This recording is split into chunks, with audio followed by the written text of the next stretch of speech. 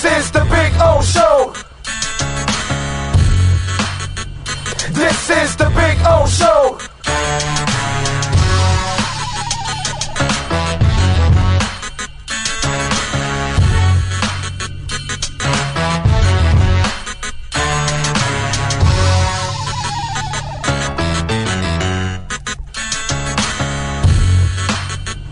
This is the Big O Show.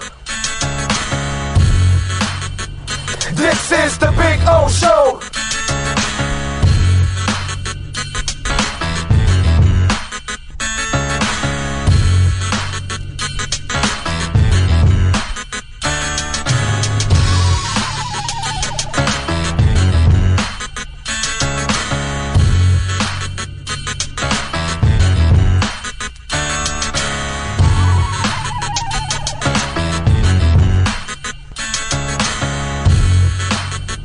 This is the Big O Show.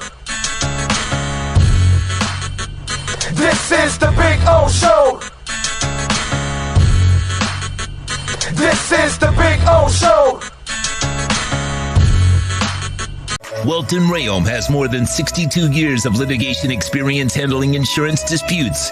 They're committed to resolving even the toughest insurance claims quickly. Call them for a free consultation. 954-966-4646. At Welton Rayom, they don't get paid unless you win. Property damage claims to your home, business, or condo as a result of a hurricane. Welton Rayom can help. Water, mold, fire, smoke damage, Welton Rayom can help. Call 954-966-4646. If you're a Miami sports fan, then there's only one store to go to, and that's Caneswear at Miami Fanwear in Davie. They're your one-stop shop for all your inner Miami CF, Canes, Dolphins, Panthers, and Marlins merchandise. They have hats, t-shirts, game day jerseys, and so much more. Located at 2511 South University Drive in Davie, and open 24/7 online at caneswear.com or innermiamiwear.com. Call them at 954-835-5597. Caneswear, the spot where inner Miami and all Miami sports fans shop. Why is it that you get locked out in the worst moments of your life? Where are my car keys? Man, I can't find my house keys. In those frustrating moments, you need a locksmith you can count on. A. Lenny Locksmiths in South Florida, from Miami to Port St. Lucie. In Central Florida, A. Lenny locks it down in Orlando and Tampa Bay. Lockouts or lock changes for home or business, car key replacements, and programming all model cars. 24-hour service. Call them at 855-869-5625. Go to the website at alennylocksmith.com. Oh, I think I know what this is. Houston, we have a package. Hello? No matter where you are, the Sloman Shield home security system guards your home. With next-gen perimeter protection, 24/7 monitoring, and interior motion sensing. And right now, get a free Sloman Shield security system and doorbell camera, all professionally installed, for free. Shield your world, the Sloman Shield. When you move, you need a reliable company led by passionate folks, eager to assist its customers during a transitional process that needs to be smooth. Call Essential Moving Experts at 844-368-5750 for all your local and long-distance moving needs. You can rely on Essential Moving Experts. Mention the Big O Show and get $150 off. Family owned and operated, they offer free 30-day storage, full service moving, fully licensed, bonded, and insured. Moving was never so easy. EssentialMovingExperts.com. For over 16 years, EJDConstruction.com has provided South Florida residents quality craftsmanship, accurate project management, and exceptional service. That's why EJDConstruction.com is an A-rated member of Angie's List and the Better Business Bureau. When you're looking for the right custom home builder for additions or home remodeling, please call my friend Eric at 305-433-4843. That's 305-433-4843 for EJDConstruction.com.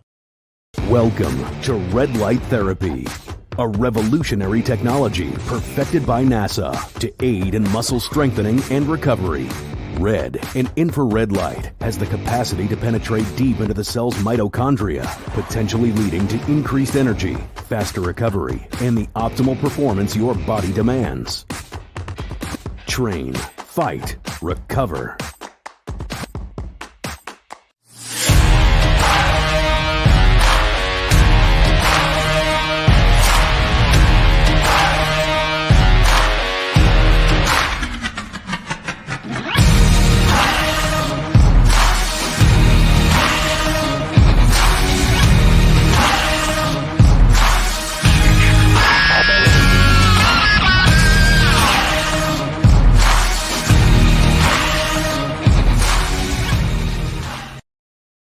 Statements or beliefs expressed on the following program by the host, guests, or callers are not necessarily the opinions of FantasyXS.com, Media Group Inc. ownership, management, sponsors, or website.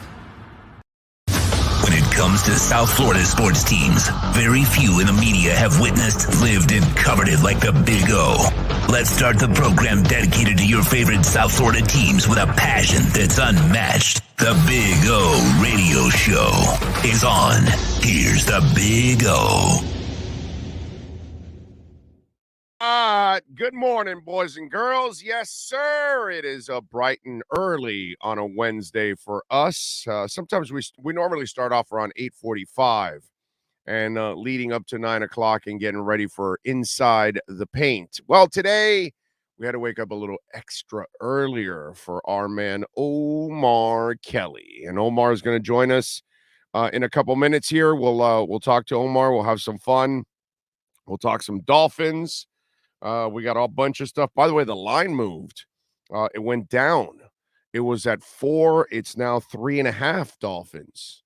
So some money coming in on the Browns. The over and under didn't change. 48.5. Browns plus 160 on the money line, and the Dolphins minus 190 on the money line. So interesting how it moved a little bit. I kind of like it. I'd rather bet the Dolphins 3.5 than 4, actually. So to me, it's actually a beautiful thing there. So let's see. Buenos dias, hermano. What a great season for the Dolphins and what a spectacular season for Tua. Do you think if he remains consistent, he will end up in the top 3, maybe even number 1 QB in the league? There's no doubt.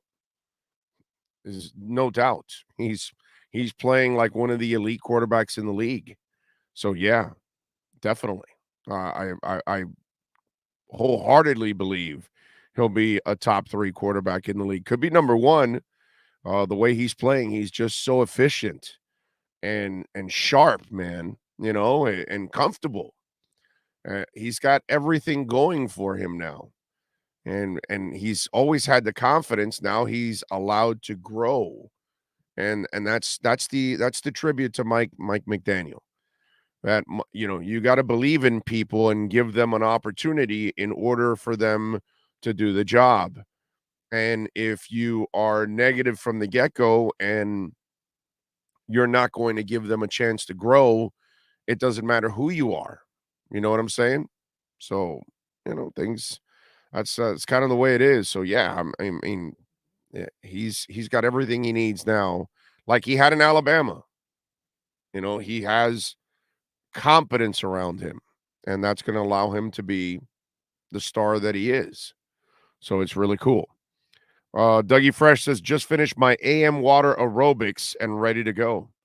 I like it. AM water aerobics. All right, here we go. Ready? And I certainly need it. The voice is hurting. This 7-day-a-week deal is a challenge, I got to tell you. It is a challenge on the voice, I will say. Wake up the YouTube algorithm. Exactly, Greater Good. Smash that like button. That gets it going.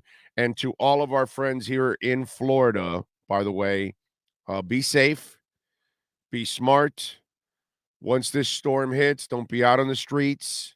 All right? And make sure you take care of everything. I know for us here in the southern part of the state, we're gonna get some weather, but it's not gonna be as bad as our friends in the central part of the state, and then on the other side of the state, and then back up the Panhandle Well, not the Panhandle, but well, kind of the Panhandle, but not the far side of the Panhandle, but the right side of the top of the state, and then up the coast. So, over the next couple of days, we're all going to deal with the system. So, to all of our friends in Georgia and the Carolinas and everything, be safe out there. All right. So, take it easy because, as you know, a lot of these storms, even if they don't bring a ton of wind that is, 150 miles an hour or anything, they're going to still bring a lot of rain. And obviously, we've had issues with flooding and flash flooding and all kinds of stuff. So, over the next couple of days, let's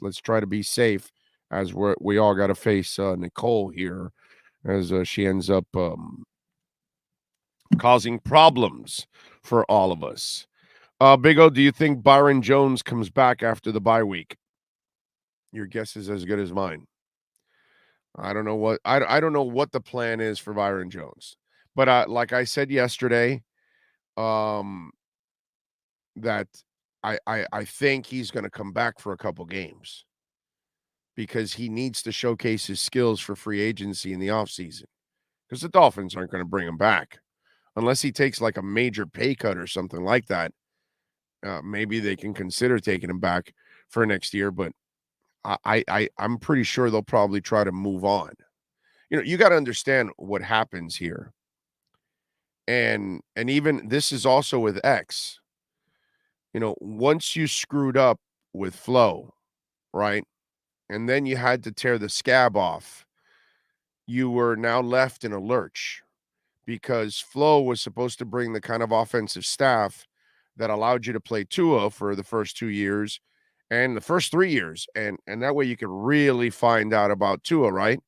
But Flo effed everything up so much in the first 2 years that you had no choice now. Now you had to fast track everything and maybe had to hang on to things that maybe you would have traded, would have made moves, but you didn't because you have to make a run and you have to find out if the kid is the guy. Even though I'm sure Chris Greer and company believed in him, they still have to see it from the kid. I believed in him, but you still have to, prove it to people. And so now you got to prove it, and you're in the process this whole year, and hopefully you'll get to the playoffs and you'll also see a playoff performance from him. And you had to kind of keep everything together in a way. So if you're going to make the run, okay, yeah, we're going to add our offensive pieces, but we've got to keep a lot of our defensive pieces, including both our corners. And by now, you might have traded one of those two corners. Just want you to know that. Just say it. But, and there's a certain host that talked about trading guys, but, that's we'll leave that there. But the reality then steps in and it alters what you want to do. And so if you're going to make a run with the kid to find out if he's the guy, you got to keep as many pieces as possible. But now that you're finding out about Tua this offseason, you're going to start parting ways with some pieces and then go draft younger pieces to replace some of those pieces. So Byron Jones will be one that'll be gone this year in this offseason. X will probably be the next offseason. It's probably what's going to happen, but you're going to have to, if you had the real head, like if you would have had Mike McDaniel in the first year, both corners would not be here. That's all I can tell you right now. At this point, both of them would not be here. One of them would have been traded for picks already. And it would have been probably X. But everything gets altered because of what happened. And so if you're going to make a run and you're going to do all that, you got to keep as many of the pieces you need right now. So Byron Jones will probably, end up going.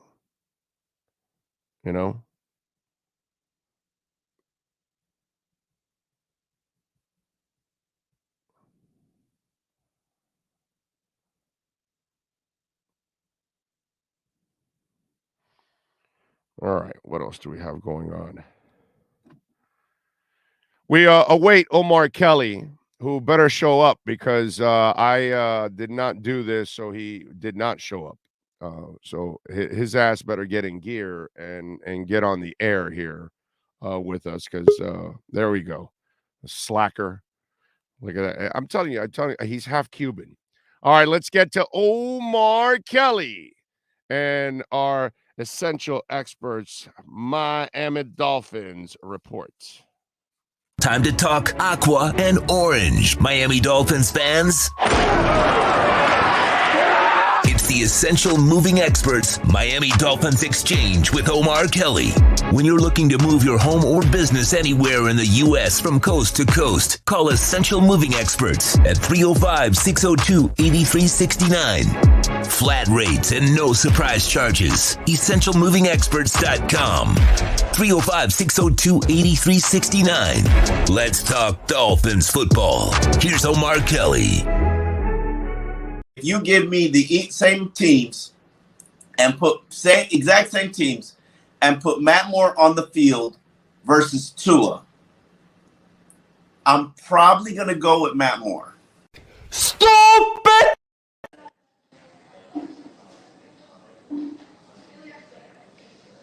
Har, har, har.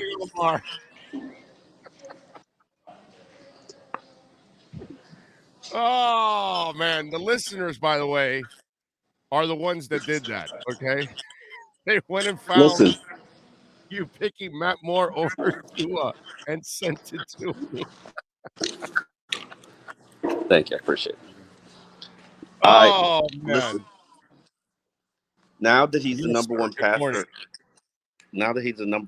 in the NFL, like, it looks ridiculous as for 2 weeks. And I mean, Matt Moore was a savvy quarterback. I still like Matt Moore. I always respect Matt Moore.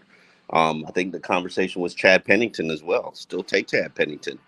But Tua's showing tremendous talent and tremendous flashes. And he's probably ahead of what most people expected he would be right now. And hopefully he can keep it up. Yeah, well, I think he will. I've always felt that he's this.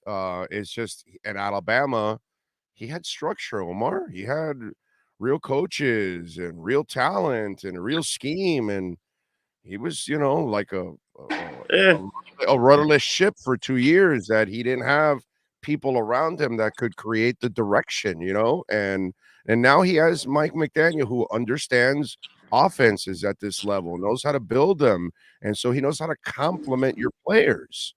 Yeah. I'll give you a great example. This is an awesome example. You know what's going on with your buddy in Pittsburgh, Najee Harris? He's playing with like a Liz Frank injury. No. He's just sucking right now. He's terrible. No, he's playing with an injury. He no, suffered. Listen to me. He's averaging 3.3 yards per carry right now. He's not doing well. Jalen Warren, some undrafted kid out of Oklahoma State's outplaying him, getting 5.3 yards per carry. But that's not the way I look at it. I look at it as Najee Harris doesn't have a quarterback. That's just the way it goes, dude. And so so apparently he's dancing too much. And why? Because this is what happens when your running game hits a wall because they don't respect your quarterback. They plug every hole. Your running back gets hit over and over and over, and it gets in his head, and it's like now he's got to try to overdo it. And that's what's going on with Najee. Najee's not a bad player, but Najee has a bad situation now. Because as you know, Omar, if there's no respect for your quarterback, bro, unless you're Derrick Henry, your running game's going to die. You know what I'm saying? So Is it really Najee Harris's fault that he has to dance or whatever? No, dude. It's that he has no other guy to compliment him and take pressure off of him because they know they're not going to respect any Pittsburgh quarterback. They're going right after Najee Harris in the running game and eliminate them right there and force the kid to beat you. So, sometimes it's the environment you have that doesn't allow the player to grow. And in this case, that's what will happen with Tua for 2 years. Now you've got the thing that's watering the plants the proper way, Mike McDaniel. That's it, bro. You know what's interesting, and I'm not really ready to call Mike McDaniel a genius and a superstar, and I think he is a candidate for Coach of the Year. what he's done has been thoroughly impressive, the way that they've responded to adversity. But I think the most impressive thing is that the offense, the passing game, is as dangerous and respected. That wasn't his forte. And he's showing you that there are no limitations. While he was a run game coordinator and specialized in it, he can dial up a pretty sexy passing attack. I mean, it helps when you have Tyreek Hill and Jalen Waddle, and even Mike Gesicki to a degree, but they're just getting it done. They're getting it done on all levels offensively. I don't think we've ever seen an offense like this since probably the 1980s. Yes.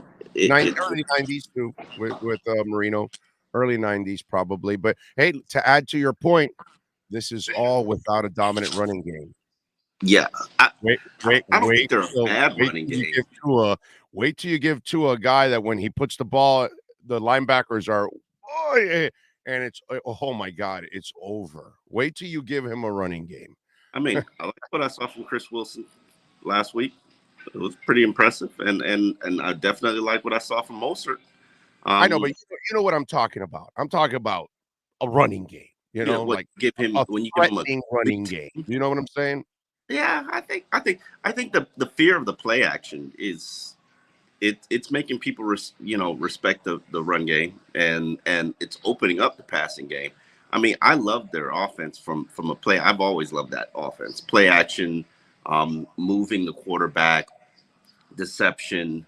I just love it. I really do. And it creates so many windows for Tua. It's not the RPO. It's better. It's an elevated offense. While I found the RPO interesting, I wasn't a huge fan of it. It's like paint by numbers for offense.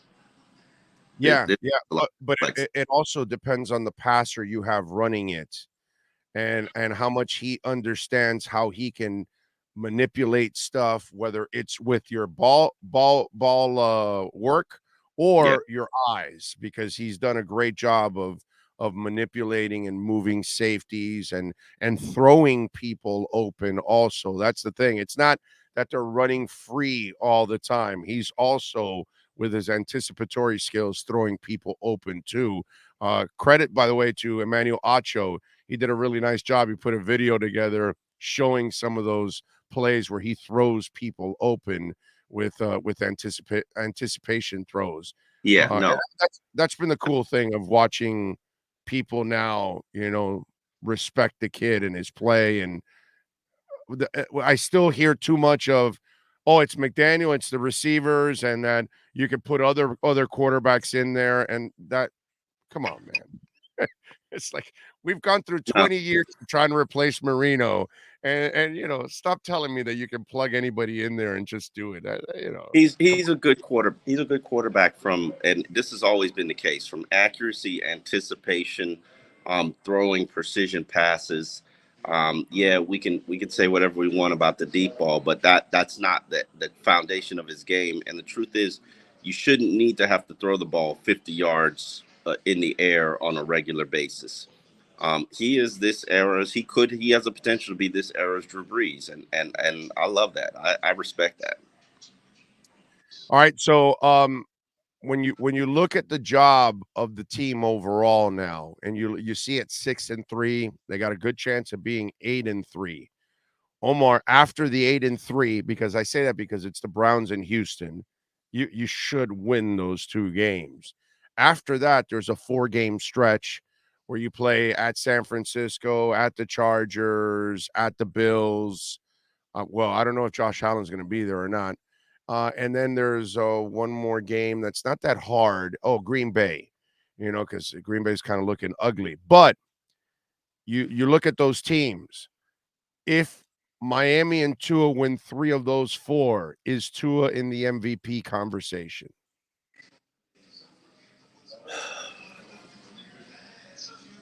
Remember, you're 11-4 at that point. Let's just say I don't think there. I'm going 3-1. If you go 4-0, I'm pretty sure he's in the MVP conversation. I don't think there's going to be a Tua MVP conversation because of the level of respect that he has and the disrespect that he's faced. Nobody's going to give an immediate about face and give him the praise and acknowledgement for what he's accomplished and what he's helped his team accomplish. What they will do is the extremes. That's what, interesting. What they will do is they will give Tyreek Hill, put him in the conversation for MVP and say Tua is a byproduct of Tyreek Hill, who probably will be on pace for 2,000 receiving yards. And as a Dolphin fan, you get splitting hairs and crying about it. You can get behind one or you can get behind the other. See, you're not going to be able to get behind both. If you want Tyreek Hill to have a chance, you got to get behind him. And I'm sure Tua is smart enough to get behind him. Tua's not that guy. He's not. He's not that guy. So he'd actually rather Tyreek win it than him. Knowing him, he probably would rather and considering he only gives a shit about winning the games. That's it. So that's yeah. Considering the offensive season that Tyreek is having, while I have a ton of respect for what Tua has accomplished, and maybe if he finishes the season as the number 1 rated quarterback in the NFL, which is a possibility, maybe he will be in that conversation. And his team gets to 12 wins. I think maybe if he's the number 1 rated quarterback and his team gets to 12 wins, they'll begrudgingly say, okay, you could be in this conversation, but we'd rather give it to Lamar, or we'd rather give it to Patrick Mahomes, or, I don't know what's going to happen with Josh Allen. I would say, is he in the top 5 of the conversation? No. Should he be? Yes. But Tyreek Hill is probably in the top 5, and that's probably the person, as long as he continues to put up these monster numbers, top person that the fan base should probably get behind, because he does have a legit chance to win it. I never thought of it that way. That's a great point on your part, that might be some of the thinking that could get in the way. I personally think he'll be in the MVP conversation, but if he's not, it's exactly what you're saying, because so many put him down that for them to go from one extreme to all the way to the other extreme, that ain't happening. It would make them look so bad that they don't want to go that far. So instead, marvel at Tyreek approaching 2,000 yards or eclipsing 2,000 yards or whatever it is for a wide receiver. It's interesting because he's playing his best football under Tua, and just like Kansas City, they had another number 1 next to him, because Waddle and Kelce are the equal, right? I mean, it's the same thing as being opposite of Tyreek. The other guy that gets a lot of attention is either Waddle or Kelce. So it's kind of a lot of the similarities, but it's funny how in this system and with Tua, he could be having the best year of his career. So you remember when Tyreek was on his Tua campaign and he was going to take names and tell everybody, Tyreek was 100% right, and people are going to have to eat their words. And people are going to have to give them their props and their respect. Remember when people were saying Tyreek is going to fall off? He's not going to have the season or the productivity that he had with Patrick Mahomes, because Patrick Mahomes is a phenomenal quarterback. Well, Tyreek has been better with Tua than he has with Patrick Mahomes. Now people say what? And it's not like you're saying, oh, he came to a better offense or with a better head coach, because that's Andy Reid. Like that's Andy Reid. And no running game. They do have a running game in Kansas City. Here, there still isn't. There's a semblance of a running game, but over there, they have had a real running game on a consistent basis established. Yeah, no, you're right. You're right. I mean, this has been, it's kind of like a honeymoon period, and you just don't want it to end. You don't want it to, the offense. I wish the defense was better, but I understand what they're going through, and this is evolution, and new players can help, and hopefully settle down in the secondary and get better, figure out a way to get better. Hopefully you don't suffer any injuries at linebacker, because you're already paper thin there. I don't know what you're going to do if somebody gets hurt. But from an offensive standpoint, there's nothing to complain about that offense. And, could you get better play from the line? Yeah, but they're getting better now. Oh yeah, no, hey dude, they're giving their quarterback time to pass. Yeah, that's a major accomplishment compared to last year. Teddy had time to pass, Skylar had time to pass, and I got to tell you, Omar, this combination right now is not too bad, and maybe Austin Jackson comes back to become the swing tackle backup left guard or something. I've been impressed with what I've seen with Robert instead of being a starter. Yeah, I've been impressed with what I've seen with Robert Jones, and I'm curious to see what can happen with continued development, continued coaching, continued experience. The game starts to slow down for him, so hey, 2 thumbs up for what the offense has been able to accomplish so far. Let's just continue to keep that up. I think the intriguing part about Robert is that now he gets a consecutive amount of time to play, where he comes in for a quarter filling in for somebody, or a half because somebody went out, and then the following week he's back to being a backup again. Now he is starting, game planning, part of everything, and I think now you're going to get a really good feel whether Robert Jones can play. And I'll give these guys credit. Every time they hang on to a dude, Omar, whether Trill was coming around this year, but Needham or whatever, all these young guys that they hang on to, Cater Coda, whatever you say his name. They end up developing these guys, and because they like them, like I'm intrigued with Tanner Connor because they love his speed at tight end, but he's so raw that he hasn't been able. You saw him in practice, shit. Like he can run, but obviously he's green still. It's like Trill Williams. The year before it was kind of his developmental year and all that, and then the kid was really starting to come, alive this training camp, and he suffers an injury. But yeah, I'm intrigued because they seem to find these guys and then they have a conviction on them. And Robert Jones, they've had a conviction. They've invested well in him. I'm intrigued to see how I want them to have a conviction on a linebacker. That's what I want. Yeah. They haven't. Although Duke Riley, bro, I like Duke Riley. He's developing, man. He made a big ass play at the end of the game this past week. Okay, it's hard to corral that kid, and he was able to do it. Yeah, but he's more of a nickel linebacker. I need a first and second down linebacker. I think Tyndall, it's just green. It's just he's a rookie. So it's just one of those things that this is probably a developmental year for Tyndall. I would expect him to really either get better towards the end of this year or really next year. Yeah. He played a little last week, didn't he? Yeah, he did. And he made his mistakes. But then again, last week, like, people were killing Josh Boyer, and it's like, bro, I was trying to tell people in the post game, okay, so you laugh when Tyreek Hill makes people look stupid, right? And you laugh when you watch Derrick Henry make people look stupid, and Lamar Jackson and Pat Mahomes. Well, guess what, dude? Justin Fields is that. And it wasn't Boyer's bad calls. Players were there to make plays. Yeah. Justin Fields, bro, tip your hat to that guy. No, that was an amazing game. I mean, I'm curious to see how they're going to continue to coach him. I mean, he's like a Lamar Jackson-esque talent. Use him like that. Yeah. And it's interesting to see, interesting to watch. But that's about player evolution, coaching evolution as well. One thing, being on I Am Athlete and being there with a lot of former players who everybody's got 10 or plus years of experience, which gives them and have done it at a high level. I learned a tremendous amount sitting there talking football with those guys.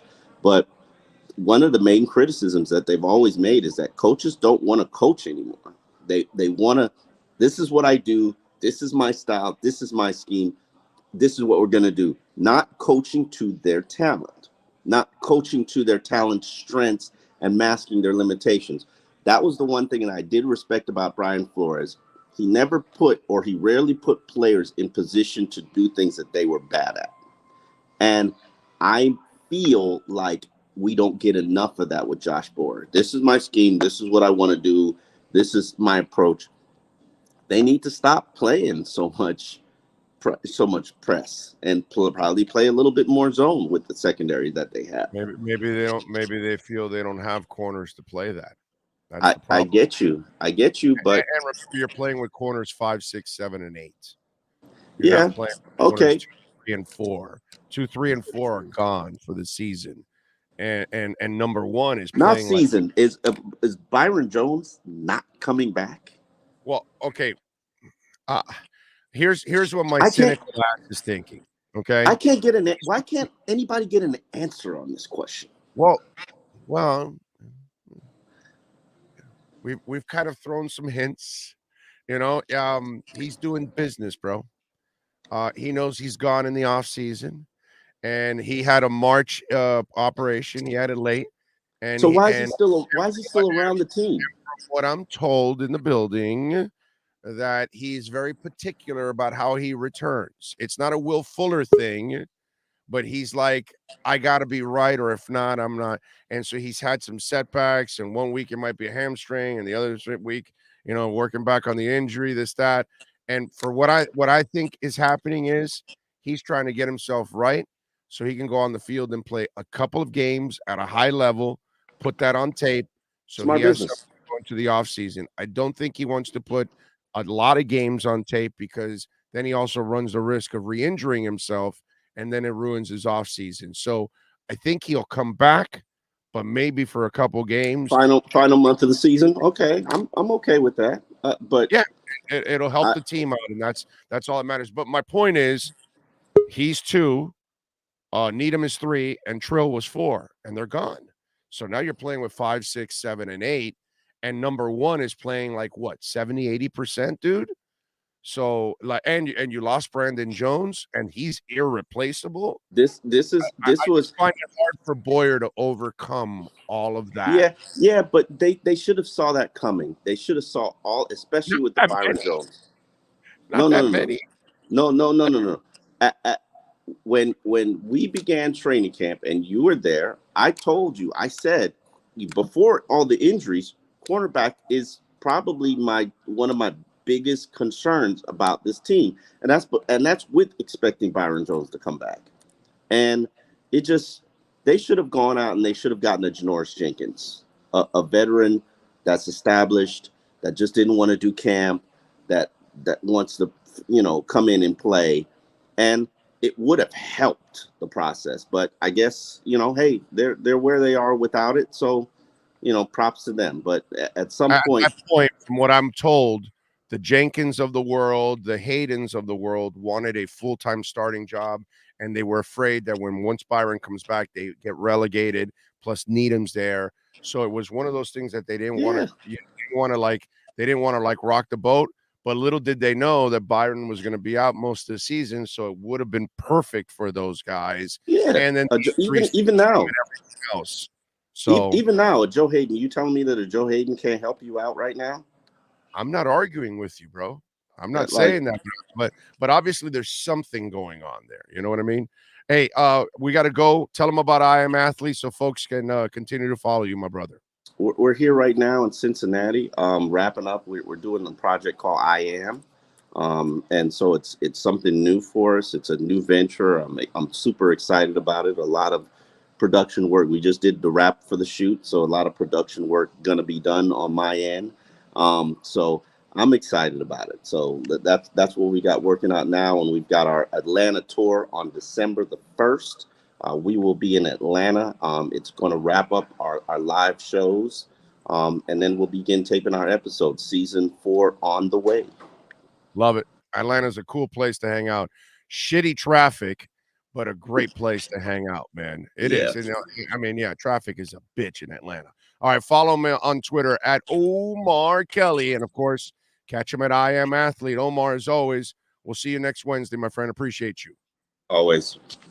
You got it. There you go. The EssentialMovingExperts.com Miami Dolphins report. Make sure you call them 844-368-5750. Anywhere in the country, long moving services, home moving services, office relocation, doesn't matter what you're doing, what you got to move. And let me tell you, if your home, the new home that you're moving to isn't ready, or business, they will store your goods up to 30 days on the house. Essential Moving Experts, Sean Williams, great people. Tell them that Big O sent you. You'll get $150 off if the move is over $3,000, you're going to get $250 off. Over 1,600 happy customers have filed in saying Essential Moving experts do a great job. Call Sean Williams and company. Tell them that Big O sent you. 844-368-5750. All right, let's get ready for a hardcore hour of Miami Heat and NBA talk. It is the RedRecover.com Inside the Paint Show with Ira Winderman and Kurt Helin. That is next. Welcome to Red Light Therapy, a revolutionary technology perfected by NASA to aid in muscle strengthening and recovery. Red and infrared light has the capacity to penetrate deep into the cell's mitochondria, potentially leading to increased energy, faster recovery, and the optimal performance your body demands. Train, fight, recover. The viewpoints, statements, or beliefs expressed on the following program by the host, guests, or callers are not necessarily the opinions of FantasyXS.com, Media Group Inc. ownership, management, sponsors, or website. NBA fans, it's time for the RedRecover.com Inside the Paint Show with Ira Winderman and Kurt Helin. RedRecover.com helps pros and everyday warriors heal on the go with our medical-grade, highly specialized devices designed for each area of the body. Use code BIG-O to get a 10% discount. Let's hit the hardwood with some of the best insiders in the NBA. Here's Ira Winderman and Kurt Helin. And welcome in on a windy and rainy, but looks like it won't be a hurricane-y Wednesday morning here in South Florida. Kurt, I know you have different problems out in California. I assume no earthquake threat at the moment out there? No, but it did actually rain here yesterday, so we got all the fun of the slick roads and all that first rain of the season when nobody knows how to drive in it out here, and it's a mess. Nobody knows how to drive in anything out here, but that's another story for another day. Welcome in, everybody, to the RedRecover.com Inside the Paint weekly show. I'm Ira Winderman from the South Florida Sun-Sentinel. I'm in South Florida here. He's Kurt Helin from NBCSports.com, ProBasketballTalk.com. He's out in L.A. He's got his own Laker troubles. Clippers look okay. Miami Heat not so good. So let's just jump into it. And I think for both of us, this is a really good reset time. And Kurt, I'm sure you're the same way as me. I'm sure you didn't get up as early as I did relatively. But I mean, the NBA was dead last night. There was not a single game. They gave everyone off for Election Day. I don't know about you, but usually I'm scrolling down page after page after page on my Twitter. It was kind of nice. Kind of went down 2 pages on my Twitter and like, yep, everyone else took the day off also. I assume like me. Everyone sat at home and watched hockey, but I'll leave that for our Inside the Ice show when RedRecover.com goes in that direction. Kurt, when you look at the Miami Heat right now from a distance, and I think it's really important the way we do the show, is that while I'm sort of immersed in it, we have sort of a wider angle also to have perspective. And by the way, please check in on our YouTube chat board. Yeah. I see right now Dolphins Lifer already is saying we stink right now. So yeah, everyone is sort of in the spirit of it. Kurt, Miami Heat, 4-7, 11 games in, basically about, a little over a tenth of the schedule in. Panic time to shore things up, or just the basis of, hey, the NBA is a marathon and the first 10, first 11, you're just setting yourself up for what you hope comes next? I don't think it's panic time. I think it's an evaluation and, in the Heat's case, reevaluation of where they want, what they want to do and where they go next. It's not, look, Los Angeles, Brooklyn, there's a couple teams a couple others probably we could throw in there that should be discussing panic, right? Like that. But I don't know, from a distance, and I'd be curious your thoughts too. I think Miami is better than their 4-7 record. Statistically, they're better than their 4-7 record, but not a lot. Is it just me, Ira? My first impressions watching them, not first impressions, but impressions over those first 3 weeks are they need a little more athleticism. They look like a playoff team that over the course of 82 runs into you run into Atlanta with athleticism and length everywhere. You run into Toronto and more recently for you guys, a Portland team that upgraded its athleticism, and the gap shows. Yeah, that's such a good point. And that's the point that I had when I was speaking with someone with the Heat, is this team is old and slow and not very athletic. And here's the weird part. I don't think that bothers Pat Riley necessarily from one perspective.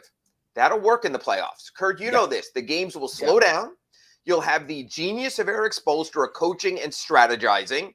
The players will buy into a system that right now seems to be all over the place. Hey, let's play more zone defense. And I think the problem is this. I think this Heat team could do damage once it gets to the playoffs. But how it gets to the playoffs and where in the playoffs it gets, I think is a huge concern. And my concern is from this standpoint. The Milwaukee Bucks are great, and they've always been great with Giannis, and they are going to be a top 4 seed. Right now, they're going to be a number 1 seed. The Boston Celtics have shown what we've all said and danced around, but we kind of know in a lot of sports, and certainly even though we've seen Mike McDaniel do something with the Dolphins, the coach matters, but not as much as a player. As long as Jason Tatum and Jaylen Brown are playing well, the Boston Celtics will be a factor. That's 2. A team that you saw out in LA twice this week. The Cleveland Cavaliers are no fluke. They are no team. Everyone thought, it's interesting. And please, if you get a chance, go back on the Big O Show podcast on our RedRecover.com, Inside the Paint previous shows. Both Kurt and I had the Cavaliers in that 4, 5, 6 with the same sort of thought. Well, they're going to take some time. They have to come together. Garland likes to shoot. Mitchell likes to shoot. They're going to have to find out who they are. They have some early season injuries. No, they're really good. And I think right now, I don't think Kurt, I'll pause here for a second. I don't think I'm overstating it when I say there is an excellent chance, 75, maybe 66, 2/3 chance that Cleveland has the possibility of being a top 4 seed in the East. Would you agree with that?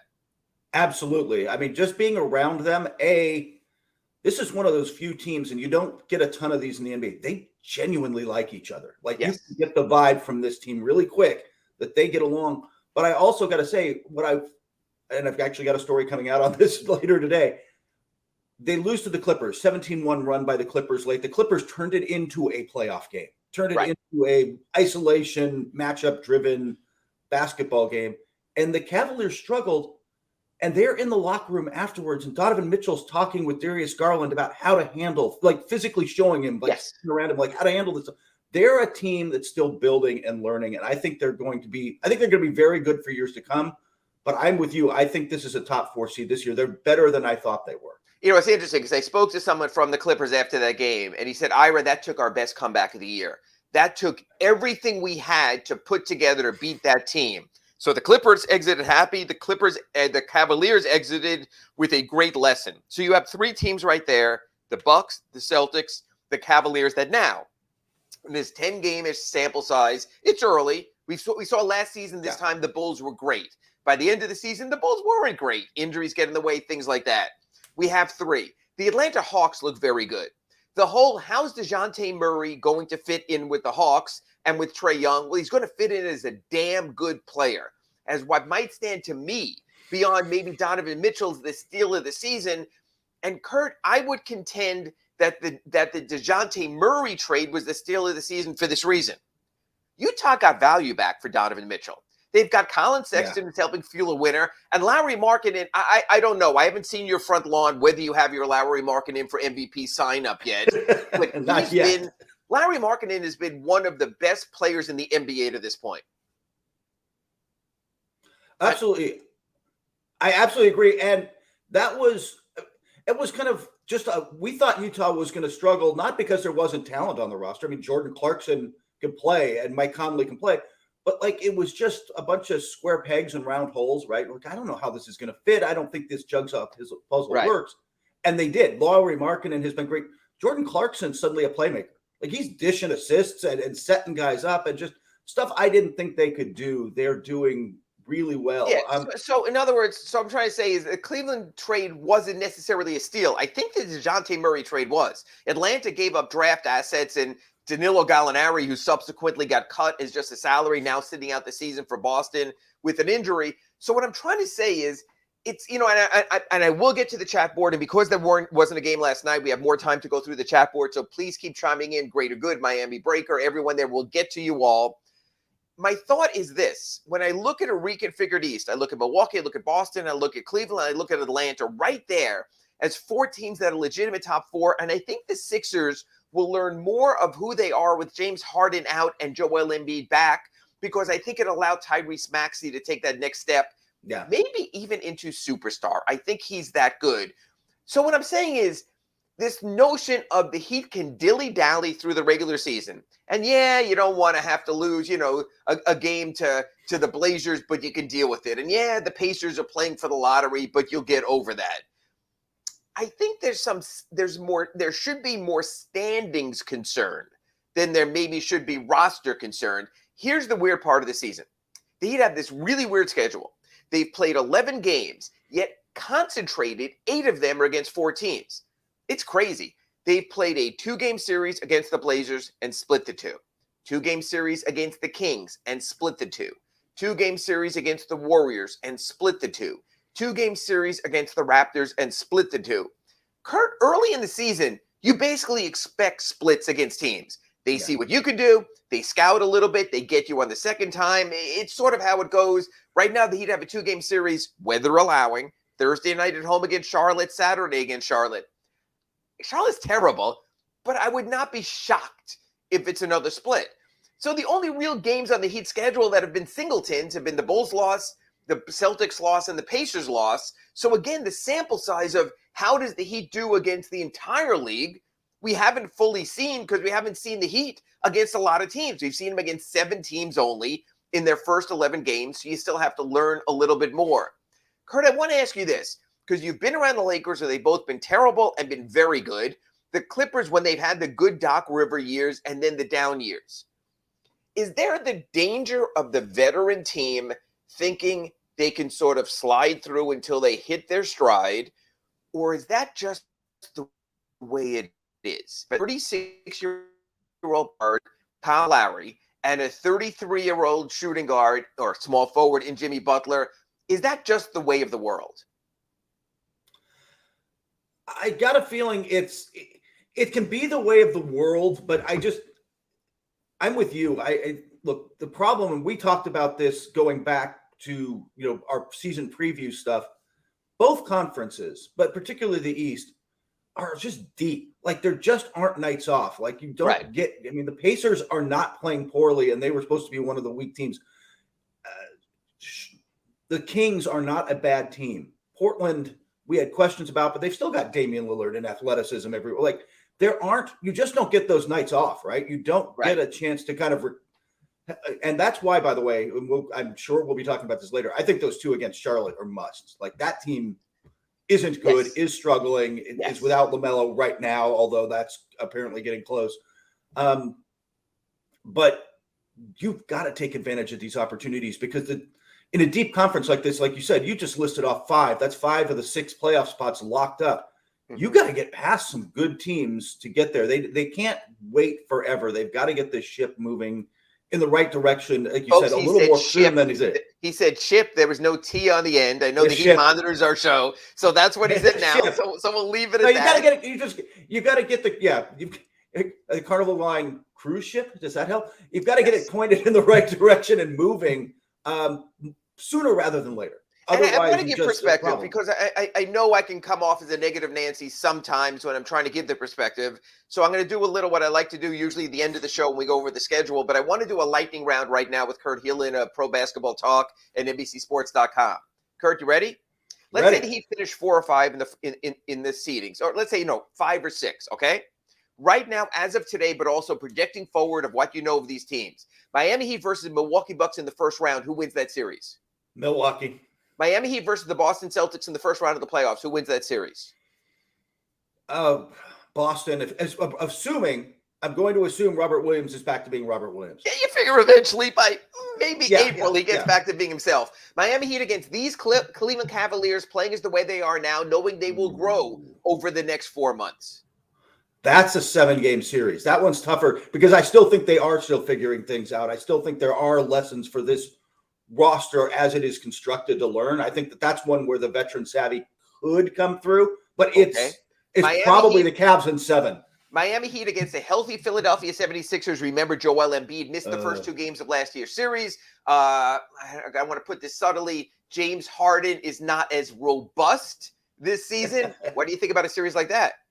I still think the Sixers have so much talent on the roster. That's My concern about them is maybe he can get there. It's always James Harden in the playoffs, right? It's James Harden welting down in big moments. But I'm still going to pick him. I'm still going to pick him. The point I'm trying to make here is I know we're still in the early stages of November.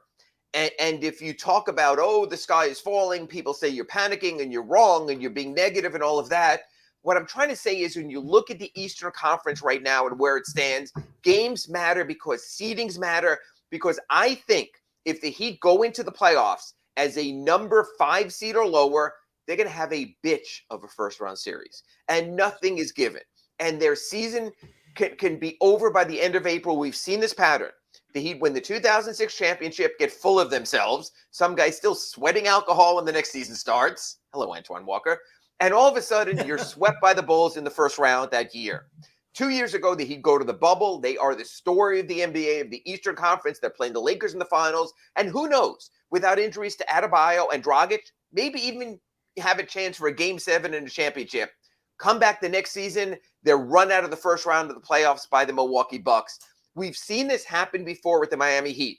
A good season followed by a step back, because that's the risk you have when you have older players and an older roster. And that's my concern right now. I promised we'd go to the chat board because I don't think I can keep up here. So I'm going to throw some thoughts at you, Kurt. We'll get to more of the Heat. I want to talk about the Heat lineup and where they are. Miami Breaker 305 says, in Pat, we trust. He will always do something to get the team better. Blind faith, real faith, Kurt Heelan. There are some great GMs in this league. Oh, yeah. R.C. Buford is still a great GM, but the Spurs have sucked the last couple of years, are going to be down again. It takes more than a great GM. Blind faith in Pat Riley, Kurt Heelan, your thoughts?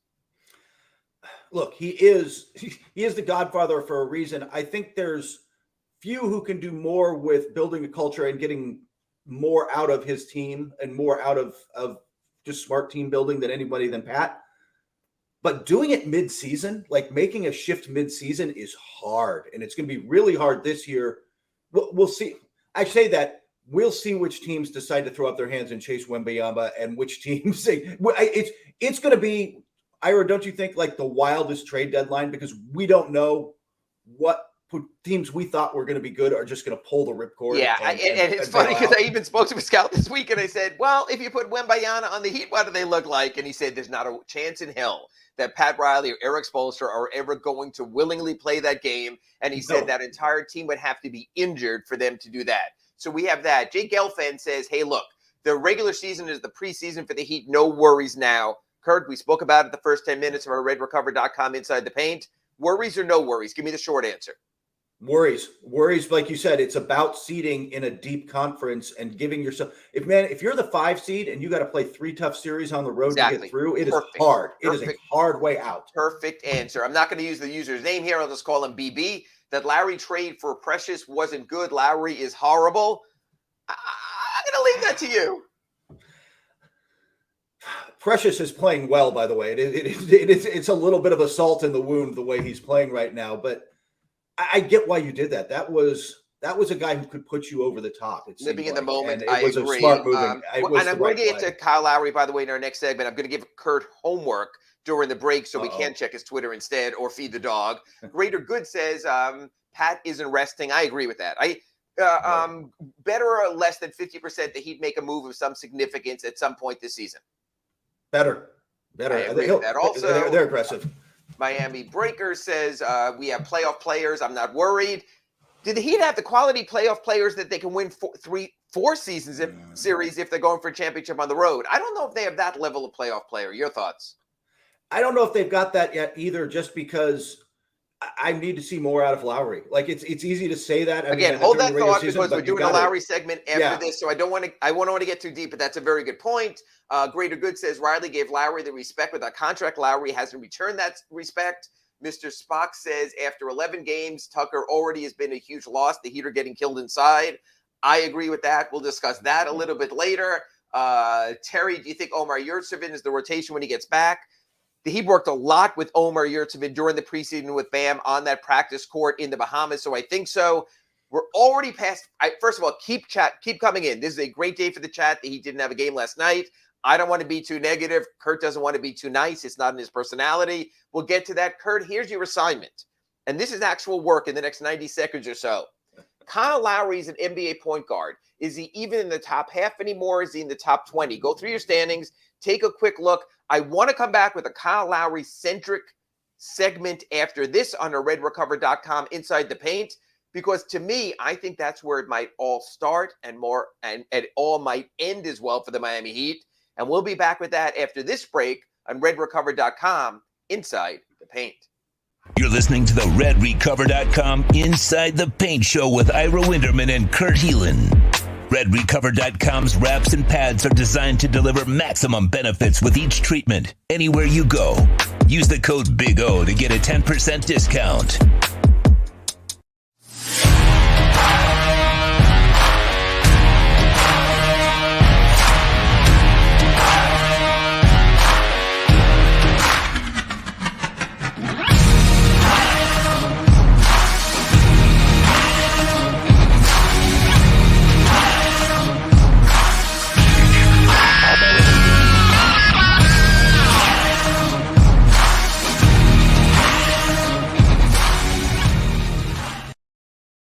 If you're a Miami sports fan, then there's only one store to go to, and that's Caneswear at Miami Fanwear in Davie. They're your one-stop shop for all your inner Miami CF, Canes, Dolphins, Panthers, and Marlins merchandise. They have hats, t-shirts, game day jerseys, and so much more. Located at 2511 South University Drive in Davie, and open 24/7 online at caneswear.com or innermiamiwear.com. Call them at 954-835-5597. Caneswear, the spot where inner Miami and all Miami sports fans shop. Hey guys, this is Hayden Hurst, NFL tight end. I'm partnering today with Red Recover. We're going to run you guys through some drills.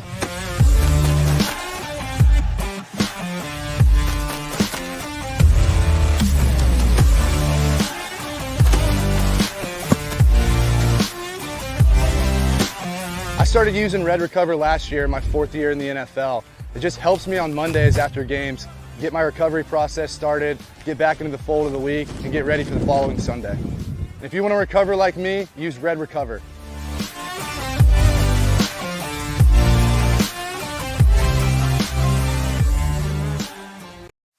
Welcome back to the redrecover.com Inside the Paint program with Ira Winderman and Kurt Heelan.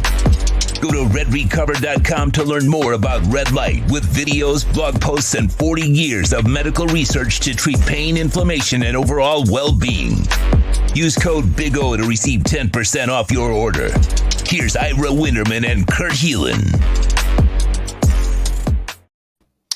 And we're back on redrecover.com Inside the Paint. I'm Ira Winderman from the South Florida Sun Sentinel here in South Florida. He's Kurt Heelan from NBCSports.com, Pro Basketball Talk. He's out in LA because he loves to get up early every Wednesday. And we're talking about the Miami Heat. For those who missed our first segment about how the Heat can't afford too many more bad losses, you can go to our Big O podcast outlets and find our first segment anywhere on our redrecover.com Inside the Paint show. Segment 2, I want to talk about what I think is the great swing vote. I don't want to refer to Kyle Lowry as our Herschel Walker. I don't think that's fair to Kyle Lowry, but we're going to stay out of politics here first, or Dr. Oz. But to me, he's a swing vote for the Miami Heat because I think when he was acquired in the offseason 2 years ago, he was acquired in the name of greatness. And by that, I mean the Heat gave up Precious Achiuwa, Goran Dragic, who was a contributor, but more than that, gave Kyle Lowry at 35, a 3-year, $85 million contract. Star money, even in today's inflated NBA. But yet I look around the NBA, and whether it's the Ball brothers, or Jalen Brunson, or DeJounte Murray, or so many young point guards stepping forward and becoming difference makers. Kurt, I gave you a full 90 seconds to do 5 hours worth of homework right here. Kurt, can you tell me in any form, is Kyle Lowry a top tier, a top 50% point guard in the NBA when you ever so briefly look through the 30 starting point guards in today's NBA? Among the starters, I would probably say he's in the 15 to 20 range, like a little below the mid. And what's concerning for me is just watching. I mean, I get this with the eye test, and I think the numbers back this up. it's still a little, I mean, as much as he came into camp in shape and healthier this year, it's still like half a step back. Like you can see Father Time starting to win that race a little bit. And it's concerning because A, it's a long grind of a season, but B, like you said, I think that he becomes look, you're going to take away Jimmy in the playoffs. Kyle has to be able to step into that. I mean, Jimmy's going to get his, but you're going to make his life difficult in the postseason. Somebody has to be the number 2 option. Tyler would like that role, but Kyle's got to play a big one, doesn't he? I mean, to me, he's just critical to their playoff chances. I think he does. It was interesting because this is the kind of dinner conversation we have here at the Winderman house. I was talking to my wife about Kyle Lowry last night, and she was asking why the Heat are down or not. And I said, I think once a player becomes an icon for a team for a decade or so, his career is established. There very well could be a Kyle Lowry statue in Toronto. I think we would both agree that his number 7 is going to the rafters at Scotiabank Arena, or as you like to call it, Air Canada Center. So I think he has his legacy. And I've seen this so many times around the NBA. Once a player has a legacy city, a legacy market, he sort of feels like he's established, he's set, he's done. I mean, I don't know if, you're old enough, Kurt. Remember the Robert Parrish victory tour where all of a sudden he's in Charlotte and he's in Chicago and you're like, what the hell's going on? He's a Boston Celtic. It just doesn't look right. He's in the wrong place. Michael Jordan in Washington. And I watch Kyle with the Heat right now. And again, I don't mean this negatively, but he's not a Heat. He's a Raptor. He'll always be a Raptor. And I just don't think that what happens in Miami will define him in any way. He will always be looked at that player from a certain place. I think it's a little different with DeMar DeRozan. He made a little bit of a mark in San Antonio. He's doing a little bit in Chicago, but I still look at him as a Toronto Raptor, and that's where he is. And I think, it reminds me also, and Kurt, you were part of this, when Karl Malone and Gary Payton went to the Lakers. You remember that season? Oh, yeah. You live in L.A. When you mention the name Karl Malone or Gary Payton, do you ever think of Laker? No, it's the thing. Obviously, with Karl Malone, you think Utah Jazz, where he established himself, and the glove is always going to be a Sonic. He's got to be whenever they put that new expansion franchise in a decade or whatever it's going to be. He's got to be there opening night, doesn't he? He is one of the Sonic greats. Like he and Sean Kemp, yeah. I mean, exactly. And downtown Freddie Brown, yeah. Downtown Freddie Brown. I almost forgot about him. I don't know if he's still alive. That might have been another one of Ira Winderman's Inside the Paint, referring to someone in the present tense, but God bless the family and what downtown Freddie Brown did. But yeah, I mean, that was a team and those players were iconic. So my question is, the point I'm trying to make is this. To make a mark in a second city, I believe, for a star who was established in the first city. Kurt, I'm going to do one of these bad radio things again. I'm going to talk here for a while so you can try to think of another player who pulled this off. To make a mark in a second city for an iconic star, I think in any sport is one of the hardest things. I think the fact that Peyton Manning did it with the Denver Broncos because he was always an Indianapolis Colt and he pulled that off, I think was impressive. I think, and this guy passed through your market, what Wayne Gretzky did from the Edmonton Oilers made a mark. The Los Angeles Kings basically delivered hockey to Southern California, and the New York Rangers, highly impressive the way he was able to pull it off. In the NBA, I look at LeBron James. While you always will think of LeBron James as a Cleveland Cavalier, you will think of LeBron James as a Miami Heat. Same thing for Chris Bosh, all-time great Toronto Raptor, all-time great Miami Heat.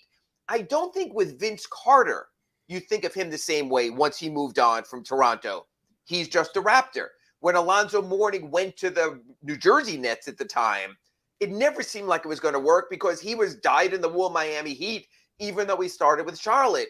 So I think what I'm trying to relate here, folks, is this notion that you can export or import, especially because he's from Canada, a star from one place and have him be the same player in another place.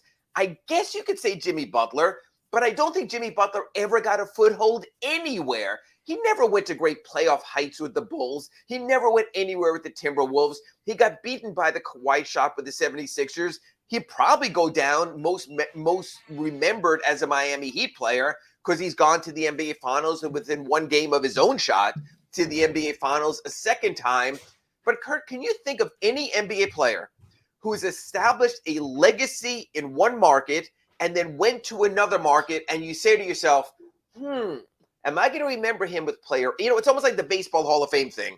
Which hat do you wear in? Yeah. Matter of fact, I'm going to ruin it if you thought of it. I just thought of one right now, and it's a point guard. Let's see. Matter of fact, we're going to play the Kurt Helin guessing game. I thought of a player who is a point guard and went on to play with the Miami Heat. That should be pretty easy. Ooh. Hardaway? Yes. Yes, yeah, exactly. Tim Hardaway was run TMC and established a legacy with the Miami Heat. Tim Hardaway was beat your brains in with the Miami Heat and established the big power game under Pat Riley. He had two places, the Basketball Hall of Fame. You don't go in with the team. You just go in. So you have that. And yet look at the other run TMC components, okay? Mitch Richmond will never be remembered as a Sacramento King, or maybe, it was run TMC.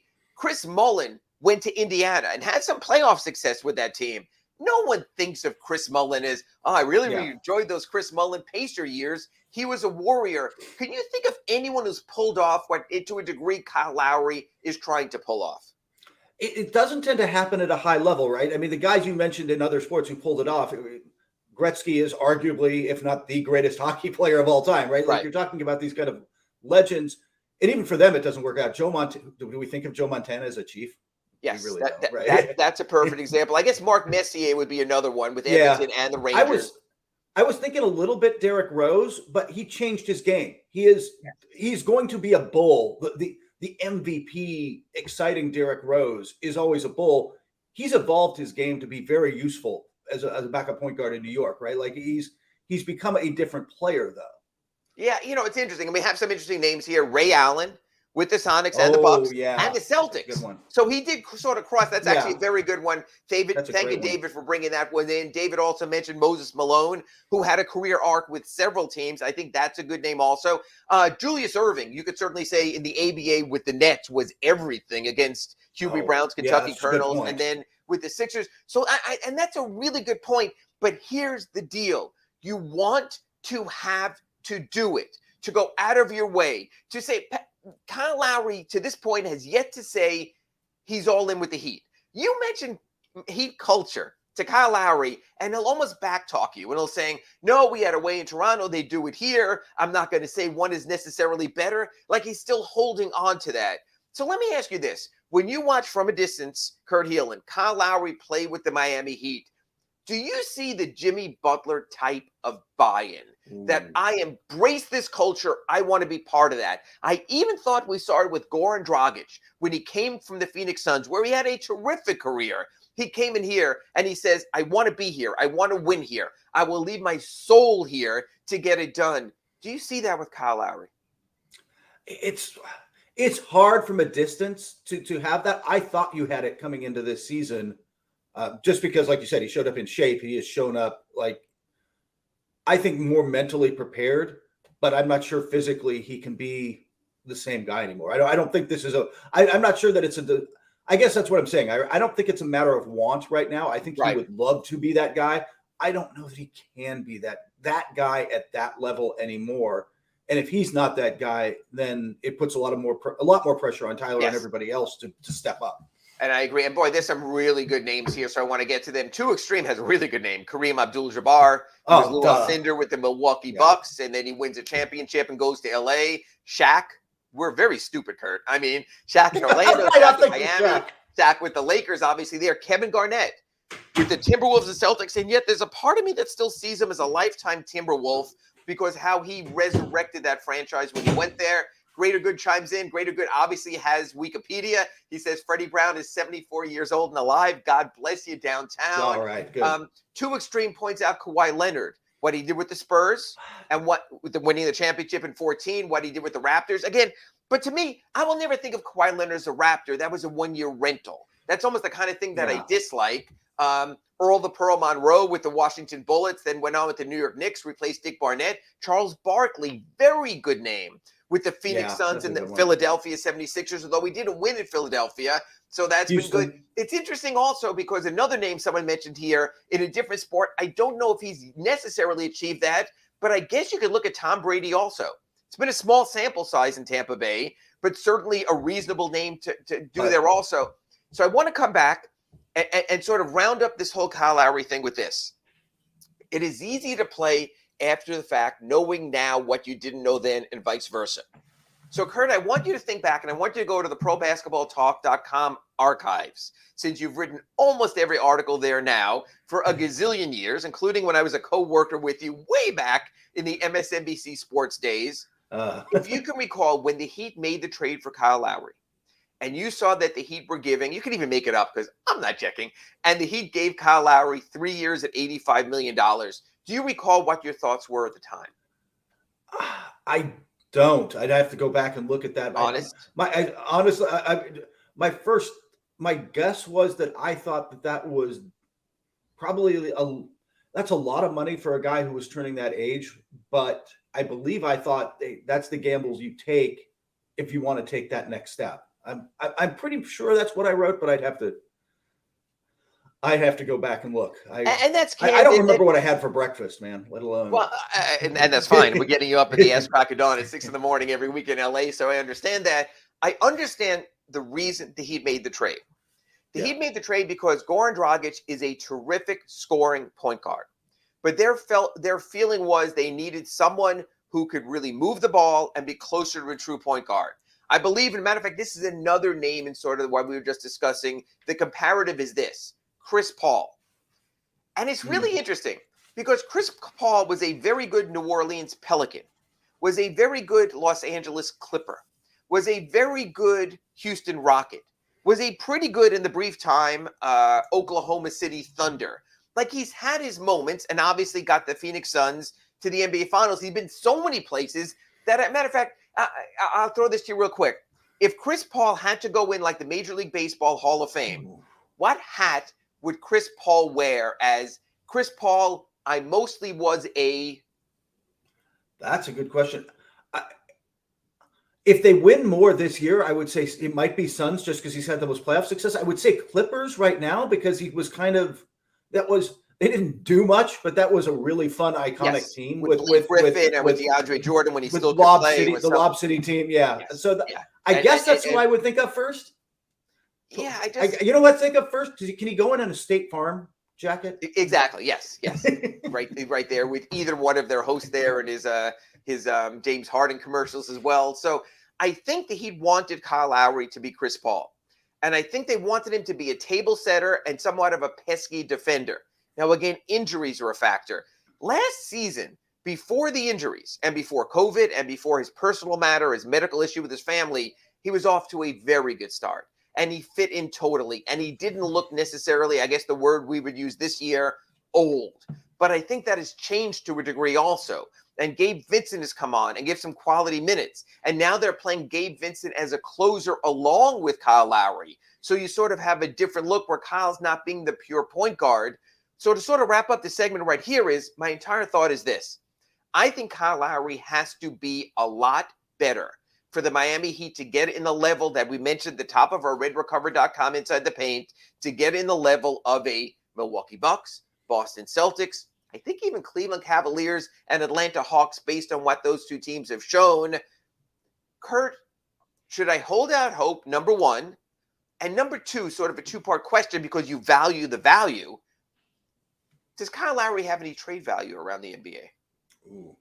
First off, and not, I know you work in the industry, so you can't, calling a journalist a fan always goes over well, but part of being a fan is having hope, right? Like, sure. I'm a Notre Dame guy. I grew up going to Catholic school. It's the last remaining vestige of my Catholicism. I went to the game with hope that we could beat Clemson. I would not have bet that. Right. But, you go in with hope just because, and sometimes you're occasionally rewarded. That said, I don't know how much value there is right now. I mean, let's put it this way. I don't think you're getting back the kind of player who changes that dynamic. If you, I'm sure Pat Riley tests the waters because literally every player in the league that's not named Giannis, somebody is like you, even if you've got one of those, well, it's probably Ja Morant's a bad example, but like you've got even elite players, you'd still test the waters just to see what the value is. I'm sure they've tested the value to see, but who's going to take on Kyle Lowry at this age for that money? If he's not a difference maker in Miami, he's not going to be with Team X. I'm going to give you a Kyle Lowry trade, which I'm going to let you ruminate a little bit during the break. And there's 2 names out there I want to mention. And I'm going to put you on the spot. And there's going to be an ethical test also as well, Kurt Heelan from Pro Basketball Talk. Trade possibilities, Brooklyn Nets, Kyrie Irving, Kevin Durant. We will discuss after the break whether the Heat should, could, might factor into that on redrecover.com. Inside the Paint. We'll be right back. You're listening to the RedRecover.com Inside the Paint Show with Ira Winderman and Kurt Heelan. RedRecover.com's wraps and pads are designed to deliver maximum benefits with each treatment, anywhere you go. Use the code Big O to get a 10% discount. There's no need to drive around South Florida wasting valuable time looking for a new or certified pre-owned Acura. Go to the #1 volume sales dealership in the Southeast United States. Craig Zinn's Acura of Pembroke Pines. Purchase with pace and space in a dealership tailored to your needs. From home buying to providing that personal touch. Contact the 2020 Satisfaction Award winner Craig Zinn's Acura of Pembroke Pines. 888-776-5123. That's 888-776-5123. Or visit them at 15601 Pines Boulevard in Pembroke Pines.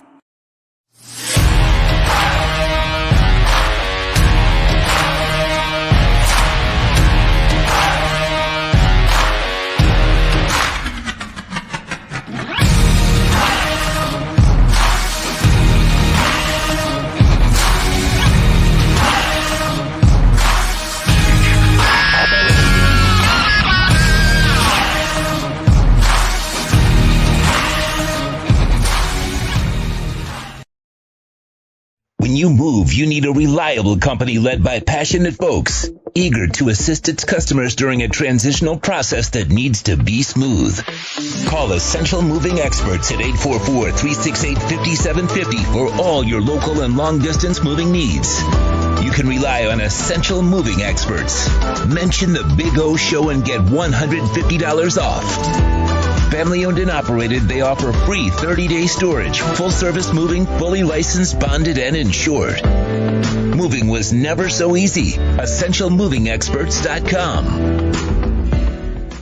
Red Recover now offers a simple-to-use, professional-grade light therapy device designed to help your dog heal and live a healthier life. Red Recover emits red and infrared light therapy based on the same science that NASA developed, all in a soft, flexible housing pad powered by a convenient, rechargeable lithium-ion battery. Say yes to science and give your dog the care it deserves with Red Recover. Welcome back to the RedRecover.com Inside the Paint program with Ira Winderman and Kurt Heelan. Go to RedRecover.com to learn more about red light with videos, blog posts, and 40 years of medical research to treat pain, inflammation, and overall well-being. Use code Big O to receive 10% off your order. Here's Ira Winderman and Kurt Heelan. And we're back with our last segment of RedRecover.com Inside the Paint. I'm Ira Winderman from the South Florida Sun Sentinel. He's Kurt Heelan from NBCSports.com and Pro Basketball Talk. Kurt, the Nets situation sort of reopens the can of worms that apparently was never closed. The tie-in to the Miami Heat is they declined to go into the hard cap in the offseason because they wanted to maximize their trade possibilities, but then went ahead and did an extension with Tyler Hero that largely takes him off the trade market because of the poison pill in his contract. Everything the Heat did this offseason was predicated, I believe, and I think they'd agree with this privately, they can't mention names, on Kevin Durant and Donovan Mitchell being in the trade market and wanting to have a chance or at least poke the tires. Donovan Mitchell, we spoke in our first segment. You can listen to it on any of your Big O Show podcasts.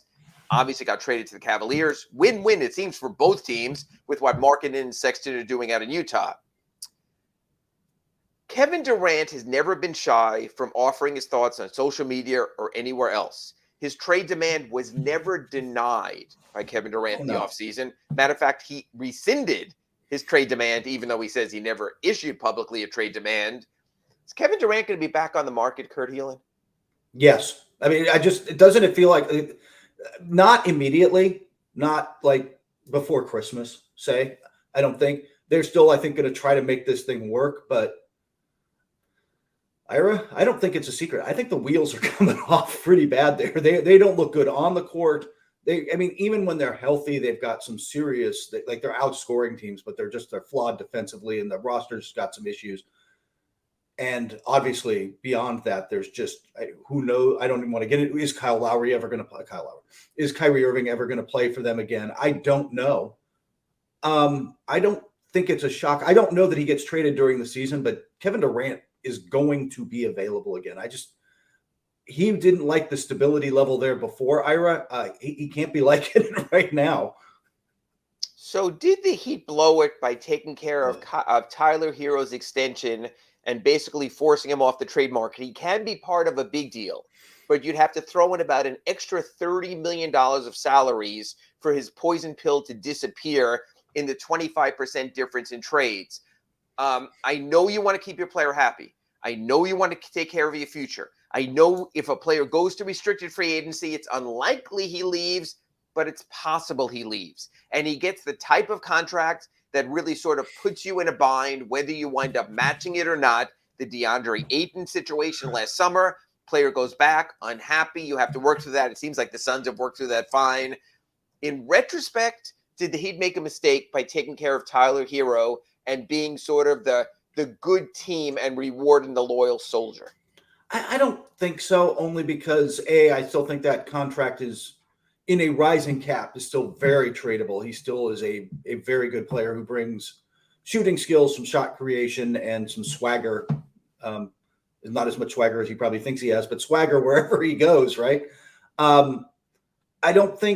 still don't, like I said, I just don't think they believed anybody was going to come up mid-season who was going to change the dynamic for them. And Lowry, Durant may be available mid-season, and so you've got to make that a bigger trade. I also think if you're Brooklyn now and you're trading, it doesn't just feel different. If you're trading Durant and Kyrie Irving, whether you trade him or let him walk at the end of the season, I want picks now. I want younger players. I've got to rebuild this thing. It's not the win now. I need to replace Kevin Durant with other guys who can help us win type of mode. It's not strip it down because they've traded all their picks. They're not going to go full process on this, but they are going to strip it back. Well, you can go process to a degree. The Nets cannot get Victor Wembanyama because they have a pick swap with the Houston Rockets for their first round pick this year. So obviously if it's number one, Houston takes it. But you still could be bad enough that you get Houston's pick, which could be number 2, and get Scoot Henderson, terrible, which is a very nice place to start anyway. So you're pick swapping with the right team. This is not a pick swap with the Suns. This is not a pick swap with the Bucks, where you're saying we're giving up 1, we're getting 28 or something. So you still could do that. I still could see that. To bring it back to remember about the whole Heat situation, the Nets cannot acquire Bam Adebayo as long as they have Ben Simmons on their roster, because you cannot acquire by trade multiple players who've received the maximum designated rookie scale extension. So that can happen. So the Heat will have their hands tied or not tied, because you still could do a Bam Adebayo, Kyle Lowry, Duncan Robinson trade for Ben Simmons and Kevin Durant and do something like that. I mean, you're talking about 2 teams that could blow it up. Here's my question to you, though, Kurt Helin. Kevin Durant has been very calculated in where he's wanting to go as far as playing for a championship. So when he left a very good Oklahoma City team, it was for a very great Golden State Warriors team. And when he left a very great Golden State Warriors team, it was for a very intriguing championship potential contending Brooklyn Nets team, with Kyrie, with the other components they were going to have as well, maybe even knowing they were eventually going to trade for James Harden. So I want to bring it to this. When players before have said they want to go to the Heat, they've wanted to go to the Heat because they've wanted to play for a leading Eastern Conference championship contender. Kurt Helin, is the shine still on the Heat in that regard? Does Kevin Durant look at the Heat and go, hey, I can go there and win a championship? Yes, with me, in Kevin Durant's case, he would demand, obviously Jimmy's not going anywhere. He would demand Bam stay. I still think you have to have him, his versatility as a big to win. But the 3 of them and whatever you put around them, yeah, that's still, I still think he looks at that and thinks he can win the same way he'd probably still look at Phoenix and think he could win there.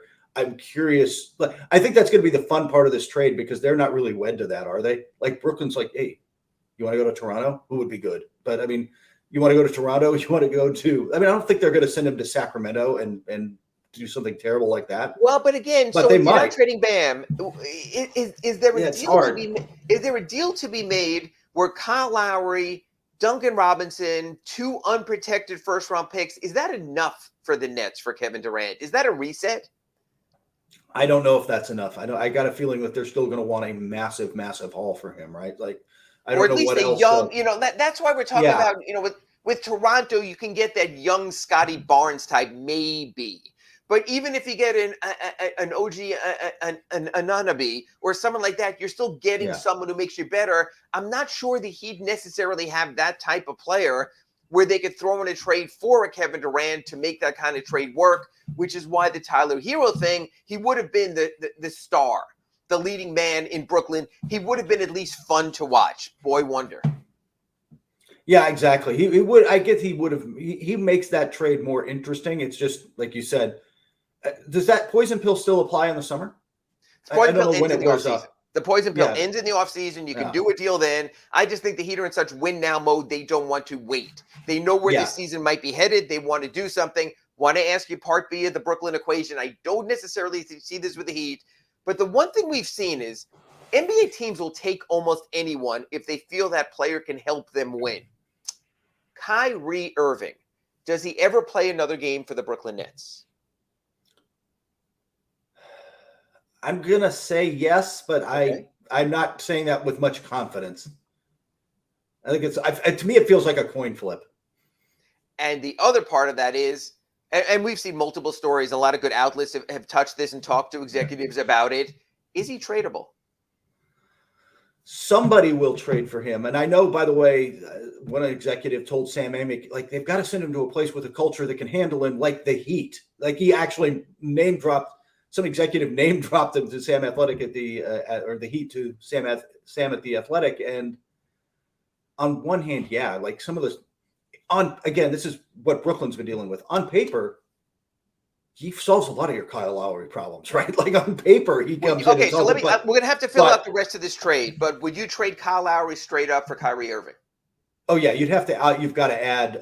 You're going to have to throw in some good young player, Yurtsevin or something. I mean, you're going to have to throw in something of quality as well.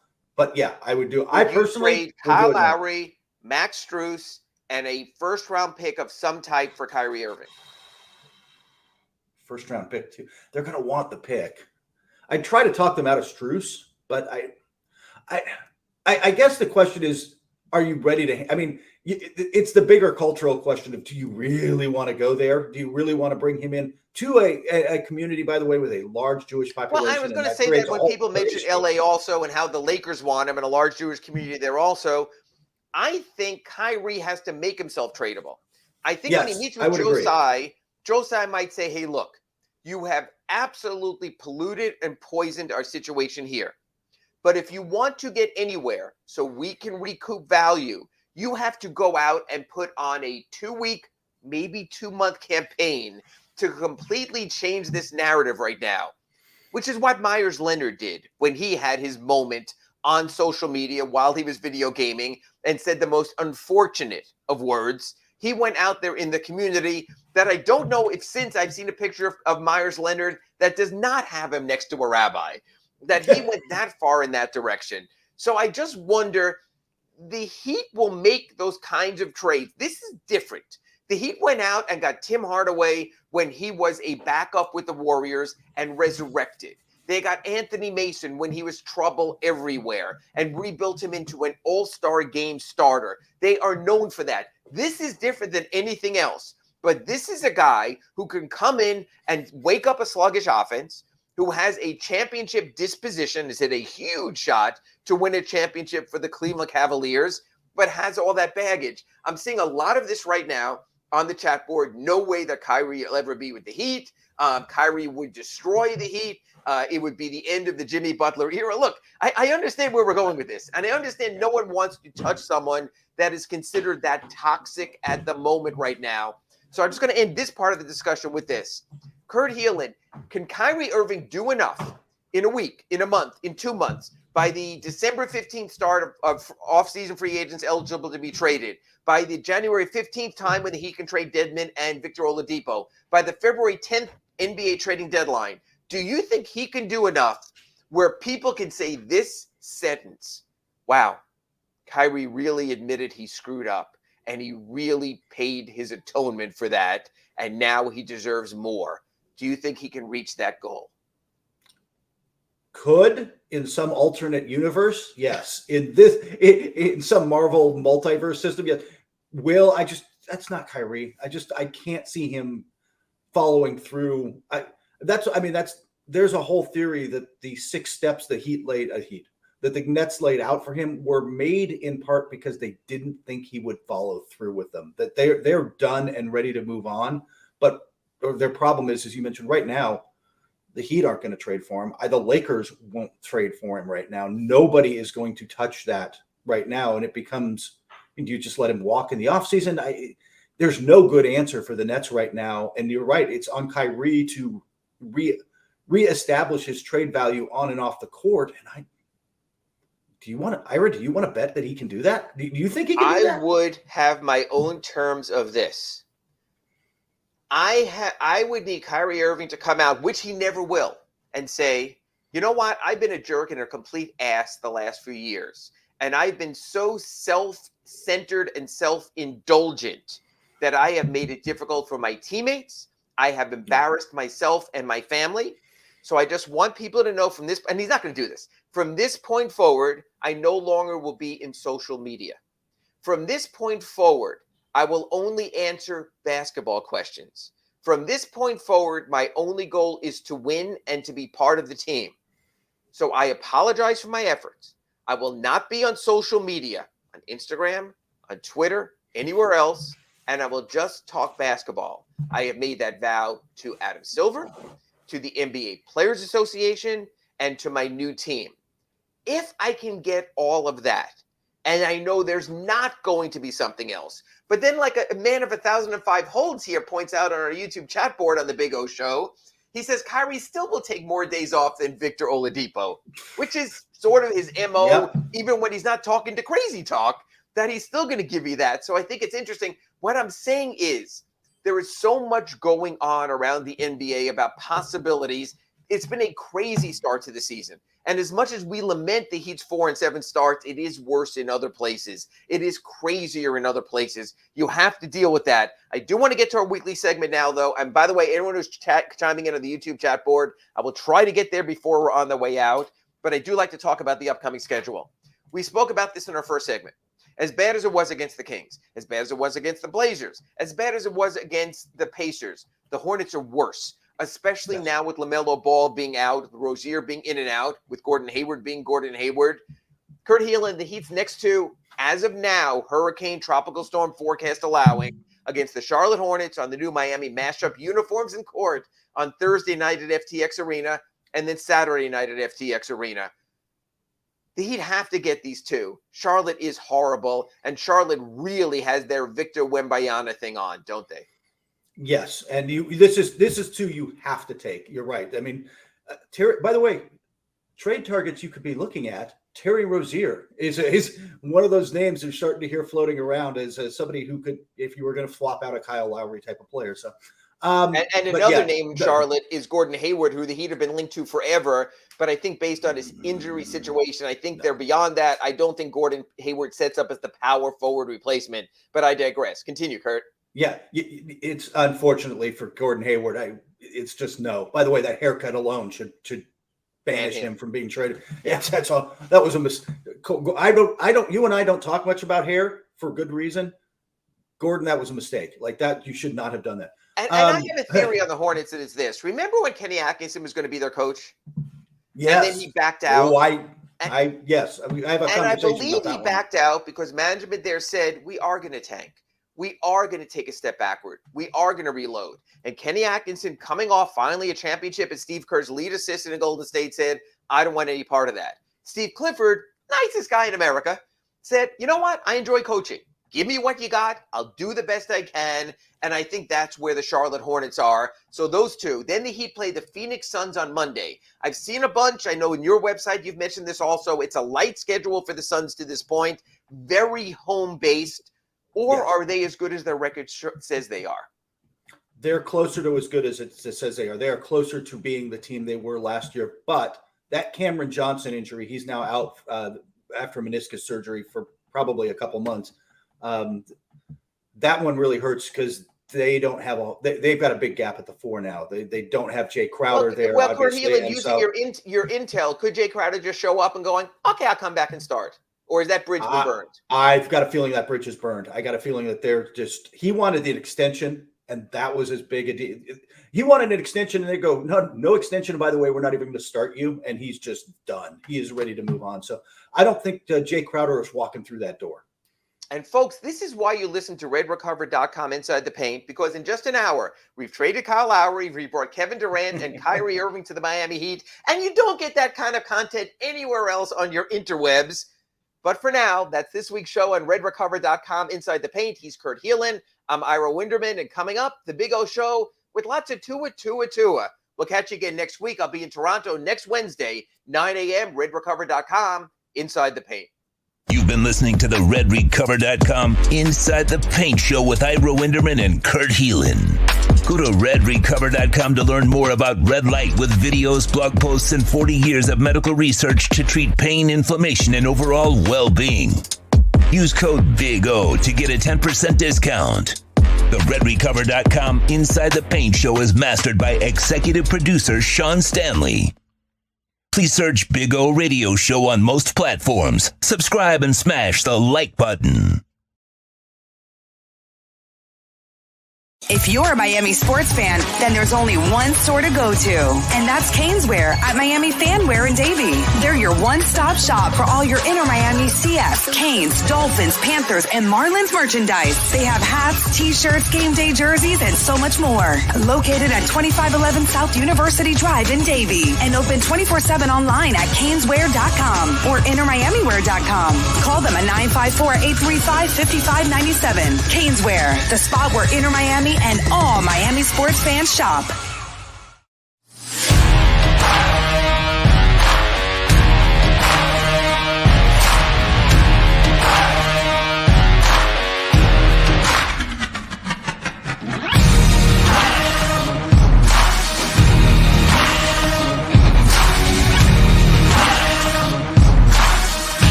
Point statements or beliefs expressed on the following program by the host, guests, or callers are not necessarily the opinions of FantasyXS.com, Media Group Inc. ownership, management, sponsors, or website. When it comes to South Florida sports teams, very few in the media have witnessed, lived, and covered it like the Big O. Let's start the program dedicated to your favorite South Florida teams with a passion that's unmatched. The Big O Radio Show is on. Here's the Big O. It would help if I turn on the mic. All right, we are back, and we thank Ira Winderman and Kurt Helin. Great hour of basketball talk, and they've got some problems over there in Heatland. I got to tell you. Let me put my my cough drop a little. I got a sore throat. I got to tell you. It's 7 days a week for multiple weeks. It hasn't been easy, so I will say that. Got to pace myself a little bit with my voice, make sure we're all right, and kind of survive through all of this. So we'll, I don't want to. For those of you that maybe you're new to the show or whatever, but I don't know what it was, like a year ago or something like that. I had a polyp removed from my throat, and it was from 30 years of talking, and so that's when you strain it and all that kind of stuff, and it kind of builds up. And I'm told that, people that do a lot of talking, teachers, singers, broadcasters, all that kind of stuff, it's one of those things that can happen again and again. So I want to make sure, I kind of pace myself. And obviously the wife makes the concoction for me every single day. And And so now I'm taking a little bit of a Ricola, that kind of stuff, and trying to pace myself in my voice. I got 3 more weeks of Saturdays. So at least in 3 weeks, I will get the Saturday off. So that'll give me some rest. You know what I'm saying? So not an easy thing, ladies and gentlemen. Yesterday we did 2 shows like we always do because we did the State of Florida Gridiron Round Table. So all of that stuff. Now let's talk about hair and begin with Raiders owner Mark Davis. Yeah, that's one hell of a cut. Big Ho Show, talk about Bitcoin. Yeah, baby. I'm loving it. I'm loving it. Loving it, loving it, loving it. Those of us that are in it for the long term, these are the days we look forward to. I don't look forward to people losing their money on FTX. That I don't want. Obviously, and I told you all a couple days ago, right? I told you, get your freaking money out of FTX. And that's why I keep telling you, cold storage, hold it under cold storage. But blessings, man. Get a little Bitcoin at 18, pick up some more Ethereum, got me some more injective protocol, Hedera hashgraph, that is. It's a good couple of days, man. Good couple of days for me, I gotta say. And those of us that are, we're long term, these are the moments that you're looking for right here. These are the kind of dips you take advantage of. So I am absolutely loving it.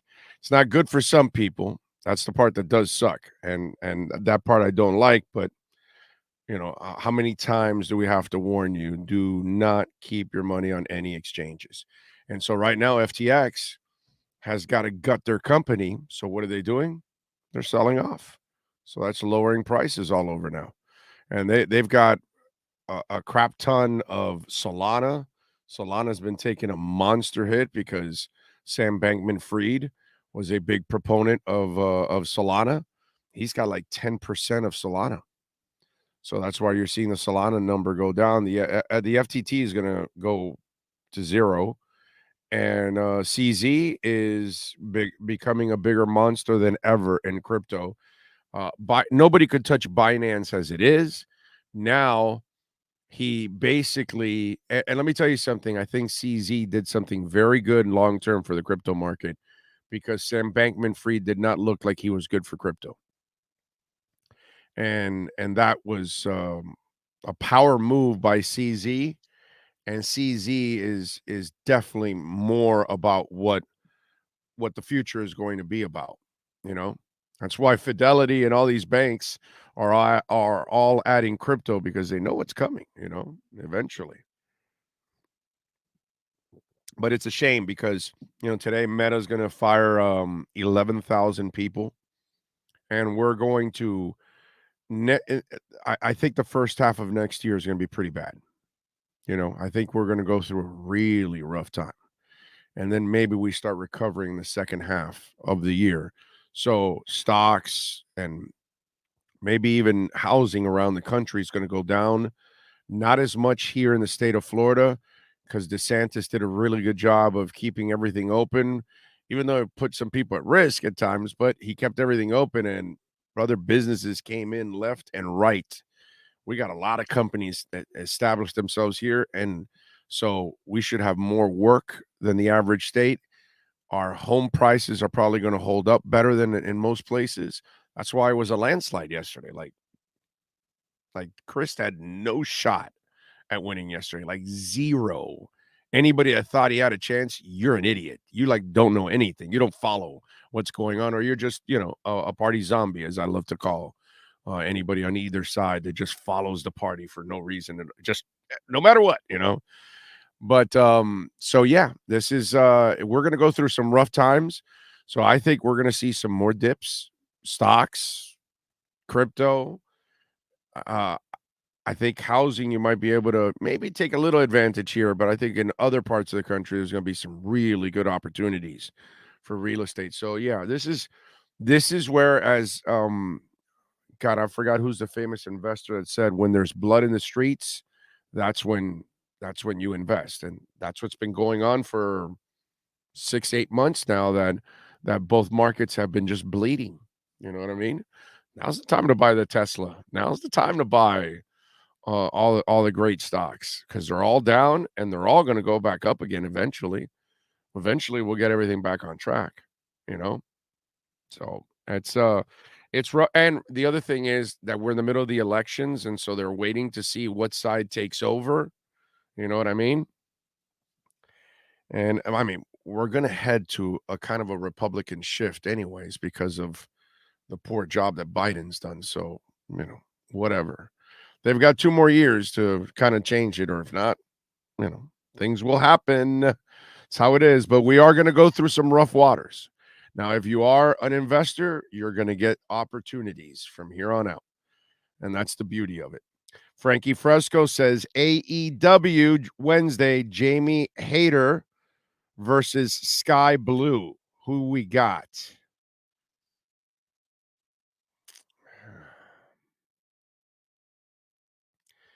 I gotta tell you something, Sean. I'm not a hater. I'm a lover. So I'm gonna go with Sky Blue here. It's just kind of a cool name. Sky's the limit. I'm not in. I'm not into a hater. So I'm gonna go Sky Blue over Jamie Hayter. I'm getting a thumbs down right now from Sean Frankie. So apparently he's a hater. Okay. All right. So Sean's a hater. I'm a lover. I'm going Sky Blue. And that's it. All right. That's the prediction. And I'm sticking to it. Clyde says, Big O, have you heard about how vets feel about McDaniel? What's that locker room like with such an atypical coach? They love it, dude. They're loving that guy. Clyde, you know what's the beauty about Mike McDaniel is for the players? Is that he's got the players' backs and he's honest with them. And the other thing that I think McDaniel excels at is communication and coaching. And he puts an emphasis on his coaches to reach the human beings that they're coaching.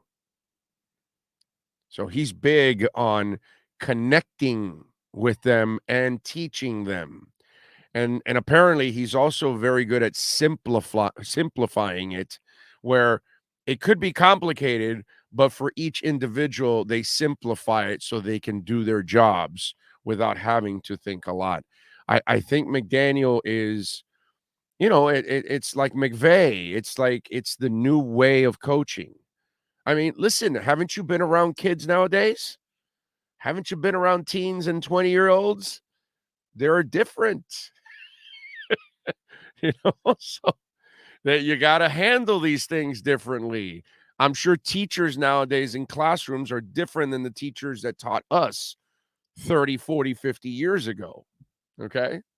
Completely different. And the coaching also has this, it's that old style coaching that just is not going to fly nowadays.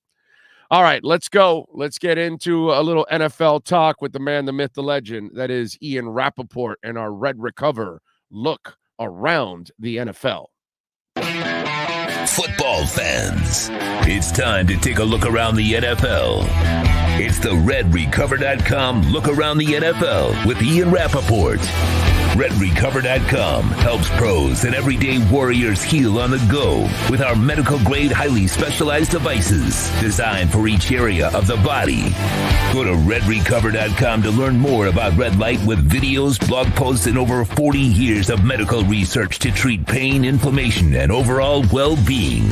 Now, let's find out the latest in the NFL with one of the best reporters in the business, Ian Rappaport.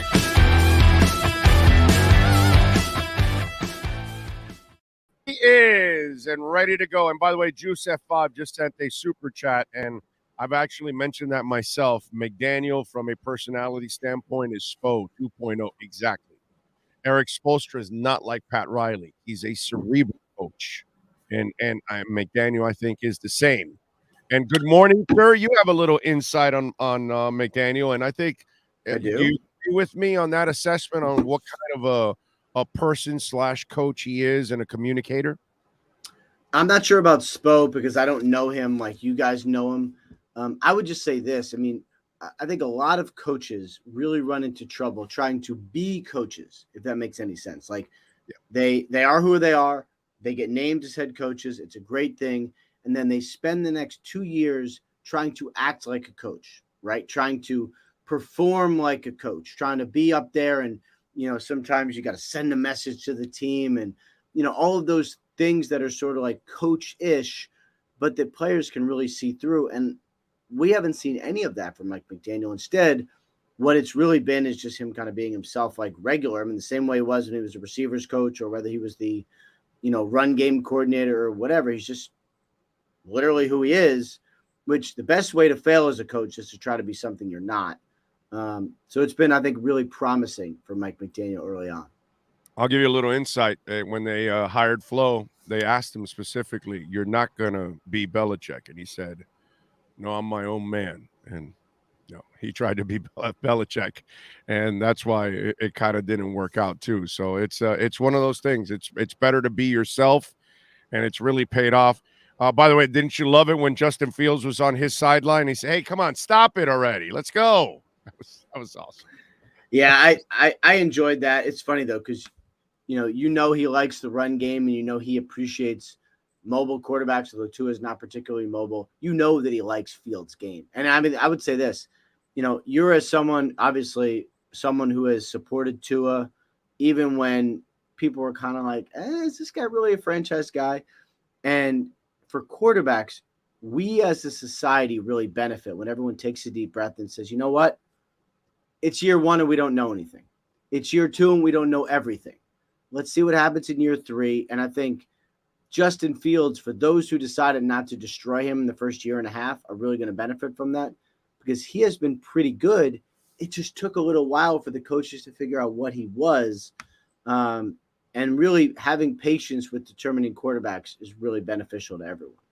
I hate when we destroy guys that we see that that they have that it quality, that skill set.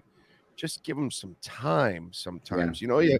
You watch them at Ohio State. You watch them take those kidney shots against Clemson and then throw a touchdown on a dime right after on one of those shots. So his makeup, and this is why I was so strong on Tua, because he had structure in Alabama and he excelled. And here he just never had the structure for 2 years. He didn't have people that believed in him, and he didn't have the offensive people around him to help him. In comes McDaniel, gives him the keys to the kingdom. Says, "This is your team, young man, and now let's run our offense." And boom, everything works out. You know what I mean? There's got to be a yin and a yang, and I think with Fields, his game is also a little different than your average quarterback. So you've got to give it some time for him to kind of figure things out. Yeah. And for the coaches to figure out how to do it. That's the other thing is like, we all assume these guys can sort of just snap their fingers and no, it took a minute. I mean, and I think Luke Getsy is really good, but took a minute for him to figure it out. Now they got to figure it out. So anyway. Yeah. We've developed snobbish Dolphin fans because they're like killing Josh Boyer because the defense is playing so poorly. And I'm like, you guys, you love watching Tyreek make people look stupid. Well, Derrick Henry will make people look stupid, and Lamar Jackson and Pat Mahomes and Josh Allen will make people look stupid. Well, guess what? Today, Justin Fields is making people look stupid. Give him credit. You know what I mean? Because many times the play was called, Dolphins were there, but dude, Justin Fields was just like Rocky and the Chicken. You couldn't catch him. Yeah, and it's like I was watching the Saints-Ravens game Monday night, and the Saints were in position. The scheme was sound. They had Lamar clamped down, and nobody could tackle him. Nobody could tackle him, which sometimes these guys are good. And I would say this for defenses, nobody really plays defense like they used to. No one's a lockdown defense because the offensive guys are too skilled. So you're right, killing Josh Boyer, all right, he's got his guys in position. Someone needs to make some of these tackles. But Justin Fields is really good, and Mahomes is good, and Derrick Henry's good. I mean, these offensive weapons are really good.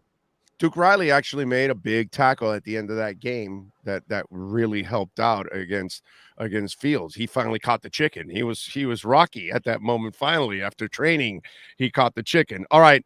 I don't wish this on anybody. I don't care if you're a Jets or a Bills or a Patriots fan, as a Dolphin fan. Injuries are terrible for the entire league, for the game, period.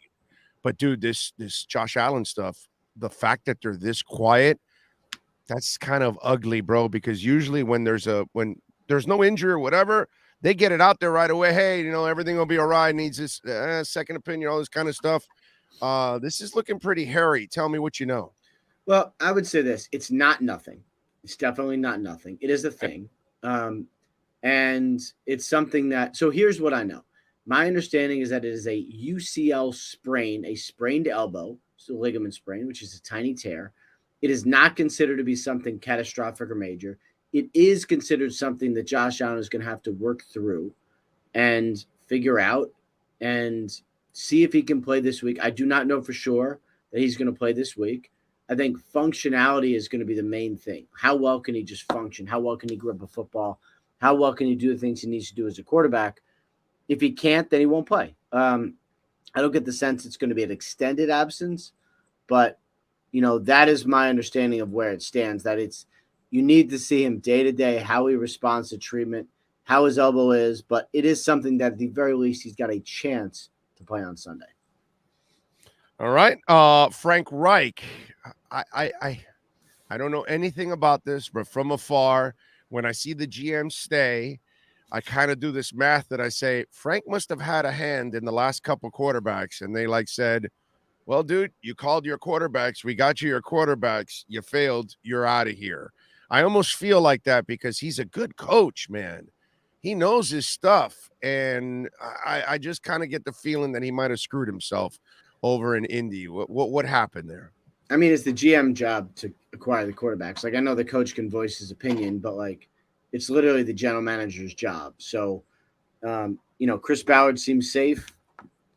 And obviously Frank Reich fired. Ballard was the one doing the trade. So it is what it is. It's today in the NFL. And I think, there's really only two reasons. You don't feel that? You don't feel that it's like, look, McDaniel's here. Why is Jeff Wilson here? Why is Mostert here?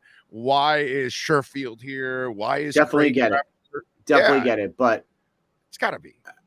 Yes, but look, when the GM is still there and he's close with the owner and the owner calls him a winner despite them never winning the division, that the owner and the GM are safe. And some point they had to have a conversation where it was like, let's just fire this guy and I'll stay. So, who knows? The dynamics inside a building are always difficult. But anyway, so I think there's only two reasons that guys get fired midseason. One is if you believe a change is going to really make a difference, accelerate things, make the team better. You have to make a change in order to get the best performance out of the team, right? That's one reason. The other reason is if the owner cannot stand looking at the coach on the sidelines. And that was clearly this one because the situation was bad. I would say the offense was bad. I mean, they were looking at negative plays. It was ugly. And I think at some point the owner was like, we can't do this. This is terrible. So he got fired. And what has happened since has been something I certainly did not see coming. Well, okay. So the Jeff Saturday thing happens, right? And you want to say, what the hell is that, right? But I talked about this. Here's the problem I have with the whole Jeff Saturday thing. John Lynch and Steve Kerr. Sure, you can look at Matt Millen and Steve Nash, and those didn't work out. But has John Lynch have been to look at John Lynch successful? and we have to look at Steve Kerr, and it has worked out. So they have pulled people out of the booth.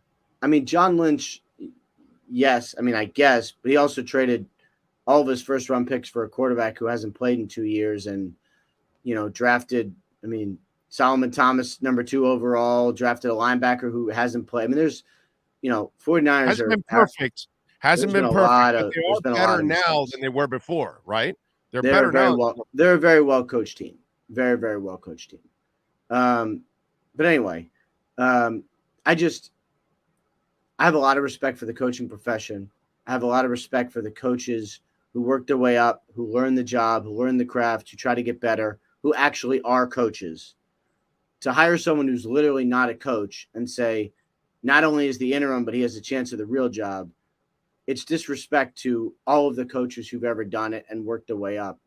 And I don't really understand how any of the coaches in the building can look at this guy who was literally like on TV 2 days ago, who's never been a coach at all, and all of a sudden he's their boss. Like, how do you even do that? So yeah. I think it's just it doesn't matter what I think. It doesn't matter what these coaches think. All that matters is, does he turn this thing around or not? But this was really disrespectful to like every person who's actually a coach. I am 1,000% with you on that. The only problem is this crazy shit has actually worked for some people. And that's the problem that we have with this. And this is why it's tried again and again and again. Mark Jackson actually did a good job coaching. I know he had some difference with the owner or something. Obviously, there's been some issues, and that's why he hasn't gone back. But it's just one of those things that it's a thing now, the last, 15 years, 20 years, that people will reach into broadcasting and get a former player to become their executive or their coach. It's just, it is odd. I'm with you, and I feel terrible for coaches. But the problem is when it does work, it feeds into this monster. If everybody would have failed, then I think so. All right. I mean, Mike Mayock was pretty much a disaster, and the Raiders, that was another example. I mean, there's been a lot of them. But anyway. I know. I'm with you. Odell Beckham, are you expecting him to sign over at your former stomping grounds? It certainly seems like there's mutual interest between Odell and the Cowboys. I mean, I can feel it. And, I reported over the weekend that he's in their sights. He's one of their targets, all of that. You never quite can tell how Dallas is going to respond. And they have leaned in. Like, they really have leaned in. And I did not expect that, but they haven't shooed away at all. It's been like, you know what? Yeah, we're interested. And we love him. And he would look great in the star. And that, Odell is a lot of things. He has been an international superstar. He has had a comeback story. He's been almost a Super Bowl MVP before he tore his ACL. He's been a lot of things. He is so perfect in Dallas. I mean, he's so perfect that, this probably should happen because it makes too much sense not to. Okay. All right. Miami should win this week against Cleveland. They'll get a bye, and they should win against Houston. If everything goes well, they'll be 8-3 at that point. Then they go to San Francisco, to the Chargers, to the Bills, and home against Green Bay. During that 4-game streak, if they can go 3-1 or 4-0, is Tua Tagovailoa in the MVP talk? Yeah, I mean, I think probably in the talk. I don't know if he'll get it because, these aren't real awards. These are public perception awards. It's not like grading overall performance. And my guess is that he won't get the credit because his receivers are so good, because Waddle's so good, and because Tyreek is so good. So, I'm not a voter, nor would I want to be.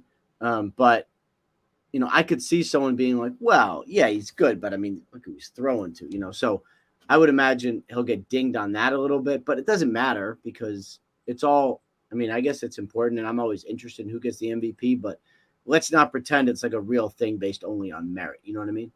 No, I totally understand that, but it's just funny. And Omar Kelly we had on earlier, and he had an interesting point, is that so many have trashed him, and so many now have been kind of wrong about what's gone on with him. To go from the extreme of trashing him to then voting him for MVP might be too much of an extreme for a lot of people in the media. Yep, that's probably right. Omar knows. He gets it. Yeah. He gets All it. right. So what do you got planned this week on NFL Network, my friend? Well, big week on NFL Network. The Germany game on NFL Network at 9:30 a.m. on Sunday. So I'll be on at 7 a.m. bright and early, which is going to be awesome. I cannot wait. Beer in one hand, pot in another. Is that what's going to go on? At 9:30 in the morning. Yeah. Yep. Okay. Just cannot wait. I borrowed my buddy's beer stein in celebration, so hopefully I will be drinking out of it. There you go. Follow him on Twitter at Rap Sheet, and of course, catch him weekly here, looking around the NFL with our Red Recover look around the NFL. Ian, thank you, my brother. We'll catch up next week, my friend. There you go. Ian Rappaport, baby. And listen, if you're living in pain and discomfort, what the hell is wrong with you? You wake up, the shoulder hurts, the knee hurts, your creaky bones, maybe an old injury, an operation. Man, go to redrecover.com. Get the red light therapy that you deserve. It's all natural. There are no side effects. It's great for your dogs. It's great for the kids. It's great for you. Listen, even if you have a scar from a surgery, it can help disappear that scar. It's a beautiful thing, man. Try red light therapy, folks, okay? If you got some tennis elbow, you're dealing with knee pain, you're dealing with ankle discomfort, maybe it's an old injury or something, red light therapy can help you out. And also for you workout warriors, you're going to the gym, well, you can use those pads in certain places that you need it. Use it before and after your workouts. It will optimize your workouts, and you're going to feel a lot better. You're going to be able to get more out of your workout with that kind of treatment. Red light therapy is amazing. Go to redrecover.com. Use our code Big O. You will get 10% off. That's Ian Rappaport. You've been listening to the redrecover.com look around the NFL with Ian Rappaport from the NFL Network. Redrecover.com's wraps and pads are designed to deliver maximum benefits with each treatment anywhere you go.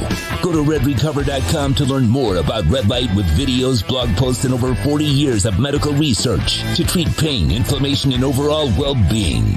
Use code Big O for 10% off. The redrecover.com look around the NFL with Ian Rappaport is mastered by executive producer Sean Stanley. All right. Thank you all out there as always. Vinatra says Warren Buffett once gave the only 3 ways that the smart person can go broke, stating there's only 3 ways that a smart person can go broke: liquid, ladies, and leverage. Yes. And that leverage stuff, that's for people that got some money, dude. Not for us working stiffs. You don't play leverage games. Grade 1 UCL sprain takes 8 to 12 weeks to recover. We shall see. I think you got to be careful. I'm not a doctor, but I think you got to be careful because you can then completely tear it, right? And you kind of want to heal it and make sure, because if then you completely tear it, then you're talking about an entire year of rehab. And so that'll run into next season, and you won't have him to start next season. So they've got to be very careful about how they handle that. And he's got to be very careful how he throws too, because he's going to risk completely tearing it. And it is what it is. Let's see, what else do we have? It happened to me. I had at the time 20 years of coaching, and they put a parent in charge, and it crashed, and then they put me in charge. Yeah. Stuff like that happens, man. But the problem is that, and I know he was pointing at some of the things Lynch has done, but overall, San Fran's been pretty damn good. And they hired a good coach and all that. And that's the problem. When some of this succeeds and Steve Kerr succeeds, it then gives you light and hope that you're like, oh no, this can work. Derek Jeter. Although the Derek Jeter one, he couldn't find bats. They did a great job of drafting arms, but they didn't find any bats. So that's a problem. But yeah, and I know that they wanted to spend money this year, and I guess they weren't ready. They don't have the ownership to spend money. And this is the problem I had years ago when they took over. And I don't like those big group of owners. I like having one man, one woman, one family with all the cash, and they're the ones that make the decisions. That's always best. Big O, can you show us your Dolphin hat collection? I feel you got a lot of gems. The NFL gear was best when it was sponsored by Stars brand. I mean, I guess I'll do that one day. I can I don't have a ton of hats of the Dolphins. I may have like, I don't know, 6, 7, 8 hats. I don't have a bunch of them. But yeah, I've got a few. I've got to gather them because I've got them in different spots in the house. But yeah, I can do that. I mean, it's not a big deal. What is it? It's a couple of hats. No biggie. Everybody. This one I keep right here. Everybody loves this one. This is the one that everybody talks about. It's got the logo inside, all that. Can't find this one anywhere either. This is the one everybody brags about. I have, now that I've had this hat and you guys have talked about it so much, I've never seen anybody else with this hat. And I know there's got to be thousands and thousands of people with the damn hat. But it makes it sound like people always make it sound like, wow, I've never seen that hat. And when I looked for it also on YouTube, eBay. It's not on Amazon where I bought it initially. I bought it years ago. I don't know how long, 5 years ago, 6 years ago. I don't know. Time flies. Might have been even more. And I've never seen that hat anywhere else. It's a really groovy hat. But anyway, Big O, the special teams got that swagger back. AVG and Phillips blocked that. Yeah, but the kicker, he still missed a field goal. So, the special team still isn't special right now. And they really don't have a returner. Okay? Since they traded my boy, they don't have a returner. And the poor kid who was traded to the team they just played, Chicago, ends up suffering a knee injury this offseason, and he's done for the year. I wish they would have never – that was all a flow thing. I wish they would have never traded Jakeem. I like Jakeem, man. I think people made a little too much out of it, and he would have been perfect now because you don't need him as a receiver. All he can do is return and be the fifth receiver in the team, sixth receiver or whatever, just like a gadget guy, which is what you could have done with him. And I can imagine Mike McDaniel. I think Jakeem Grant would have excelled with Mike McDaniel. I think the way Jakeem is, the personality, I think a guy like McDaniel would love to have a guy like that, and I think he would love to play for a guy like McDaniel, would feel more comfortable. Because, you've seen the proof, right? When players are a little bit more comfortable around the people that are, coaching them, you've seen the results. And Jakeem Grant was already, if not the best returner in the NFL, top 3. Only guy that scored a touchdown last year. And by the way, he was a Pro Bowler last year. But that's all right. There was so much Jakeem hate. I felt terrible for that kid, and now he's got to sit out the whole year with an injury in Chicago. What a shame, dude. What a shame. Felt bad for him. Wow, didn't even think about this. Oh, great point about Jakeem. Yeah, but that's Brian Flores screwing this team over and over and over and over again, bro. I tried to tell you guys last year that the problem with this team was Brian Flores. And, we still have people that are just enamored with him about the defense and, my God, and all this stuff. And because of the winning streak and it's just, there were so many problems with that guy. And Jakeem Grant is another one of those that you look back and it wasn't worth the trade. Just keep him and you can get more out of it. I just would have loved to see Mike McDaniel with Jakeem Grant. Oh, man. You got Tyreek and Waddle and all that going out there. That would be fun. That would be fun. Let's see, what else do we have? Jakeem Grant could have had not a Debo role, because he can't do a lot of the things Debo does because he's not that big. But the speed would have been amazing, and then the return skills. And I think the fumble stuff. And I back then I did the math. I think it was like 5 or 6 for 3 years that he was here or something. Overall, it wasn't really that many fumbles, but it was a bit of an issue. But I think with a guy like Mike McDaniel, I think he would have cleaned that up because he would have been comfortable with a guy like McDaniel.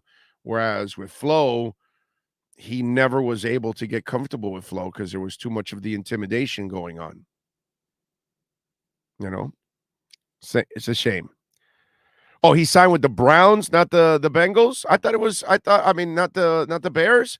I thought he signed with the Bears and then unfortunately got injured. Wow. Thank you, Steven. I thought he stayed in Chicago, dude. He went to the Browns, huh? And then got injured. What a shame. Look what happens when Chase Edmonds, Jakeem Grant would have been a good fit here. He had worse hands than Edmonds. 2 different players, bro. 2 different players. And Edmonds doesn't have bad hands. It's just, I don't know what happened to Chase Edmonds, bro. He's not, I watched him at Arizona. He's a good player. Hell, I had him at times he wasn't the guy that you would keep on your fantasy team permanently, but he would be one of those waiver wire guys. What's that called? A stream, whatever, what's it, stream starter? What's that word that we use in fantasy when you pick somebody up from week in, week out? Oh God, somebody will come up with that's what Chase was. But Chase would come in. No, not just a flex player, but it's somebody else will say they'll know what I'm talking about. Chase, I feel bad for Chase, man. He just got into some kind of a funk here, unfortunately. Something went on with him. I hope he finds his way from here on out and gets back to being a solid player. It just didn't work out here. He played terrible. Can't argue with that at all. Yes, sir. On the Jakeem Grant, he was traded to the Bears, then he signed a 3-year deal with the Browns in the offseason, and he tore his Achilles in practice. Shit, man. Terrible, bro.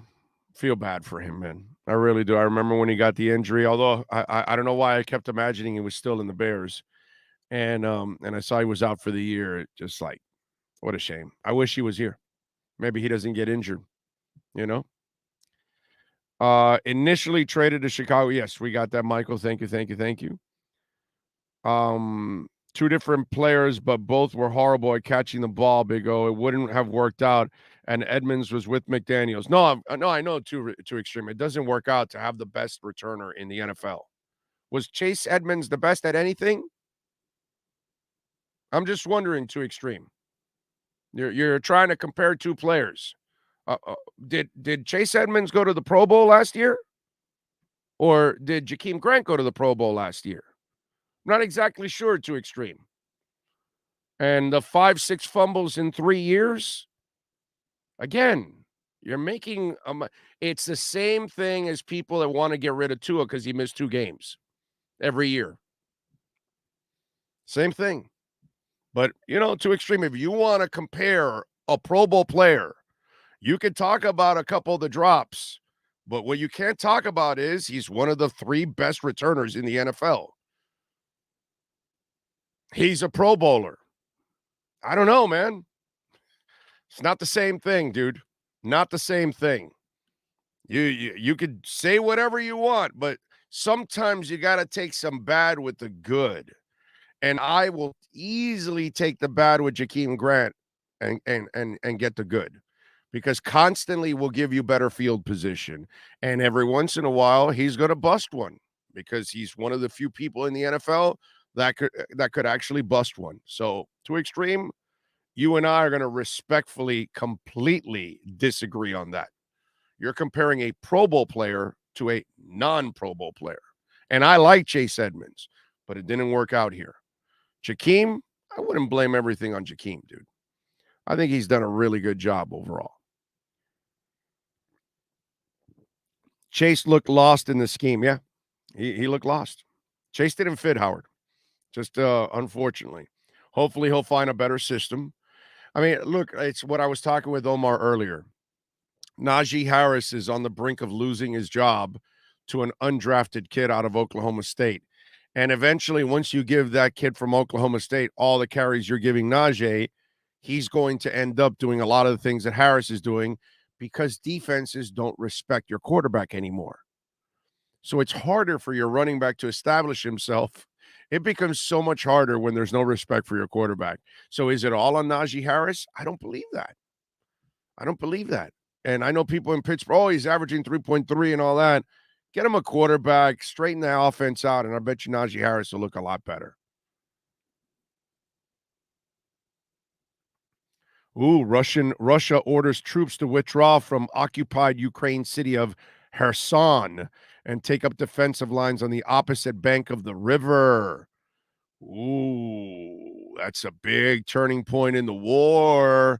They lost out the train tracks from blowing up that bridge. That river is like the Mississippi River over there in Ukraine. That river is used to get goods and what's it called, artillery and ammo and all that kind of stuff to the troops.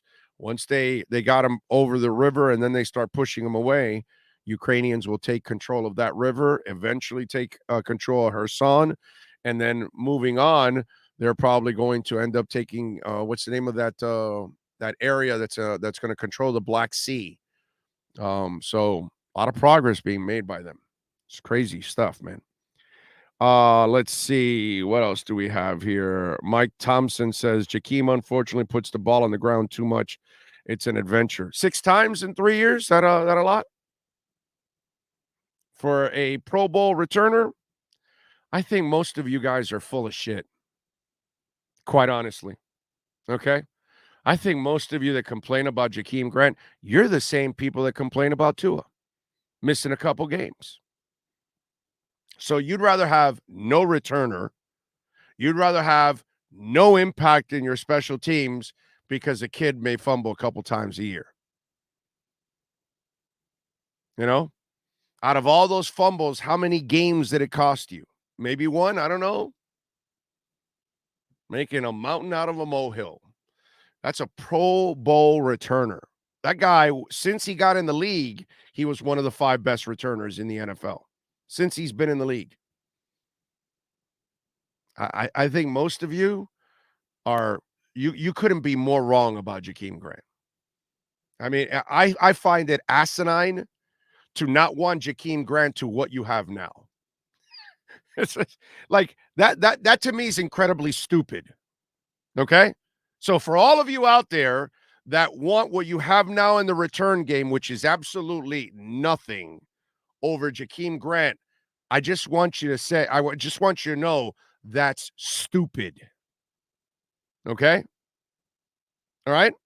That's moronic. That's asinine. That's idiotic. That's foolish. Are we clear on that? You'd want nothing over the potential of getting constant returns. So what? You get a couple fumbles in a year? Is that the end of the world? Get out of here, bro. And on this receiving core, he doesn't have to play wide receiver that much anymore. The problem was with Jakeem, and I kept saying it over and over again, you keep playing him too much at wide receiver. But then again, Brian Flores wouldn't know offense if it hit him across the head. So for those of you that want nothing over Jakeem Grant, I don't know what the hell you're watching. Really don't.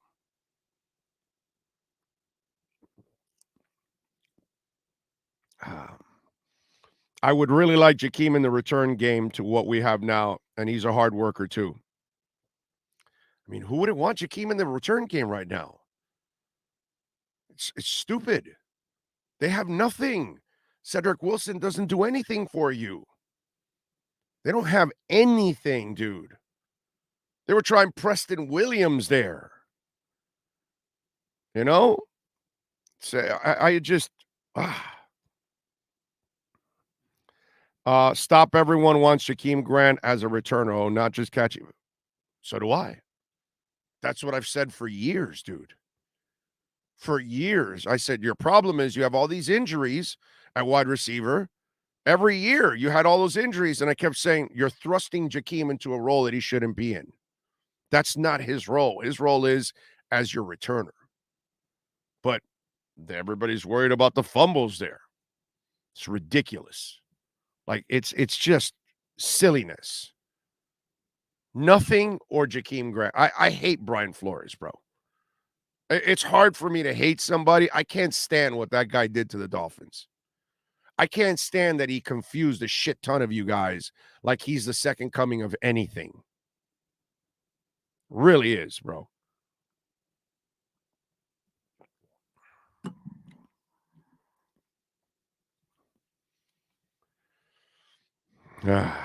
Let's see. What do we have? I just want our returners to not fumble the ball. My only ask. Yeah, no, but you know, but why have a returner that could possibly house it too? You know, put DeSantis on the field. He'll be a superstar.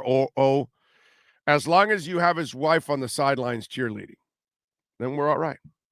DeSantis can rumble for the touchdown, and she can cheer on. She looked good yesterday, by the way. Big O, can we stop overreacting about the defense when we have so many injuries that are backup? That's not me, dude. I'm Chris. I'm not overreacting about the defense. I'm not the guy firing Josh Boyer.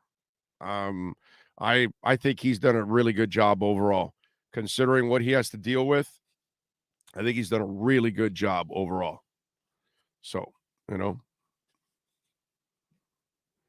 it is what it is. All right. If you want to get in, 855-912-1056.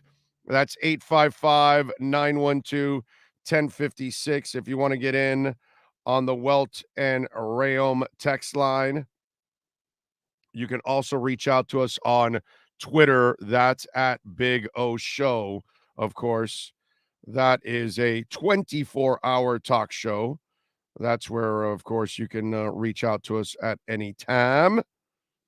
What else do we have going on in the world of sports?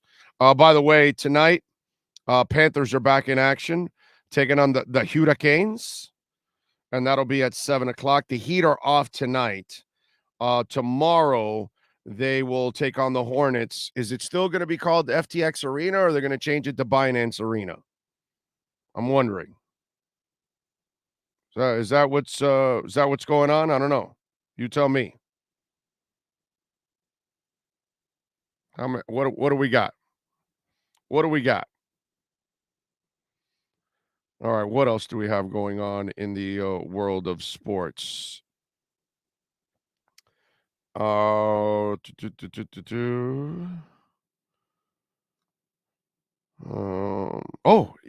saw this, which I thought was actually pretty cool. Ohio John, first of all, before I get to this, thank you, sir, for the love on Venmo. Appreciate it. Remember, you can always make a donation through Cash App or Venmo. Ohio John, thank you, sir. Appreciate you.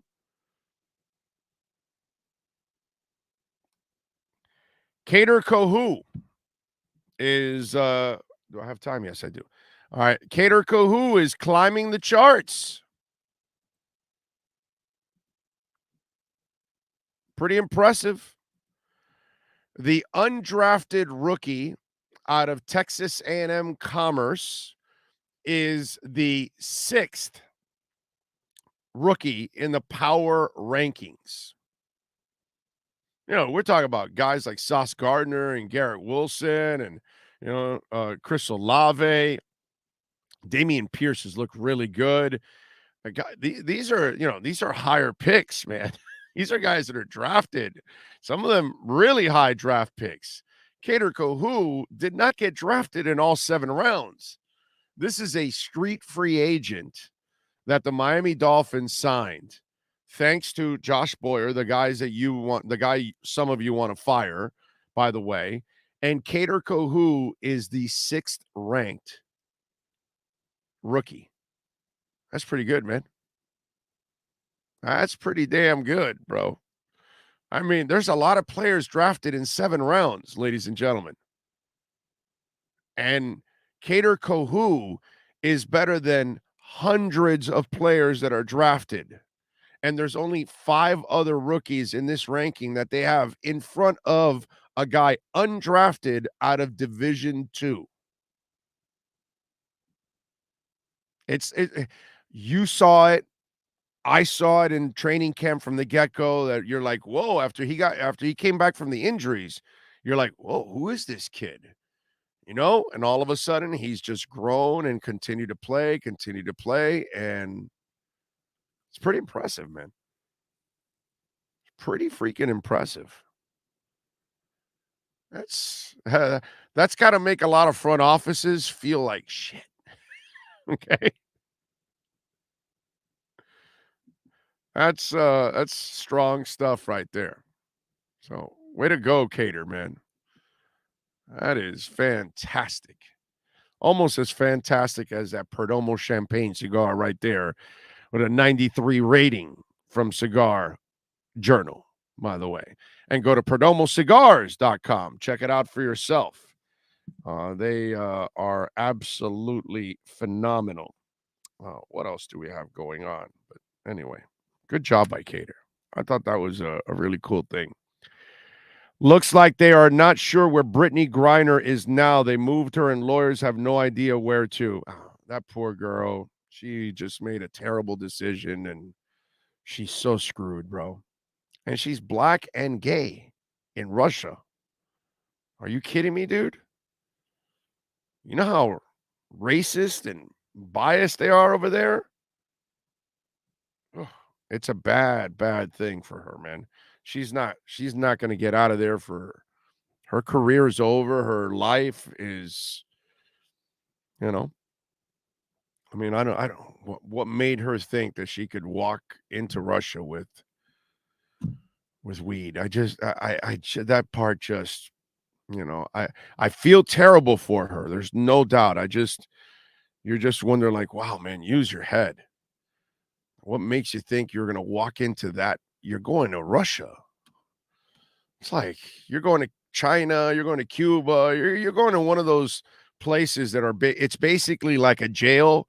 Whoever you're visiting there or doing business, make sure you like walk the straight and narrow. So I'm not surprised. It's all of this was, and you know the part that's like ridiculous is all these people picking on Biden and the administration like they have any nobody has control already. You screwed up. You got arrested in Russia. Nobody here is going to save your ass. That maniac doesn't care about anything. Hell, he may end up using chemical weapons or something when it's all said and done in Ukraine. That sick bastard doesn't care about anything. She made a terrible decision that nobody is going to be able to bail her out.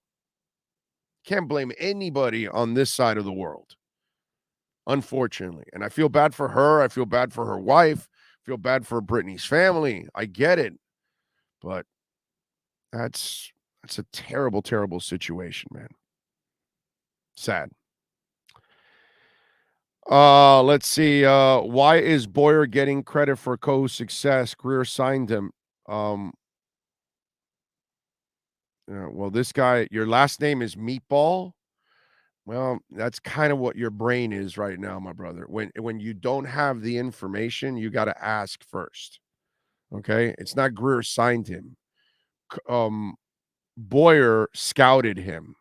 Boyer then went to Greer and said, I want to sign this kid.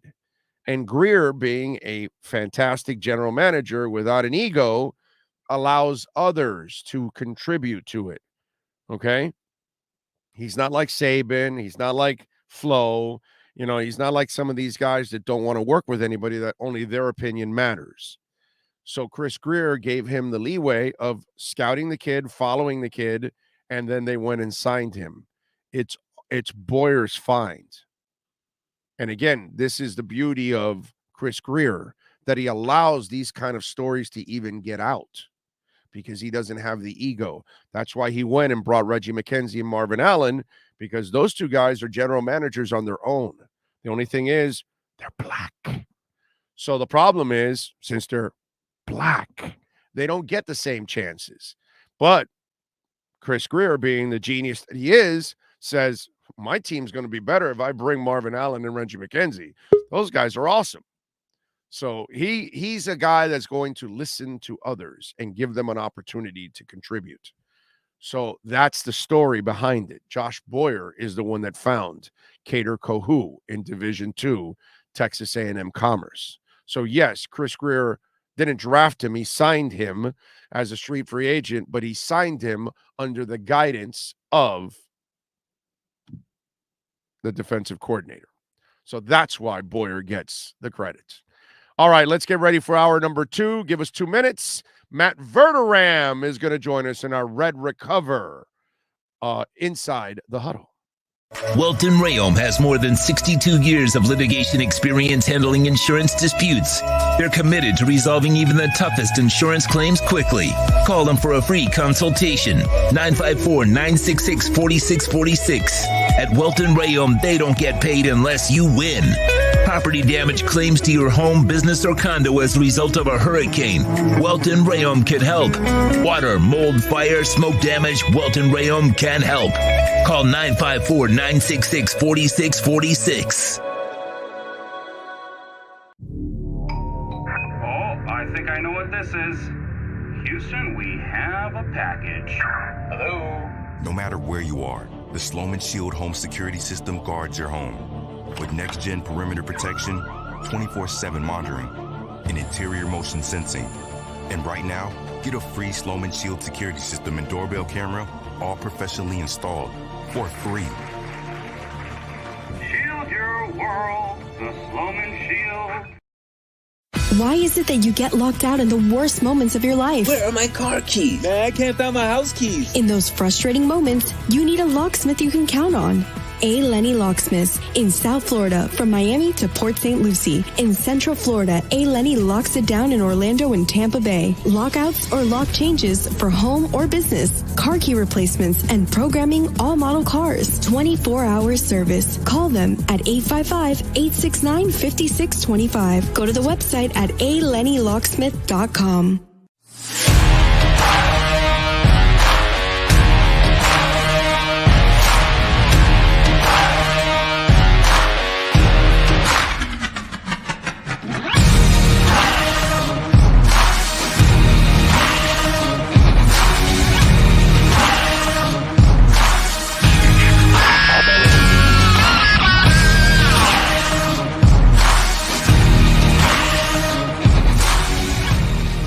Welcome to Red Light Therapy, a revolutionary technology perfected by NASA to aid in muscle strengthening and recovery. Red and infrared light has the capacity to penetrate deep into the cell's mitochondria, potentially leading to increased energy, faster recovery, and the optimal performance your body demands. Train, fight, recover. The viewpoint, statements, or beliefs expressed on the following program by the host, guests, or callers are not necessarily the opinions of FantasyAccess.com, Media Group Inc., ownership, management, sponsors, or website. Let's huddle up with Fanside National NFL reporter Matt Verderam. The Huddle is brought to you by RedRecover.com. RedRecover.com's wraps and pads are designed to deliver maximum benefits with each treatment anywhere you go. Go to RedRecover.com to learn more about red light with videos, blog posts, and over 40 years of medical research to treat pain, inflammation, and overall well-being. Here's NFL reporter Matt Verderam. There we are. We're ready to rock and roll. How you doing, Matt? How you feeling, baby? I am good. How are you doing? Very good. Very good. Was there any truth that the Colts called you first before Jeff Saturday? They should have. Listen. I would have gone against analytics, and I've never coached in college or pros either. And I didn't play. I also didn't play for 13 years. Yeah, but you didn't coach high school like Jeff Saturday. Ha! He's got that shit on you. I coached high school hockey. Does Okay, that count for anything? right. That's more physical. All right. Yeah, it's something. It's a contact sport. I'll go with that. You know my problem with that? I can joke around with that shit, and then there's John Lynch and Steve Kerr to stick in my face. And yeah, I could talk about Matt Millen and Steve Nash. Sure. You know, it goes on and on. And that's the problem with this shit. Yeah. Actually, that it's actually worked a couple times and it's failed several others, by the way. Magic Johnson, we can, there's all kinds of Dan Marino did it for like an hour. I was at the Senior Bowl the year that they okay, Dan is going to go in as a GM. Brother, he was there for like 12 hours in one day and said, yeah, no, dude, no, I'm out of here. This is real work. I'm retired, bro. I need to go get the back nine in the afternoon. You know what I'm saying? So now he's in a perfect role of walks in anytime he wants, consults, this, that, face of, go show up and shake hands with sponsors and all that kind of stuff. That's perfect for Dan. Dan didn't want the grind of a general manager who has no effing life and you're not going to see your family. That it has failed so many times. Well, so is this one going to succeed, Matt? No. I because also like all those people you just mentioned, they're all GMs. He's the head coach. Yeah. Like I mean, this is Steve Nash was the head coach. But I mean, this is also the NFL. This literally hasn't happened since Norm Van Brocklin in 1961. And by the way, Norm Van Brocklin was a terrible head coach. And that was 60 years ago when it was a hell of a lot easier to be a head coach. And you could smoke on the sideline and just tell somebody, hey, get out there and hit him. Okay. I mean, that was pretty much the extent of being a coach for most of these teams in the 60s. I think the bigger story is if you're on that Colts staff and you get this news, you're thinking to yourself, why am I here? I mean, I can't get the interim. I can't get a shot at that. Or even if I can't, somebody I've worked alongside for years can't get that chance. So now we all have a boss who's going to come in here and has absolutely no credibility as a coach. Yes, he was a good player.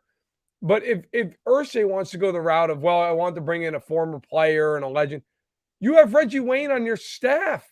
He's already there. Why wouldn't you bring in Reggie Wayne? Why wouldn't you bring in Cato June, who was a very good player for a long time in Indianapolis, who's on your staff? Like, to me, it's an insult to everybody in that room. And I don't know what you do Sunday. Who's calling the plays?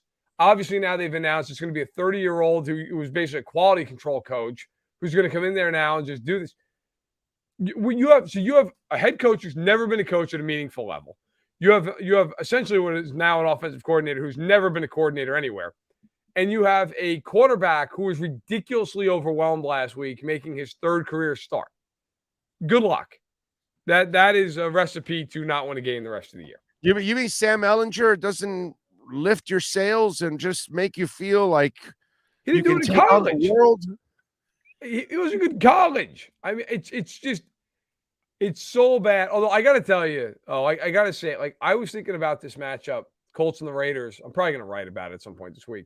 Like, this is now you have Jeff Saturday and all that comes with the situation, which we've talked about, going against the Raiders and Josh McDaniels, who set all this in motion years ago when he flipped off essentially the entire Colts organization at the altar.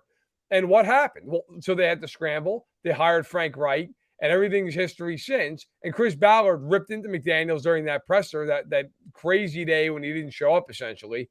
So who's Saturday going against? Josh McDaniels, who's blown 3 17-point leads this year. I almost, just for the comedy of it, would love to see what happens if the Colts win. Like, just for the sheer hilarity of all that would happen in the NFL world. But the Raiders, it's one of those games you better win. You better win this game. So I'm just thinking about this now while you're talking about all of this. Yeah. So what's dumber in your world here? The Colts bringing in Jeff Saturday, But look who's doing it, Jim Irsay. Okay, so not necessarily both oars are in the water.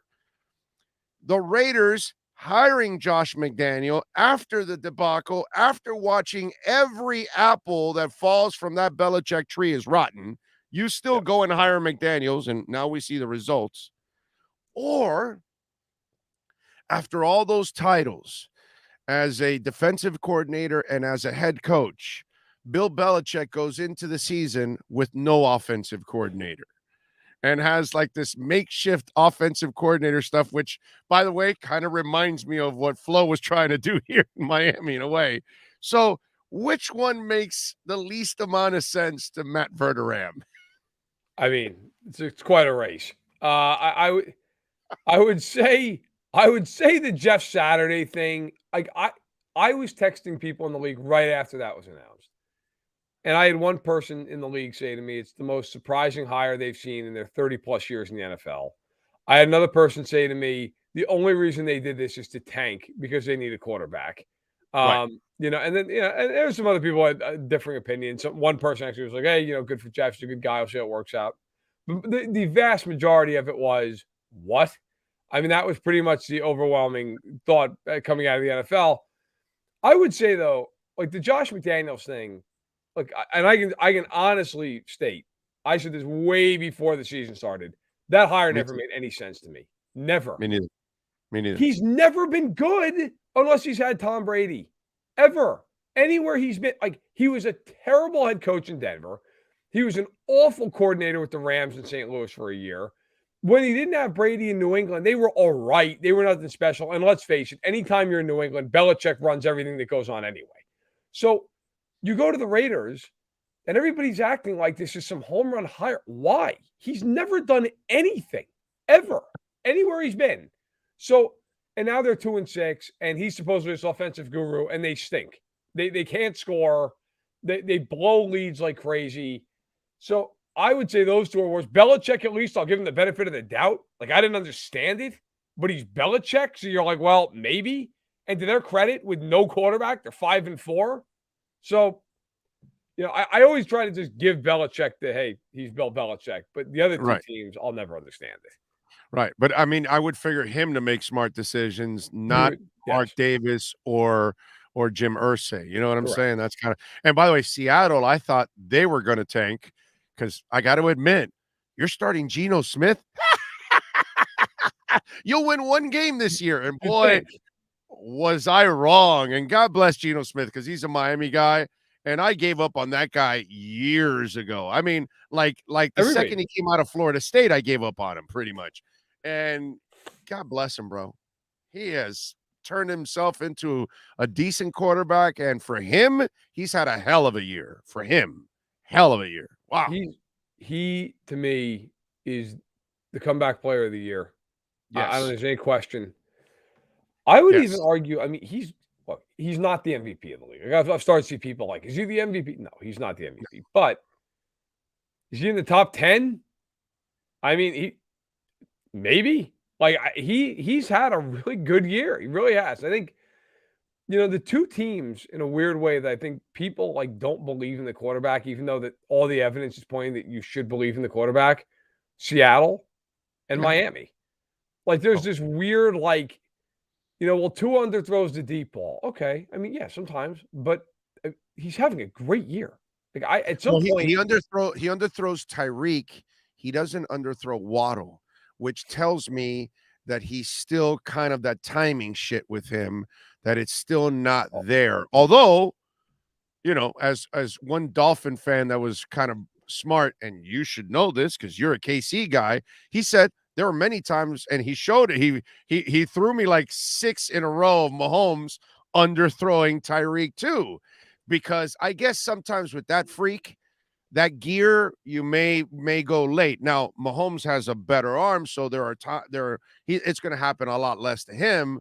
But if it can even happen to Mahomes, obviously it's going to happen to Tua. I was just about to say, I mean, it happened. It absolutely happened occasionally. If you go look at the most famous connection those two ever had, Wasp in the Super Bowl in Miami.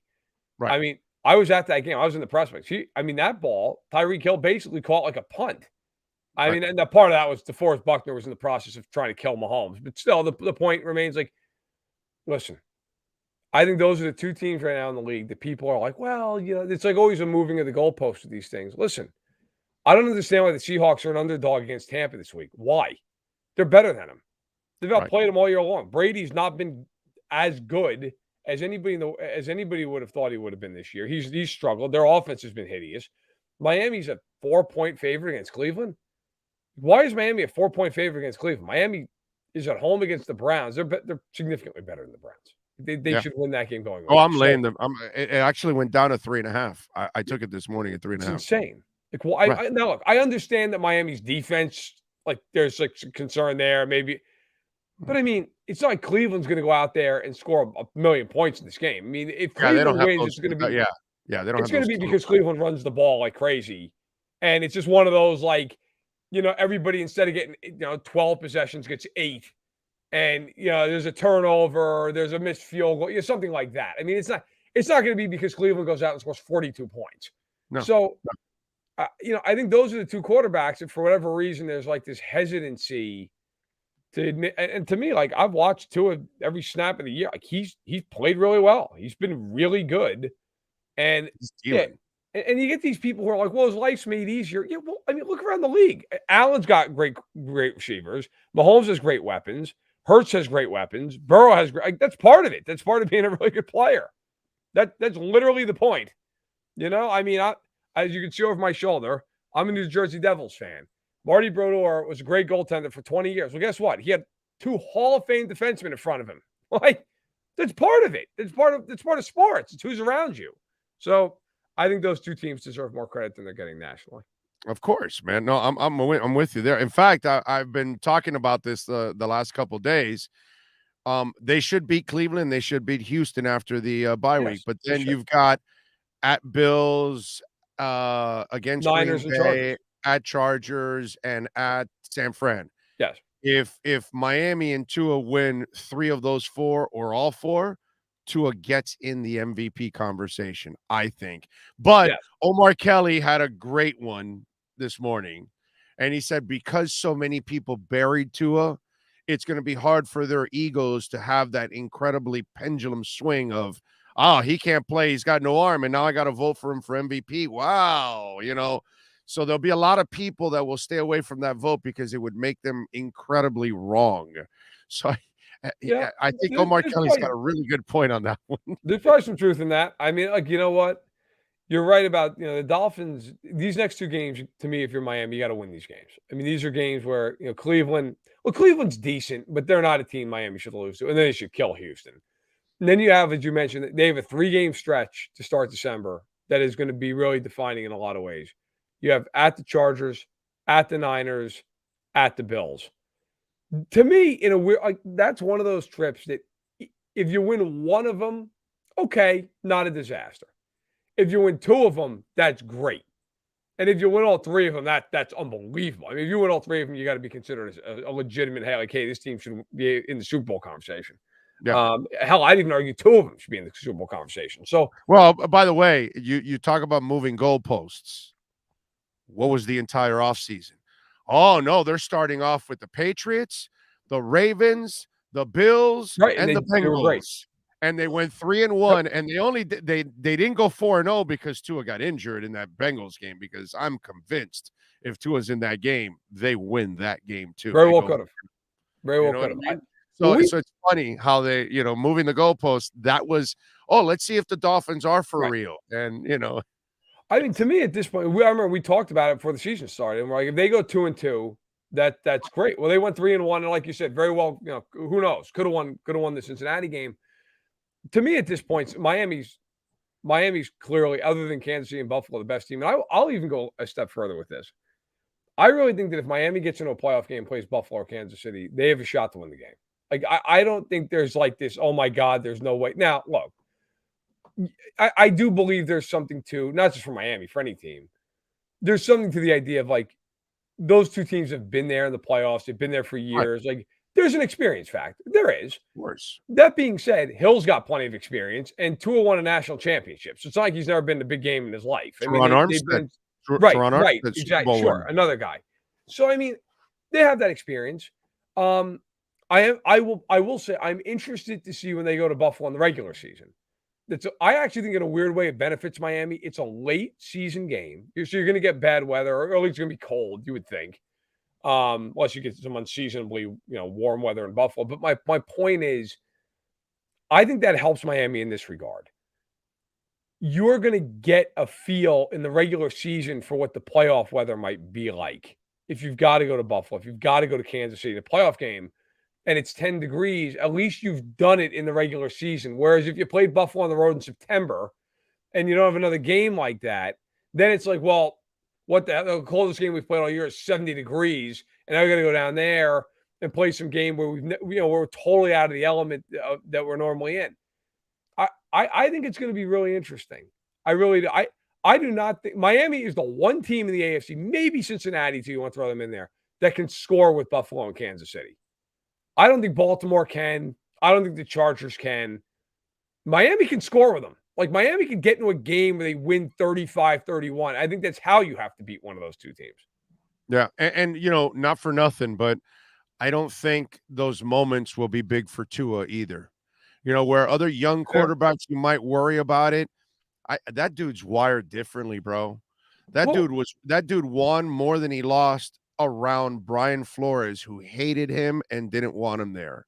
I mean, he is a mentally tough dude. And to come back from all those injuries, brother, I'd have trouble going back to work after that hip injury that he had. No He's doubt. Playing NFL football. That's the one thing I do like about it. I don't think any moment will be too big for him where you normally would worry about that first playoff run for young quarterbacks. That's just me. No, I'm with you because, like I said earlier, I mean, he won a national championship. And I don't know if people are familiar. I mean, obviously, you guys down in Florida, like Alabama, there's no bigger pressure than playing for the University of Alabama. I mean, and when you're supposed to win and you're supposed to dominate, and for him to come in off the bench and win him a national championship and be brilliant in the game, it wasn't like he came in and was some passenger. I mean, he was fantastic in the game. Yep. I agree with you. I don't think the moment's going to be too big. McDaniel's been to a million playoff games as an assistant coach. Look, if there's any concern, I think every Dolphins fan here knows it's going to be the defense. I mean, is it just going to be one of these things? Secondary, bro. Secondary. They're just so beat up. Is it just one of these things where Kansas City or Buffalo, if you get into a playoff game, they just hang 45 on them and that's it? But of all the teams in the conference that I think if you look at Buffalo and Kansas City, so who could beat them? I think it's Miami or Cincinnati because you could get into a game where one of those teams could just go off, and it could just be, hey, who's going to have the ball last? Who's going to, I think, look, and the other thing is too right now, let's face it, we're going to find out a little bit more today. I've been trying to find this out for 2 days. Just cannot do it. What's going on with Josh Allen? Well, you gave me the segue. Yeah. We just had Ian Rappaport on, and he told us what he's hearing. It's a slight partial tear. Okay. So it's going to depend on how he handles it, how he can handle it, and how they can manage it throughout the year. The only part that I don't know, and we need to get a doctor on, is if you have a partial tear, correct, then that tells me you probably shouldn't play him for a couple weeks and try to heal that partial tear up. But if he goes out there, it's a UCL. Any of us that have followed baseball, sure, we know you will not be able to continue with that shit. Eventually, it's going to give. And by the way, you talked about that weather. Yeah. In cold weather, that's not what you want to deal with, bro. It's a real. I mean, like I said, I've been trying to nail this down. And listen, I've talked to enough people that you have an idea of what's going on, but it's one of those things like you can't report if you're not 100% because it's somebody's health. And if you're wrong by any chance, then you're an a-hole, right? So I'm not going to go that route. I'd say this, like if Ian's correct, and Ian obviously is beyond reproach. It's a slight tear. It's a small tear, he says. Okay. I mean, that's what it ends up being. Like, I am not a doctor. I wish my wife was here. She actually has her doctor. You can ask her. But you know what? It's one of those things where if he needs a couple weeks to heal, right? If that's what it ends up being, I think you're crazy if you're Buffalo if you don't sit him down. I mean, you cannot. Let's put it this way. If he can play and there's no worse chance he's going to injure it further, then okay, fine. and then it becomes a pain tolerance thing. Okay, that's one deal. If it's a thing where, hey, look, if he sits for 2 or 3 weeks and he'll heal 100%, or he's going to go out there and play, and he might be able to play, but he could re-injure it, and if he injures it, he's out for the season. I think you have to sit him. I think you have to sit him down, because if you're Buffalo, even if it means losing home field advantage, even if it means losing the division, you'd rather go into the playoffs with a healthy Josh Allen and be a 5 seed or a 3 seed or whatever it is, than go in there and you've got Case Keenum, because you're not going anywhere. So I think, there's a mix. And the other thing, listen, football and baseball are different sports, but obviously we know baseball, torn ACL or UCL, that means Tommy John, all that stuff.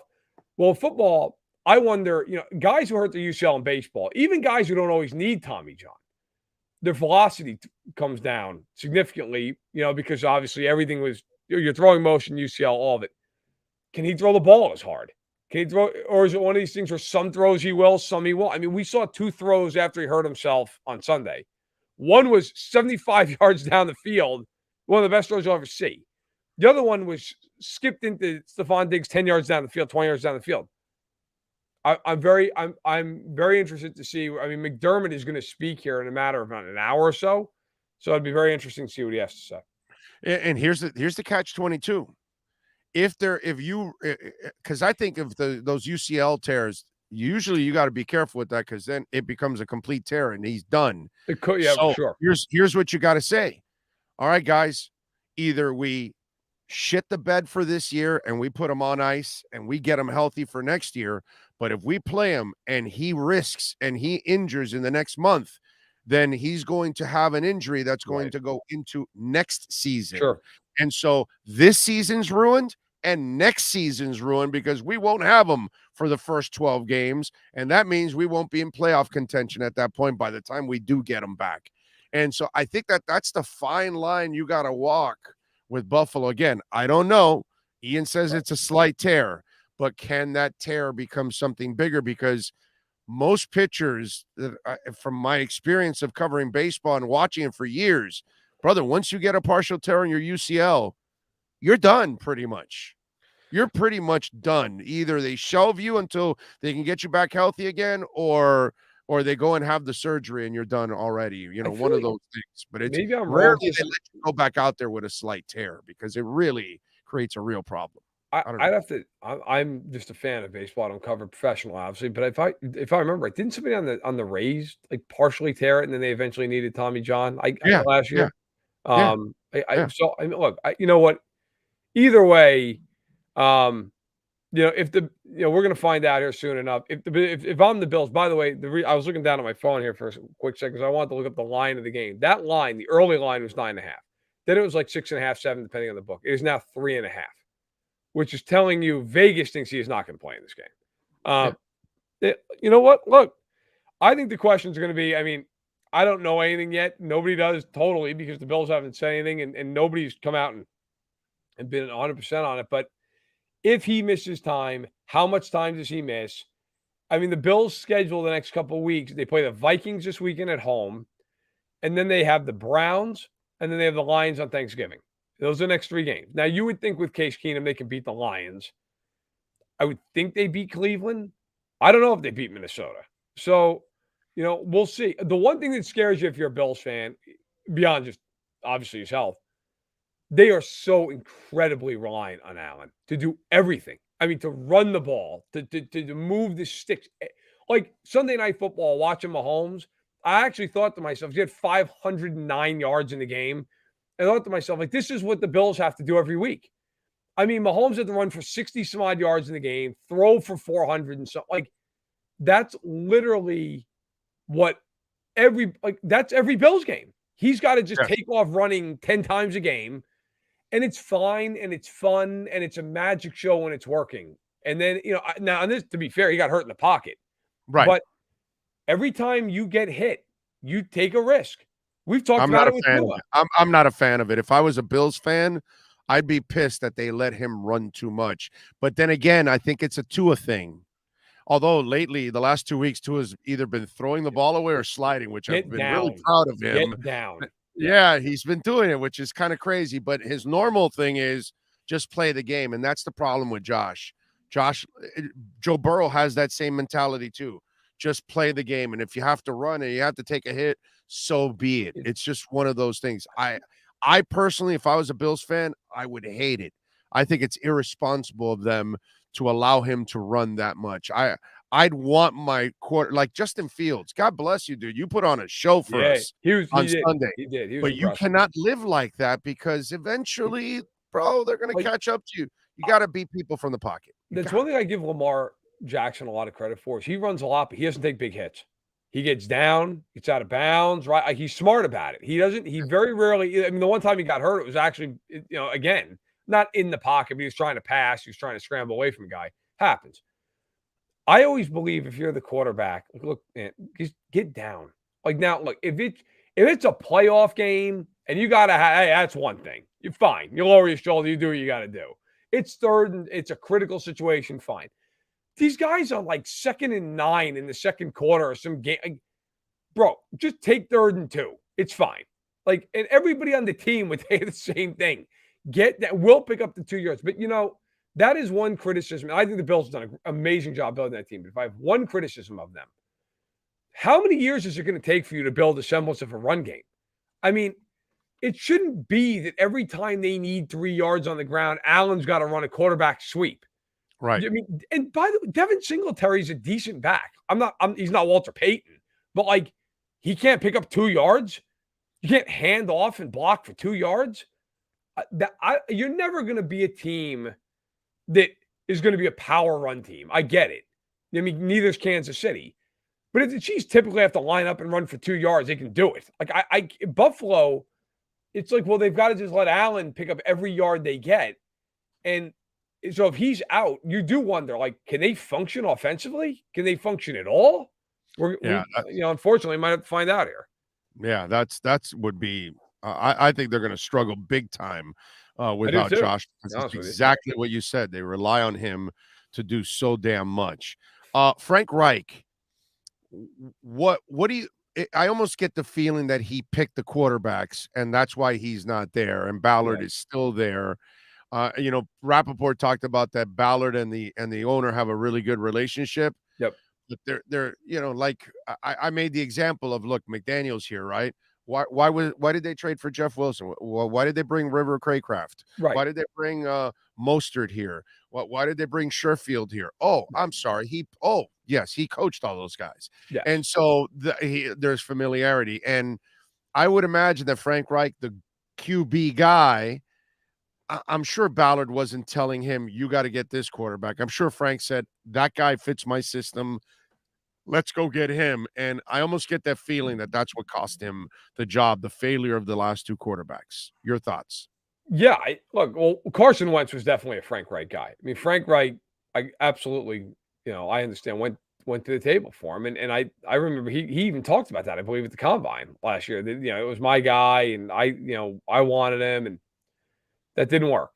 And Jim Irsay, at the end of last season, was livid when they lost to Jacksonville at the end of the season, was also very uncomfortable with Wentz and his choice not to get vaccinated, which cost him time. And so there was, in Irsay is a very big pro-vaccine guy. So there was a lot of stuff with Irsay and Wentz that did not jive. Then they lose to Jacksonville. Wentz is out the door. They basically fall into Matt Ryan because they were going to move on. In fact, they did move on from Wentz even before they knew they could get Matt Ryan. They were prepared to move on and go with Sam Ehlinger. They get Matt Ryan. Matt Ryan is a disaster. So now you have Sam Ehlinger. Ehlinger looks like he is light years away from being ready to be an NFL starting quarterback. And so you look at it and go, I think Irsay said, all right, we got to make a change. The easiest change in the world to make is the head coach. We'll move on from him. Ironically, it's funny. I actually wrote Monday morning in Stacking the Box. I wrote that I think it's time for Irsay to look at Frank Reich's job. Well, 4 hours later, he was fired. So, a shameless plug. Read Stacking the Box. But I wonder if Ballard gets the rest of this year and then is also removed. Although Ian is correct, they do have a very good relationship. So maybe Ballard finds a way to survive that. You never know with the Colts because the ownership is so unpredictable. And I think sometimes people hear that from reporters and they say, well, that's just an out. It's the truth. Like some of these owners are just, you never know what's going to happen. I'll tell you right now, there wasn't a person in the world who thought Jeff Saturday was going to be the head coach. Okay. You don't know what Jim Irsay is going to do. I think Frank Reich, you're correct. Quarterback decisions, it ended up throwing him out of the building after a handful of years. But I will say, I think Ballard deserves some blame in this too. You've had 5 years now, 4 years, 5 years to fix this. Get a quarterback, draft one. I mean, they don't seem interested in like actually investing in a quarterback. Well, they're going to have to now, but it's cost Frank Reich his job. Yeah. I mean, they've had their fortunes with the drafting. So I guess now they wanted to try to cut some corners and go and get a guy. All right. Tell them about Stacking the Box article, podcast, and all. Yeah. Monday morning, the column goes up at Fanside. I also tweet it out every week, so you can see it there. I've got the NFL quarterback rankings out there. Which, by the way, if you're a Dolphins fan, and I'm going to tweet that out right after I get off the show, you should check that out. Tua made a big move up, so had a very good week there. And then the podcast on Tuesdays, it goes up at 11 o'clock, noon Eastern, 11 Central every week on YouTube. Also have the Sunday pregame show. What was it, a week ago on the trade deadline? We broke the news to Raheem Mostert. They made trades. He found out live on Stack the Box. So please make sure to check it out. Subscribe right after you're done watching Big O here. And hopefully see you in the chat. Appreciate you as always, Matt. We will catch up next week, my friend. Thank you for the time. Thank you. Take care. You got it. We step out of the huddle with Matt Verderam. This has been The Huddle with NFL reporter Matt Verderam. RedRecover.com helps pros and everyday warriors heal on the go with their medical-grade, highly specialized devices designed for each area of the body. Go to RedRecover.com to learn more about Red Light with videos, blog posts, and over 40 years of medical research to treat pain, inflammation, and overall well-being. All right. By the way, just to kind of recap a little bit and end the whole Jakeem Grant situation, because some of you there were kind of sending in stuff. And, normally the problem is that a lot of you really don't do your homework and you're not accurate. So here we go. Jakeem Grant in 6 years of football. Are you ready? 6 years of football. 13 fumbles. 7 of them lost. So you are overreacting on a guy that loses just over 1 fumble a game, a year. I'm sorry.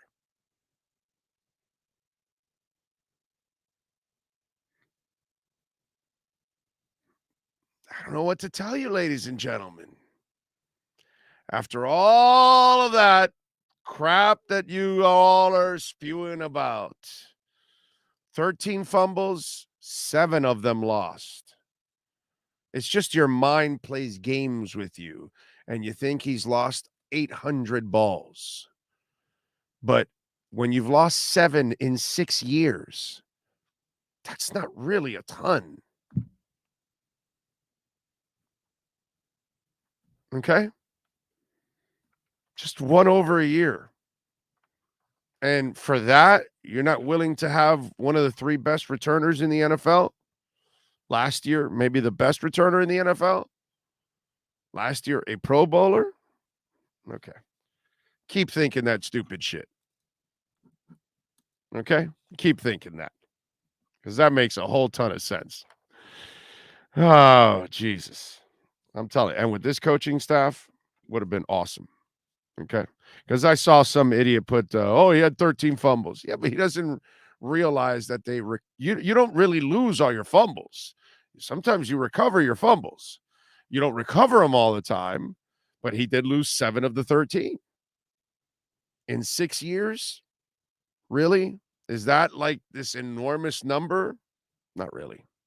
No, I know he couldn't get it done in Miami. I know he was only one of the best returners in the NFL. Yeah, no, he couldn't get it done in Miami. The problem is, Kevin G, the problem is you're not looking at it the right way. You're looking at it the wrong way. He couldn't get it done as a receiver. Stop using him as a receiver. That was the problem. They kept using him over and over and over, and that's not who he is. You know, that was the problem. But again, you had stupid coaching here. So you can't help it when you have stupid coaching. That's all. As a returner, Pro Bowler. He's not here. On this offense, they won't need him at all. He could just be a gadget guy that runs or something. Maybe you could use him for 4 or 5 plays, throw it to him once or twice. You don't even have to do it much. Problem is here, they kept using him like the third receiver of the team. And that's where you just got stupid. Like those of you out there that wouldn't want, the best returner or top 3 returner in the NFL because you're worried about losing 1/1/6 of a fumble every single year. It's awesome. Big O, what's your game day spread or food during the game? I go wings, ribs, or burgers. I go walk-ons. And then whatever they have there. The ruby red fish, a little mozzarella logs. Oh, those mozzarella logs. Man, those mozzarella logs. Now the boys, immediately when we get there, somebody orders the mozzarella logs. Without Sean, Mike, or Al, right away, dude. We get the walk-ons, and ever since I turned these dogs on to the mozzarella logs, guaranteed somebody orders the mozzarella logs. Those things are, it's the best mozzarella because everybody else has mozzarella sticks. These are literally logs. Okay. They're enormous. I can't eat. It's 5 that come in the service. If I get to 2, it's a lot because they're so huge, but man, are they delicious. Absolutely delicious. Be there Saturday with us at Walk-Ons in Kendall. All right. Starting at 1:30 our pregame, and then every quarter we give away prizes. All right. Let's see. What else do we have going on? Big O, right about Jakeem Grant. He should have strictly been used on special teams, and I kept saying it, by the way. That's it. Truth be told, we're still looking for a viable returner since letting him go. We let a Pro Bowler go. So you traded away a Pro Bowler. So that's all. A guy says, yeah, we're still talking. Well, I had to come back to the Jakeem Grant because you have idiots that put out misinformation. You had some moron that I should block. I should find the guy that had 13 fumbles because I love how they put 13 fumbles, but they don't put that they recovered 6 of them. Because, a lot of people, they fumble, but they don't necessarily lose the fumble. You're lucky I don't find whoever it was with the misinformation. You're lucky. You're lucky you're not on the chat board. Oh, wait a minute. You're not on that one, but you're on this one. So I'll be able to find that person here just to have some fun with you. Since that's what you want to be is misinformation. Let's see. Here we go. Bam! Misinformation gone. Gone. There you go. How late is Walk-Ons open? Every day till midnight. 7 days a week, midnight, they close. Now, wait a minute. Hold on a second. I don't know about tonight because of the storm. I don't know if they're going to be open till midnight tonight. Okay? That I can't tell. But normally, okay, all kidding aside, their hours are 11 a.m. to midnight every day. Okay? So there you go. Big old torch and fool. Yeah, because you got the people that are smart asses, right? And the one thing I usually tell people is if you want to be a smart ass, I can be a bigger smart ass. If you want to be a jerk, I can be a bigger jerk. It's pretty simple. So there you go. And if some fool wants to, Big O doesn't know what he's talking about. He's got 13 fumbles. You got to look at fumbles recovered too, my man, and do the math before you put it out. But, I get it. You want to try to be a smart ass and make me look bad or whatever. And see, the bottom line is I'm going to tell you when I'm wrong. It's pretty simple. I just did it with Geno Smith. I mean, a lot of people were like me. Who the hell thought Geno Smith would be any good out there? And God bless him, bro. He is making us look silly. Eric says, I hated seeing Miami trade Jakeem because of how great he was as a returner, but at the same time, his cap number did not make sense to me for a returner, even as great as he is.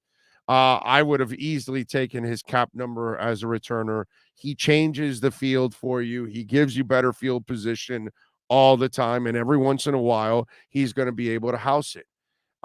They don't have anybody that does that now at all since they traded him.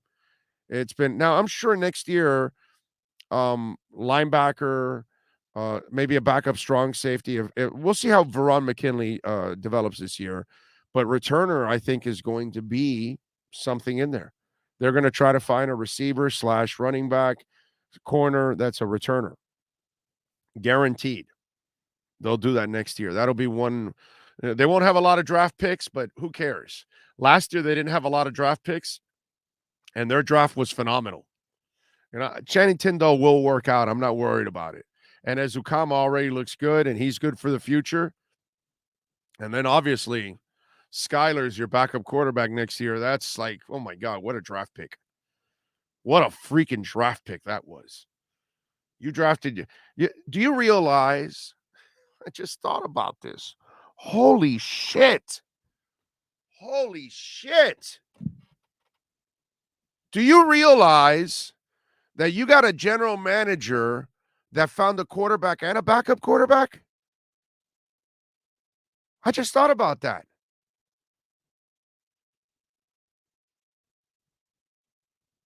That's freaking amazing. We couldn't find a guy that could find Marino. Find a franchise, not Marino, but like all these clowns that came after Shula, including Jimmy Johnson, couldn't find a quarterback. Jimmy Johnson traded for Jim Druckenmiller, drafted John Dutton. I mean, Jimmy Johnson couldn't have been a bigger stiff when it comes to the offense. The only clown that was worse than Jimmy Johnson on offense was Brian Flores. Most of the other Wannstedt was better than him offensively. But anyway, so overall, yeah, he got Chris Chambers. I mean, it's like he found something, he found Rob Conrad, found Randy McMichael. I mean, he was way better than, what this dude did. This dude, Jimmy Johnson thought trading Irving Fryer was smart. So you couldn't find a general manager that could get you a goddamn quarterback. You found a general manager that drafted your franchise quarterback in Tua, and then the following year or 2 years later says, here's your backup quarterback, bitch, in Skylar Thompson. Suck on that. That's a hell of a general manager. I don't think enough of us have talked about that. This guy finds the quarterback and the backup quarterback. I hope he drafts another quarterback next year, just for the hell of it, because why not? You obviously know what the hell you're doing when it comes to quarterbacks. Anybody write that article? Anybody talking about that nationally? Locally? Son of a bitch. He found a starter and he found your backup. That's awesome. And he found Mike McDaniel too. Still want to fire Chris Grier? Huh? Still want to fire Chris Grier?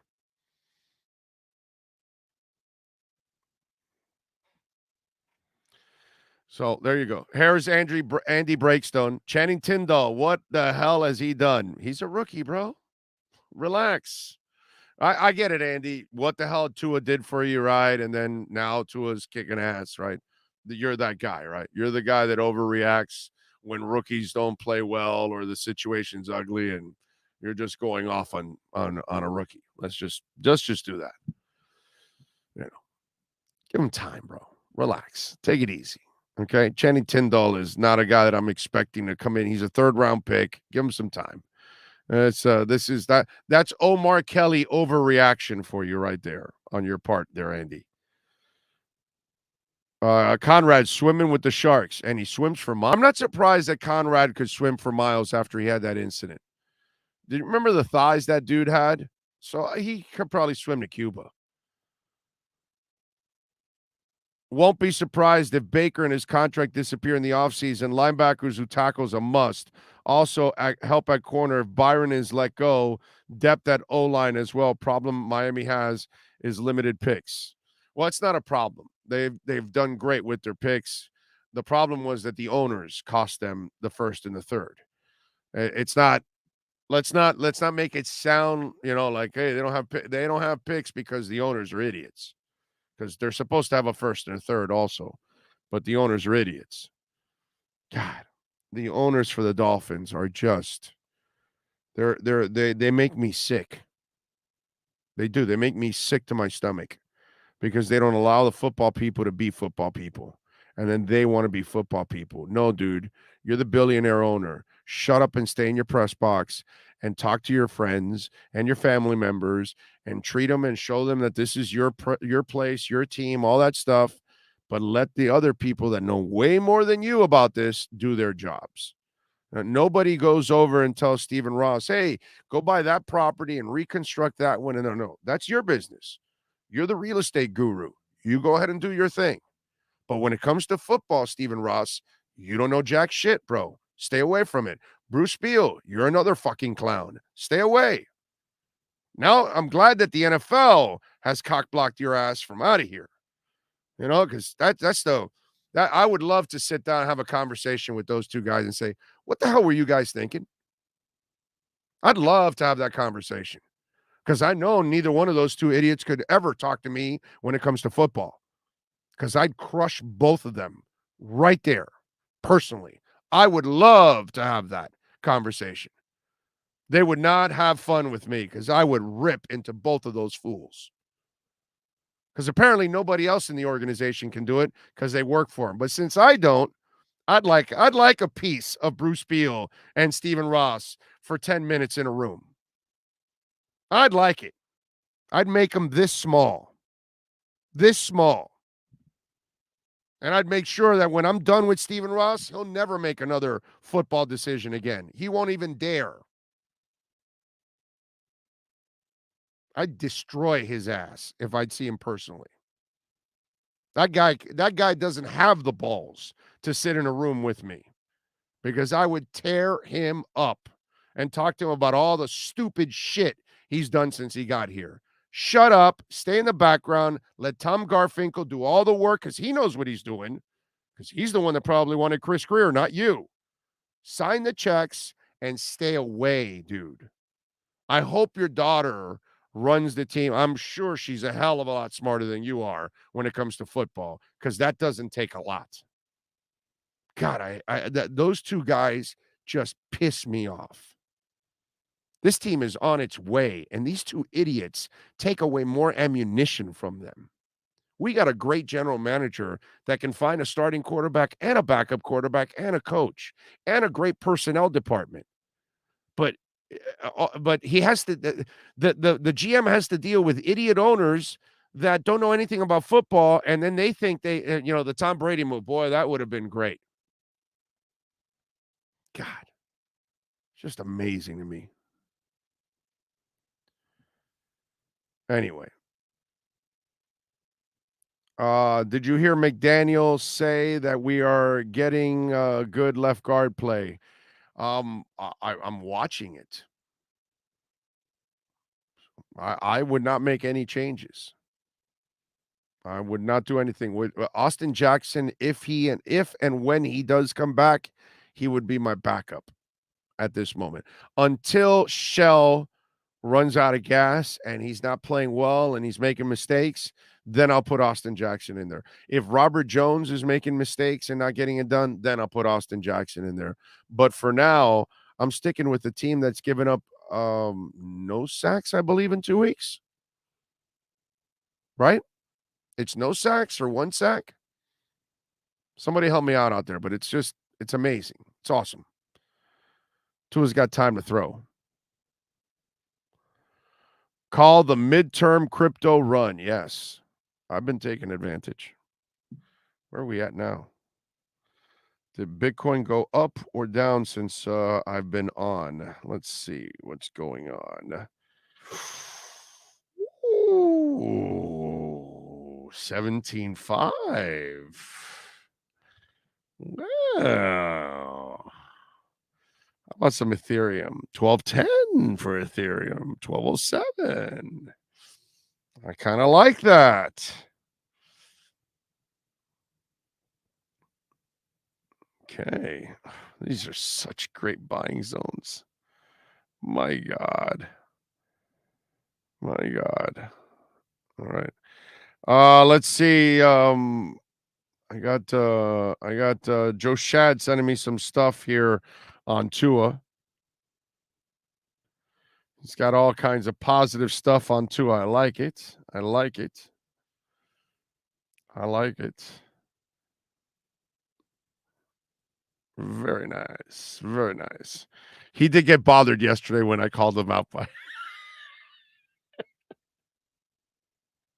Because it's funny because he doesn't, and this happens, this is not a Joe thing. This happens to a lot of people that are, that they probably weren't necessarily, they went through their funk with Tua and they didn't believe in him and all that. And obviously we've had Joe on.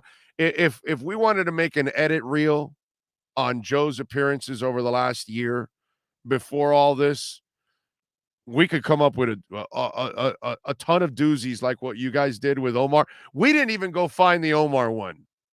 You guys went back and listened to Omar's interviews, and somebody pulled out one where he said he'd take Matt Moore over Tua.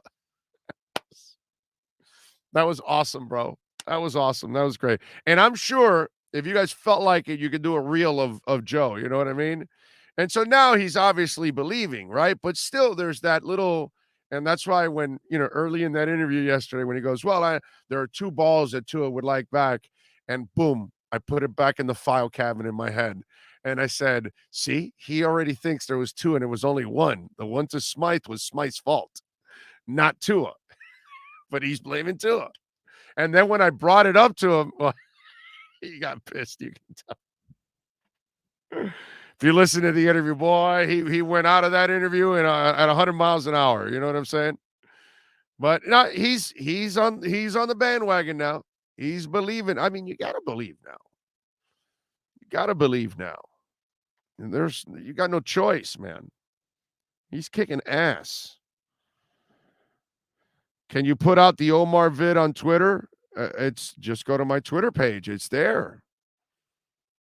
It's there. It's not that difficult to find, actually.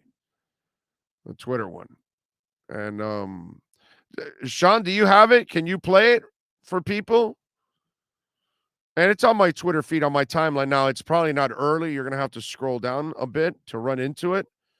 But if you haven't seen it, go ahead, Sean, play it. You got it. If you give me the same teams and put exact same teams and put Matt Moore on the field versus Tua, I'm probably going to go with Matt Moore. Stupid! And that was you guys. That was the edit that guy did. Not it wasn't even us that threw in that. That was funny as hell. That was hilarious. See, that's the thing that I don't think even some of our guys or people around that might be on the bandwagon now, I don't think they realize all the things they said or wrote in the past that were derogatory, that were pretty much declaring that Tua was not the guy at all or will ever be the guy. And then when you do that right there with Omar, like you're going to take Matt Moore and he goes, oh, well, of course it's going to look dumb now. No. It was dumb then and it's dumb now. Okay. It's just you didn't believe in Tua then. That's why he's not allowed ever on the Tua bandwagon. No matter how much Omar Kelly was drooling when Tua was at the podium in the draft, okay, and he was drooling and he was all on the Tua bandwagon. Brother, he got off the Tua bandwagon faster than you can close the door of a car. He got off that bandwagon and he was taking Matt Moore over Tua. Okay? There's no quarterback you take since Marino. Oh, in fact, all of the quarterbacks combined after Marino are not better than Tua. Because none of them are franchise quarterbacks. Tua is. So it's nice that Joe's sending me that stuff. But if we wanted to do a reel of the last year and a half of, it's about a year and a half that Joe's been on. I'm sure there'd be some really interesting things that would come up. Do you think we could take number one in the division? Lucky, I got to tell you something, dude. Josh Allen, I hope Josh Allen is healthy, and I hope he plays. Are you ready for this? I think Miami can take the division with Buffalo healthy, with Josh Allen playing. How do you like them apples? I'm not there. I'm done with that stuff. I'm not, I thought that they would do a good job in that first month, 3-1. I picked them to go 3-1. What they did, but the loss was to the Bills, not to the Bengals because Tua was injured. So I was wrong. They beat the Bills. By them beating the Bills and by what they've done so far and how they've only lost games without Tua, I got to tell you something. I think the Dolphins can win the division outright if Josh Allen is playing or not playing. They just got beat by the Jets, dude. And I know the Jets beat the Dolphins, but they beat the backup quarterbacks. Tua would have beat their ass. I'm sorry, dude. I'm not. I don't need Josh Allen to be out. In fact, I hope he can play. I hope some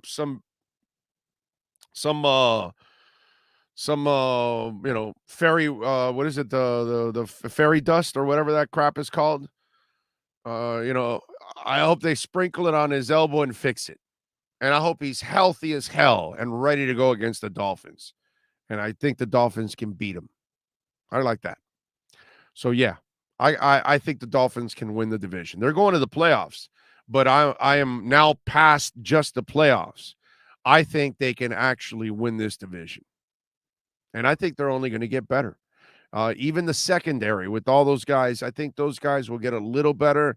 I mean, they're not great talents unless things start to really develop. We'll see. And maybe Veron McKinley is a find. I don't know. I'm not gonna say no because this front office can find people. But I think Chubb will become better and that defense will become better. And that offense is only going to get better. So I'm a big believer in the Dolphins, man. I think the Dolphins, there is no team this year that in the AFC that, oh my God, you can't beat them. It's impossible. Bullshit. Dolphins can beat any team in the NFL, period, including the Eagles. There's no team that you say, oh, man, they got a generational defense like 0-1 Ravens and the Buccaneers in 0-3 or the Broncos of, what was it, like 15, 16, 14 when Peyton won? I forgot, whatever it was. But, that Broncos defense was special as hell. No, there's none of that going on this year. Miami has a chance to win this division. Miami has a chance to go to the playoffs. And yeah, I'll say it. Miami has a chance to go to the Super Bowl. Yeah. Yeah. That's why we rented a house already in Phoenix, Arizona. Because my crazy ass thinks that they can get there. But if I wait till December or January, because then they are really proving it to me, it'll be too late to be able to do what I just did a week and a half ago. Okay? But now we're ready, baby. We're ready. I have all the belief that it can happen. Will it happen? I'm not saying that it's a guarantee or anything, but you should not put it past this Dolphin team to win this division, to get into the playoffs, and possibly even get all the way to the Super Bowl. I would not put it past them. And I'm going to enjoy this ride.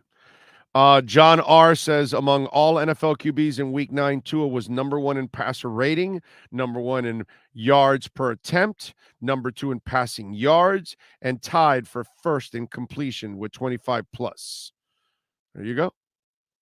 Tua's the man, bro. You know, people now will end up having to, you know, eat their words, and they'll see that this kid is a damn good player. Knight says, Big O, I'm scared that the 3 losses are gonna bite us in the ass come the end of the year. I'm worried with Buffalo having 1 or 2 more wins. Nah, dude, no. Buffalo, especially with this elbow stuff, which I think, unfortunately, and I say unfortunately because I don't want injury on anybody, bro. I want to beat Buffalo's ass with Josh Allen like they did the first time. That's satisfying, but I think they're screwed. I really do. I think that ends badly if they play him. If he does have a slight tear, like Ian Rappaport is saying, I think that slight tear becomes a lot worse. So either they rest him for a couple weeks and they lose some games during that time, which allows the Dolphins to move ahead of them. Yeah.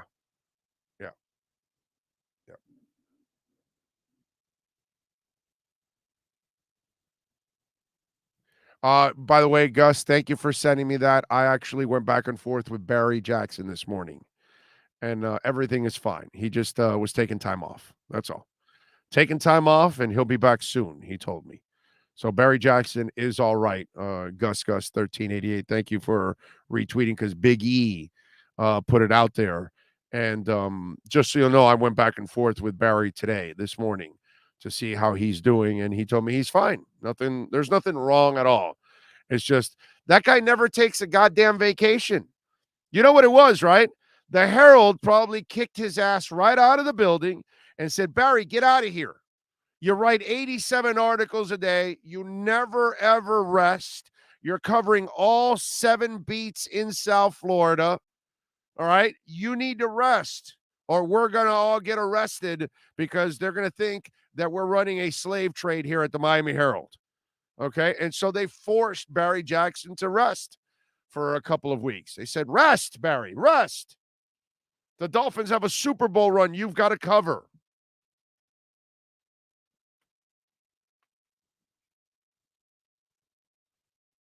See, you think I'm the only one that thinks the Dolphins can get to the Super Bowl?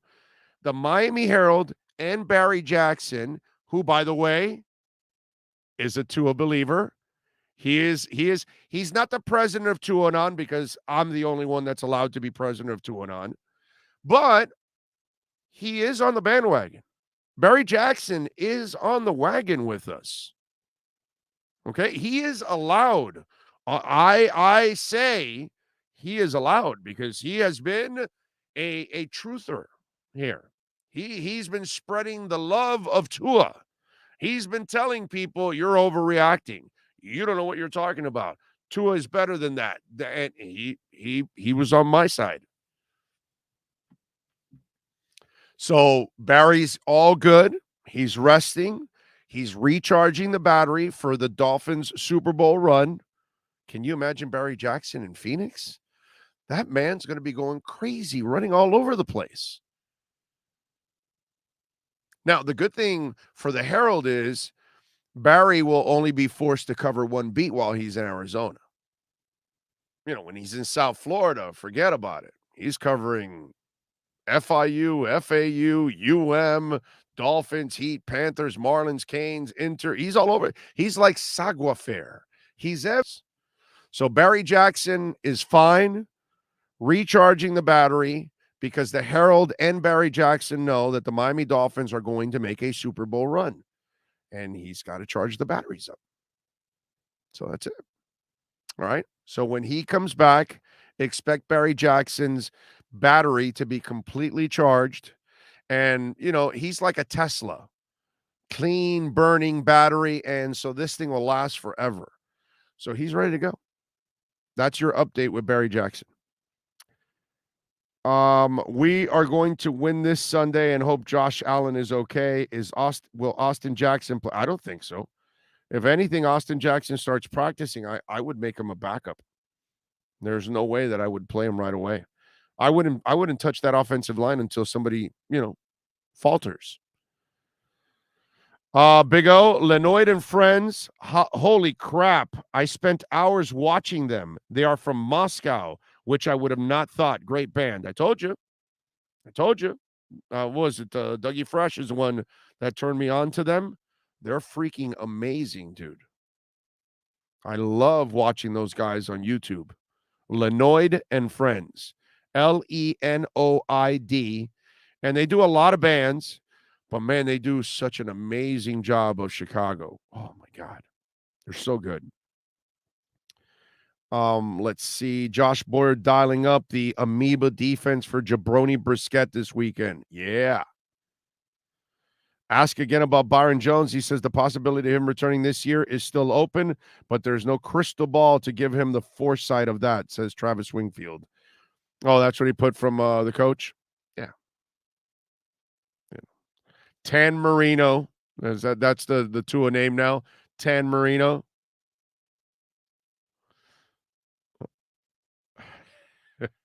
He does have a tan also. So he is kind of a tan version of Marino. Okay. We can go with that. Funny. The Dolphins won't get very far in the playoffs, much less sniff a Super Bowl if they don't get this damn defense fixed. So, Woody, who's got the perfect offense and defense to get to the Super Bowl, my man? Talk to me. Who's perfect right now for you? I'd like to know. Because, it seems to me like everybody's got some holes in their game. I don't really see a team that's absolutely dominating the league and all that. Even with Philadelphia, I don't think that offense is that scary either. If you control the running game in that offense, I don't know if they're gonna beat you in the passing game. I don't know. I don't know if there's a lot of, you just mentioned Philly, and I'm crushing all of that. They're not a passing team. I see this all the time with Lamar Jackson. The same shit. You shut down the run when you get to the playoffs, and they're not going to beat you with the arm. So I disagree with, the Eagles guess by David, Ruthless, and Invincible. Well, he put crap beside the Eagle. That's the lazy take because they're 9-0. But if you actually really watch them, it's a running offense. It's not really a passing offense. So they got a hole in their game too. They're not a great passing team. And I think eventually you're going to have to pass. You're not going to run your way to a title probably. And I don't believe their running game is that dominant that it can do that. I think you can stop it. Well, we shall see. But this is the kind of year. I'll put it this way. Here we go for the guy that says that the Dolphins won't make it. Okay. What team is better? This Dolphins team or the Bengals from last year?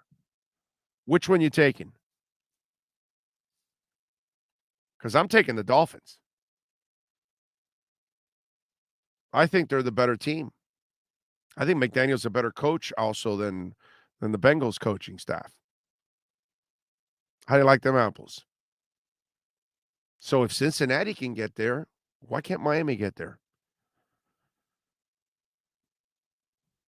It's funny to me to say that. And like I said, there aren't any of these teams that are really so dominant that, oh my God, there's no way of beating them. Bills included. They already beat the Bills in the first month of the season. So why can't they beat them again? They're not a juggernaut. Hell, the Jets just beat them. Heat Fins, thank you, sir, for the love on the super chat. Thoughts on the Browns coming up? I laid the Dolphins this morning at 3.5. I think they win by 7 or 10 points in this game. By the way, the Dolphins, they were number 5 against the run going in this week, but Justin Fields kind of changed that. But there is no Justin Fields on Cleveland. They have a normal running game with a running back who's awesome in Chubb, But I think they'll be able to control that, and I don't see Brissett beating them. So I think Miami wins by 7 or 10 points against the Cleveland Browns. I don't expect the Browns to be that big of a juggernaut. Plus, they're home, so I think that'll help Miami too. Okay? I love Miami this week. All right. Let's see. Eagles didn't play anybody though. Yeah, the Eagles is it's a lazy take, bro.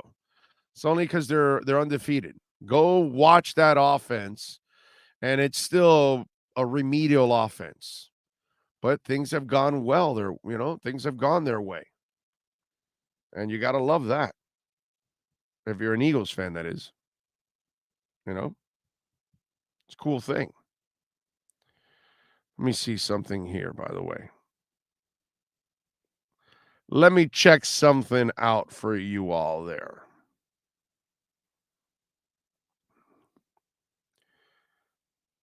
By the way, who do the Eagles play this week? They play Monday night. Wow, they got the Commanders. Jesus Christ. That's an easy one. I want them to get like some hard games going, bro. So let's see. They beat the Lions. They did beat Minnesota. They beat Washington, Jacksonville, Arizona, Dallas, Pittsburgh, Houston. They really haven't beaten a lot of good teams. I don't know if I consider Dallas a good team, but they're all right. Minnesota is definitely a good team. Pittsburgh is not. Houston is not. Arizona isn't. Jacksonville isn't. Detroit isn't. They really haven't beaten many good teams overall. Okay. So there you go. Not that impressive when we look at the body of work. It's defense that wins championships, not offense. I need to see that before believing a run can happen. Right now, they are the last in the division in points allowed. Yeah. You are correct, and their secondary has been absolutely horrible. But in this game, if you can outscore the opponent, you'll be all right. And they've got the kind of offense that can bail them out. And the defense, it finds ways of making plays. It bends a lot, but it doesn't necessarily break all the time. That's the out, like in the Chicago game, they bent, and towards the end they made some plays. It was crazy. They were terrible. And then finally, all of a sudden, Duke Riley makes a play, somebody else makes a play, and they get out of it, and they're able to corral the chicken. Let's see. Watch the Dolphins-Bears highlights on Dougie's channel. Our whole DL was being held a lot. Well, that's their strength, man, that D-line. I trust Miami's defense will improve, but they are really bad right now with guys missing. Yeah, no, their secondary is. What do you expect? I can't blame them because the secondary is tough, man. Defense no longer needs to dominate a game. Defense now is situational. Make a couple of plays in the right moments, and you win the game. There you go. The Nate Mandu. That's what you want to do. Hey, if I ever get out of here, I'm going to Nate Mandu. Da-da-da-da-da-da. Do you know any Bob Seger there, Nate Mandu? That's it. That's your song. Instead of Cap Mandu, you're Nate Mandu. And if you don't know Bob Seger, well, then you should get to know Cap Mandu, because right there, that's your song. Nate Mandu. That is definitely your tune, dude. What else do we have going on in the world of sports? We got the tropical. Is it a hurricane yet, Nicole? Is it? Do you know? Not yet, right? I hope it doesn't even get to hurricane. I know the water is going to be the bitch. So we got the elections. We got the tropical storm / whatever storm it's going to be. Hopefully, it just stays as a tropical storm. And Meta, 11,000 jobs. Wow. market is crypto market is hurting a little bit, which to me, I don't really look at it as hurting. I kind of look at it as an incredible opportunity, but you know, that's it's all up to how you want to look at it.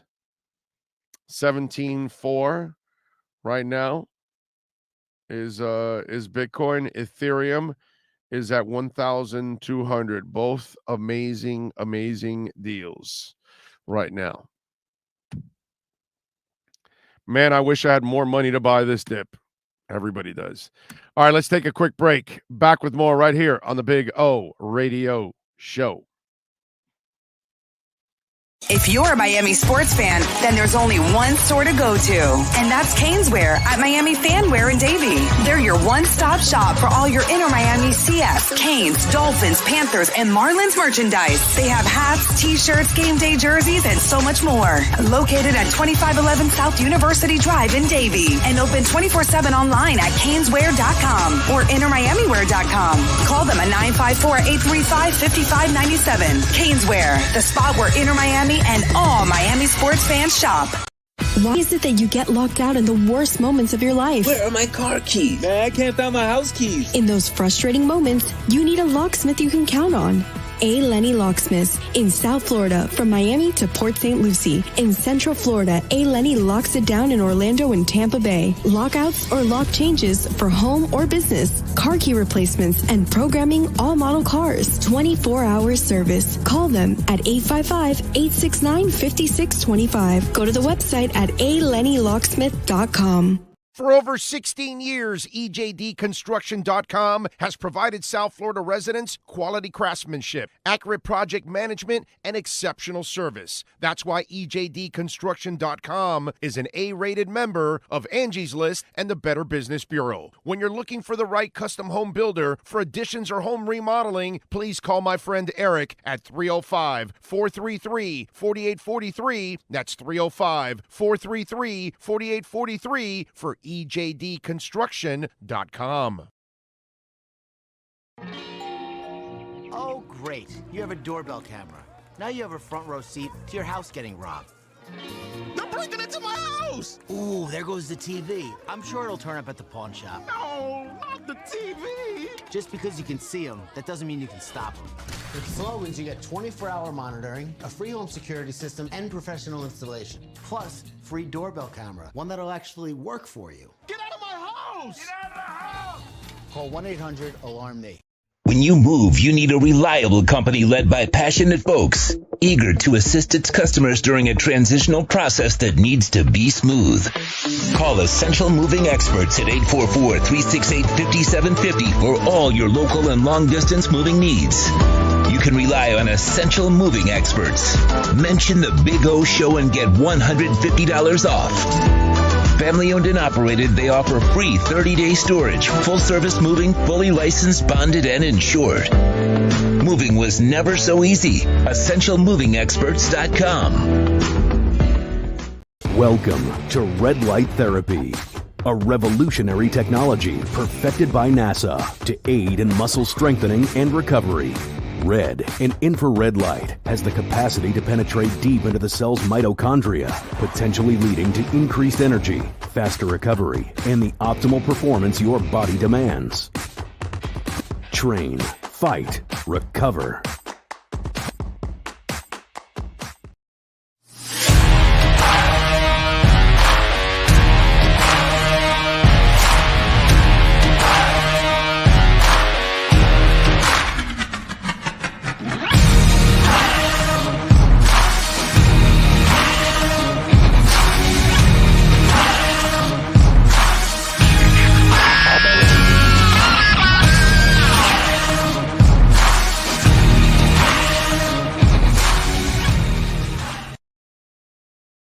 Statements or beliefs expressed on the following program by the host, guests, or callers are not necessarily the opinions of FantasyAccess.com, Media Group Inc. ownership, management, sponsors, or website. When it comes to South Florida sports teams, very few in the media have witnessed, lived, and covered it like the Big O. Let's start the program dedicated to your favorite South Florida teams with a passion that's unmatched. The Big O Radio Show is on. Here's the Big O. All right, we are back. Excuse me. Hold on. Got to put away my my candy. My candy girl. You are my world. All right. Anyway, welcome back. Final segment, by the way, of the show. Remember, I started at 8:30 this morning.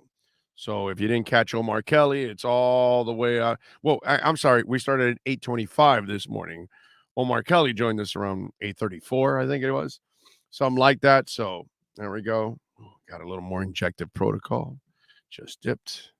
Love injective protocol. Oh. It's going to be good. It's going to be good. It's going to be good. The coach, by the way, says McDaniel was asked about Tua handling success and praise. And he says, anything that's happening with him isn't a surprise to me. It would have been a surprise if it didn't, McDaniel says.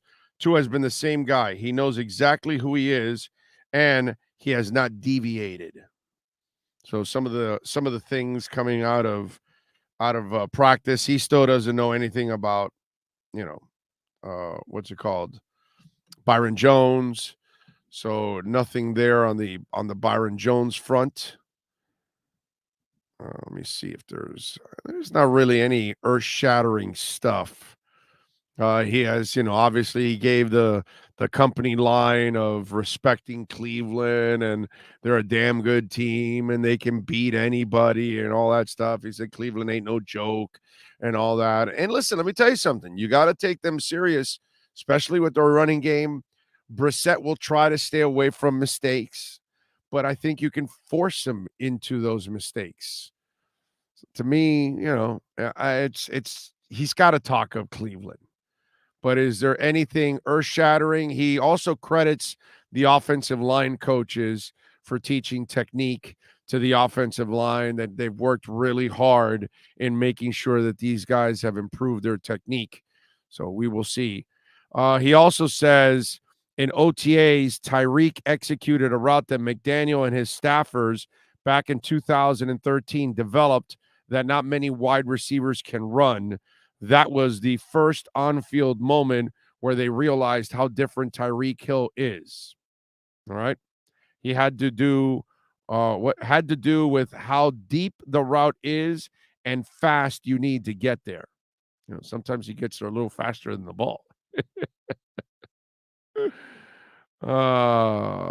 Let's see. What else do we have going on?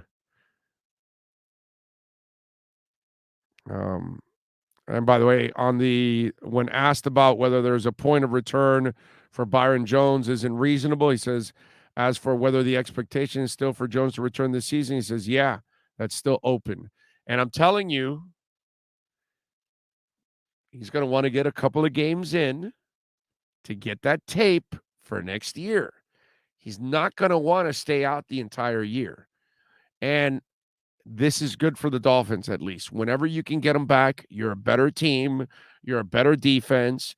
And I hope, since he's been very particular about his return, I hope he is 100%. And when he does come back, he plays well. That way he can put it on film. He has a reason. And then that helps Miami down the stretch too, because that defense will become completely different if you can get X closer to being healthy and Byron Jones healthy. But if he wants to come, he's going to want to come back for a couple of games. He has to. He has to. Let's see. What else do we have here? I don't think there's anything really earth-shattering that you've got to know. No, not really. You're all right. You're all right. He will be a fresh corner at least. Well, let's hope so, man. Chubb is gonna be on jabroni brisket like white on rice. Going to be a tough game, Big O. It's the NFL, man.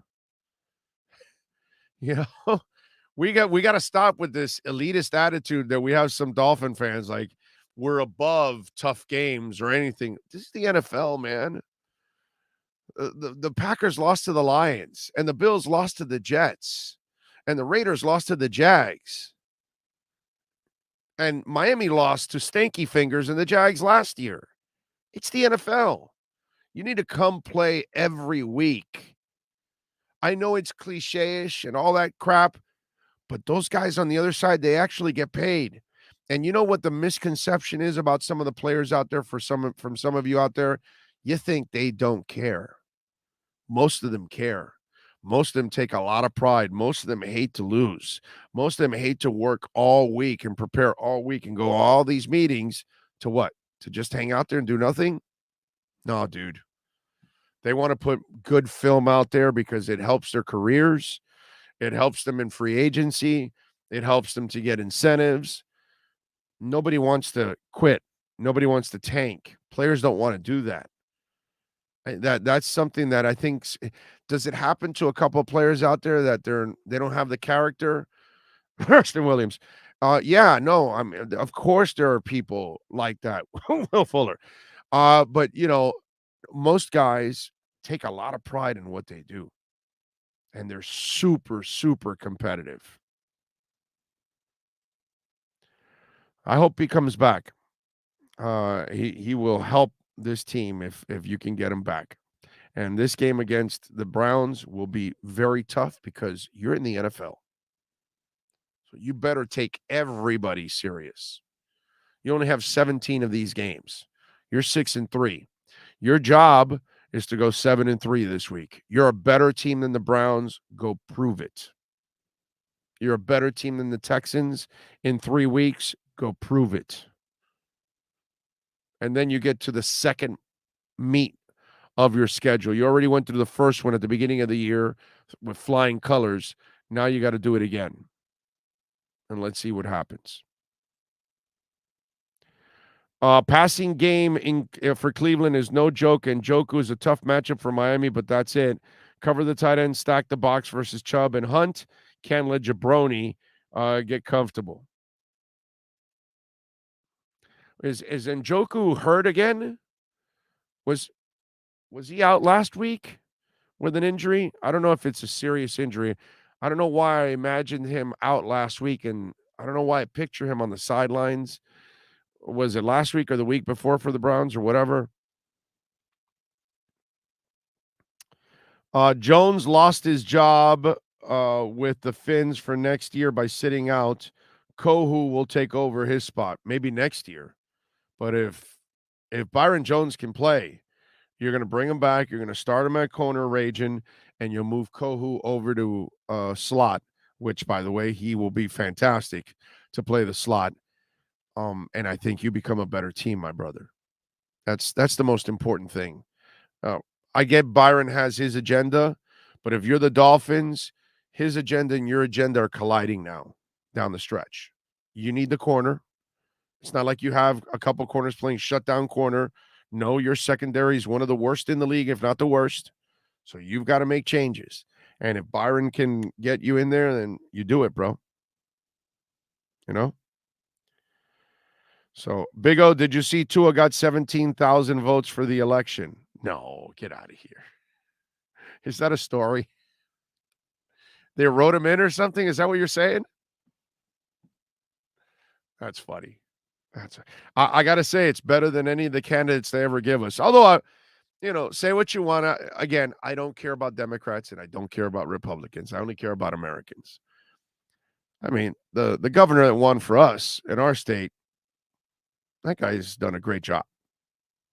May not agree with everything. I don't agree with everything, but you're never going. There's no such thing as a perfect candidate. I don't care what side you're on, because I'm not on either side. I don't care. But I've never voted for a candidate that I'm going to like everything that he or she does or says. That's going to be impossible. But no surprise, it was a freaking landslide. But it is funny if they did do that, if they wrote into a whole bunch. I would rather have him leading anything, because he's the kind of person you can trust, But that's funny, Knight. If it's true, that's funny.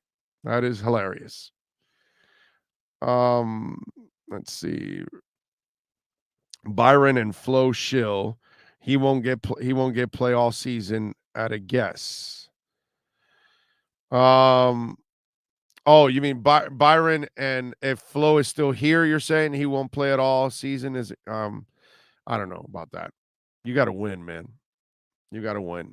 And maybe maybe Byron Jones really has had setbacks and people are frustrated in the building with him, and I'm sure he's frustrated with it. And maybe that's the case, or maybe he is doing business like what I've said now for the last couple of weeks. But either way, you need him.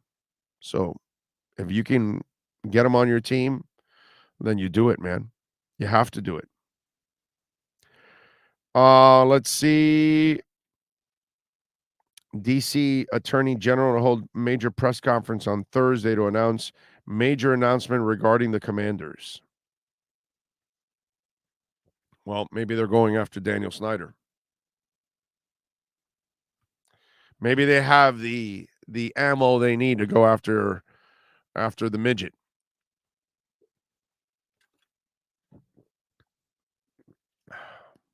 Just get rid of that guy, bro. Just get rid of him. Just get rid of him. Would be nice. All right. I read Susan Miller Degnan's article today, and Susan does an excellent job. But it's funny how the offense is an outright disaster. And she points out about Enos and Lashley and different offenses around college football and how they're doing better. And in the article, and listen, she's got to do her job, but they're asking Mallory and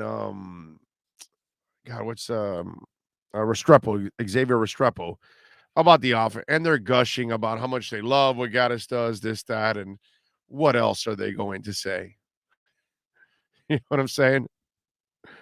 So it's, give me a break, dude. It's ridiculous. What are they supposed to say? I don't need to hear from those kids I know what I see when I watch the University of Miami offense, and it's pathetic. It's a joke. And Josh Gaddis has done a terrible job. Maybe he's a good coach, but this year he hasn't shown me that he's a good coach. In fact, what he's shown me this year is that Mario Cristobal needs to sit down and say, this has got to improve, man. I don't know if you fire the guy. He kind of deserves to get fired, but I'm sure you got a multi-year deal, and maybe you give him one more chance to try to correct it for next year. But I have been so unimpressed with Josh Gaddis.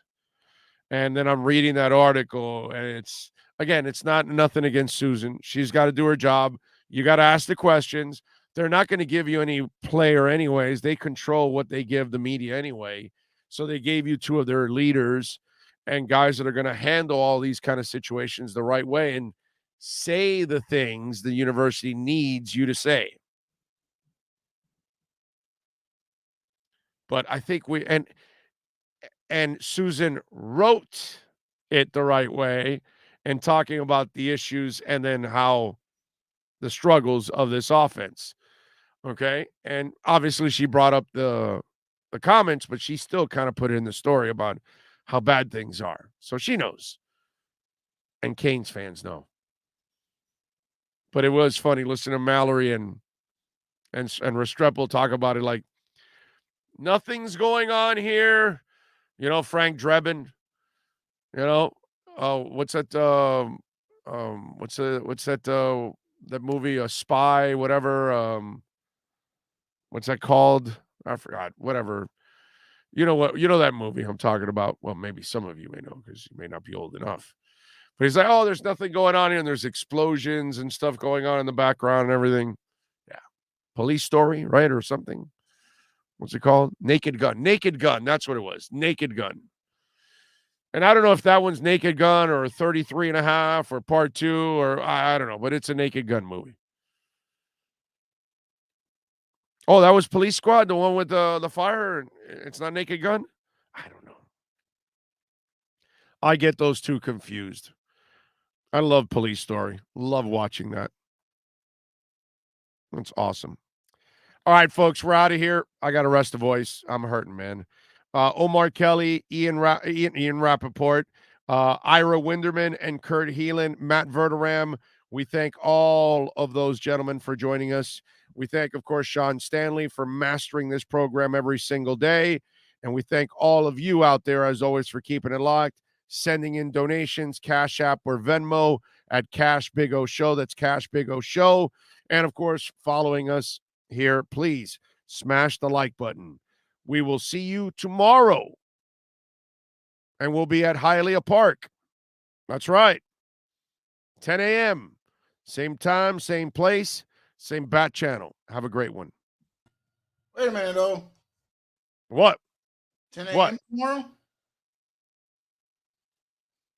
Oh, that's right. It's 3 p.m. tomorrow. I'm sorry. I'm getting used to it, and I got too much going on. 3 p.m. I get to sleep and rest the voice. It's actually a good thing. I like that, actually. I'm glad we're on at 3 p.m. tomorrow and sleeping in. We'll see you at 3 p.m. Same place, same bat channel. Have a good one.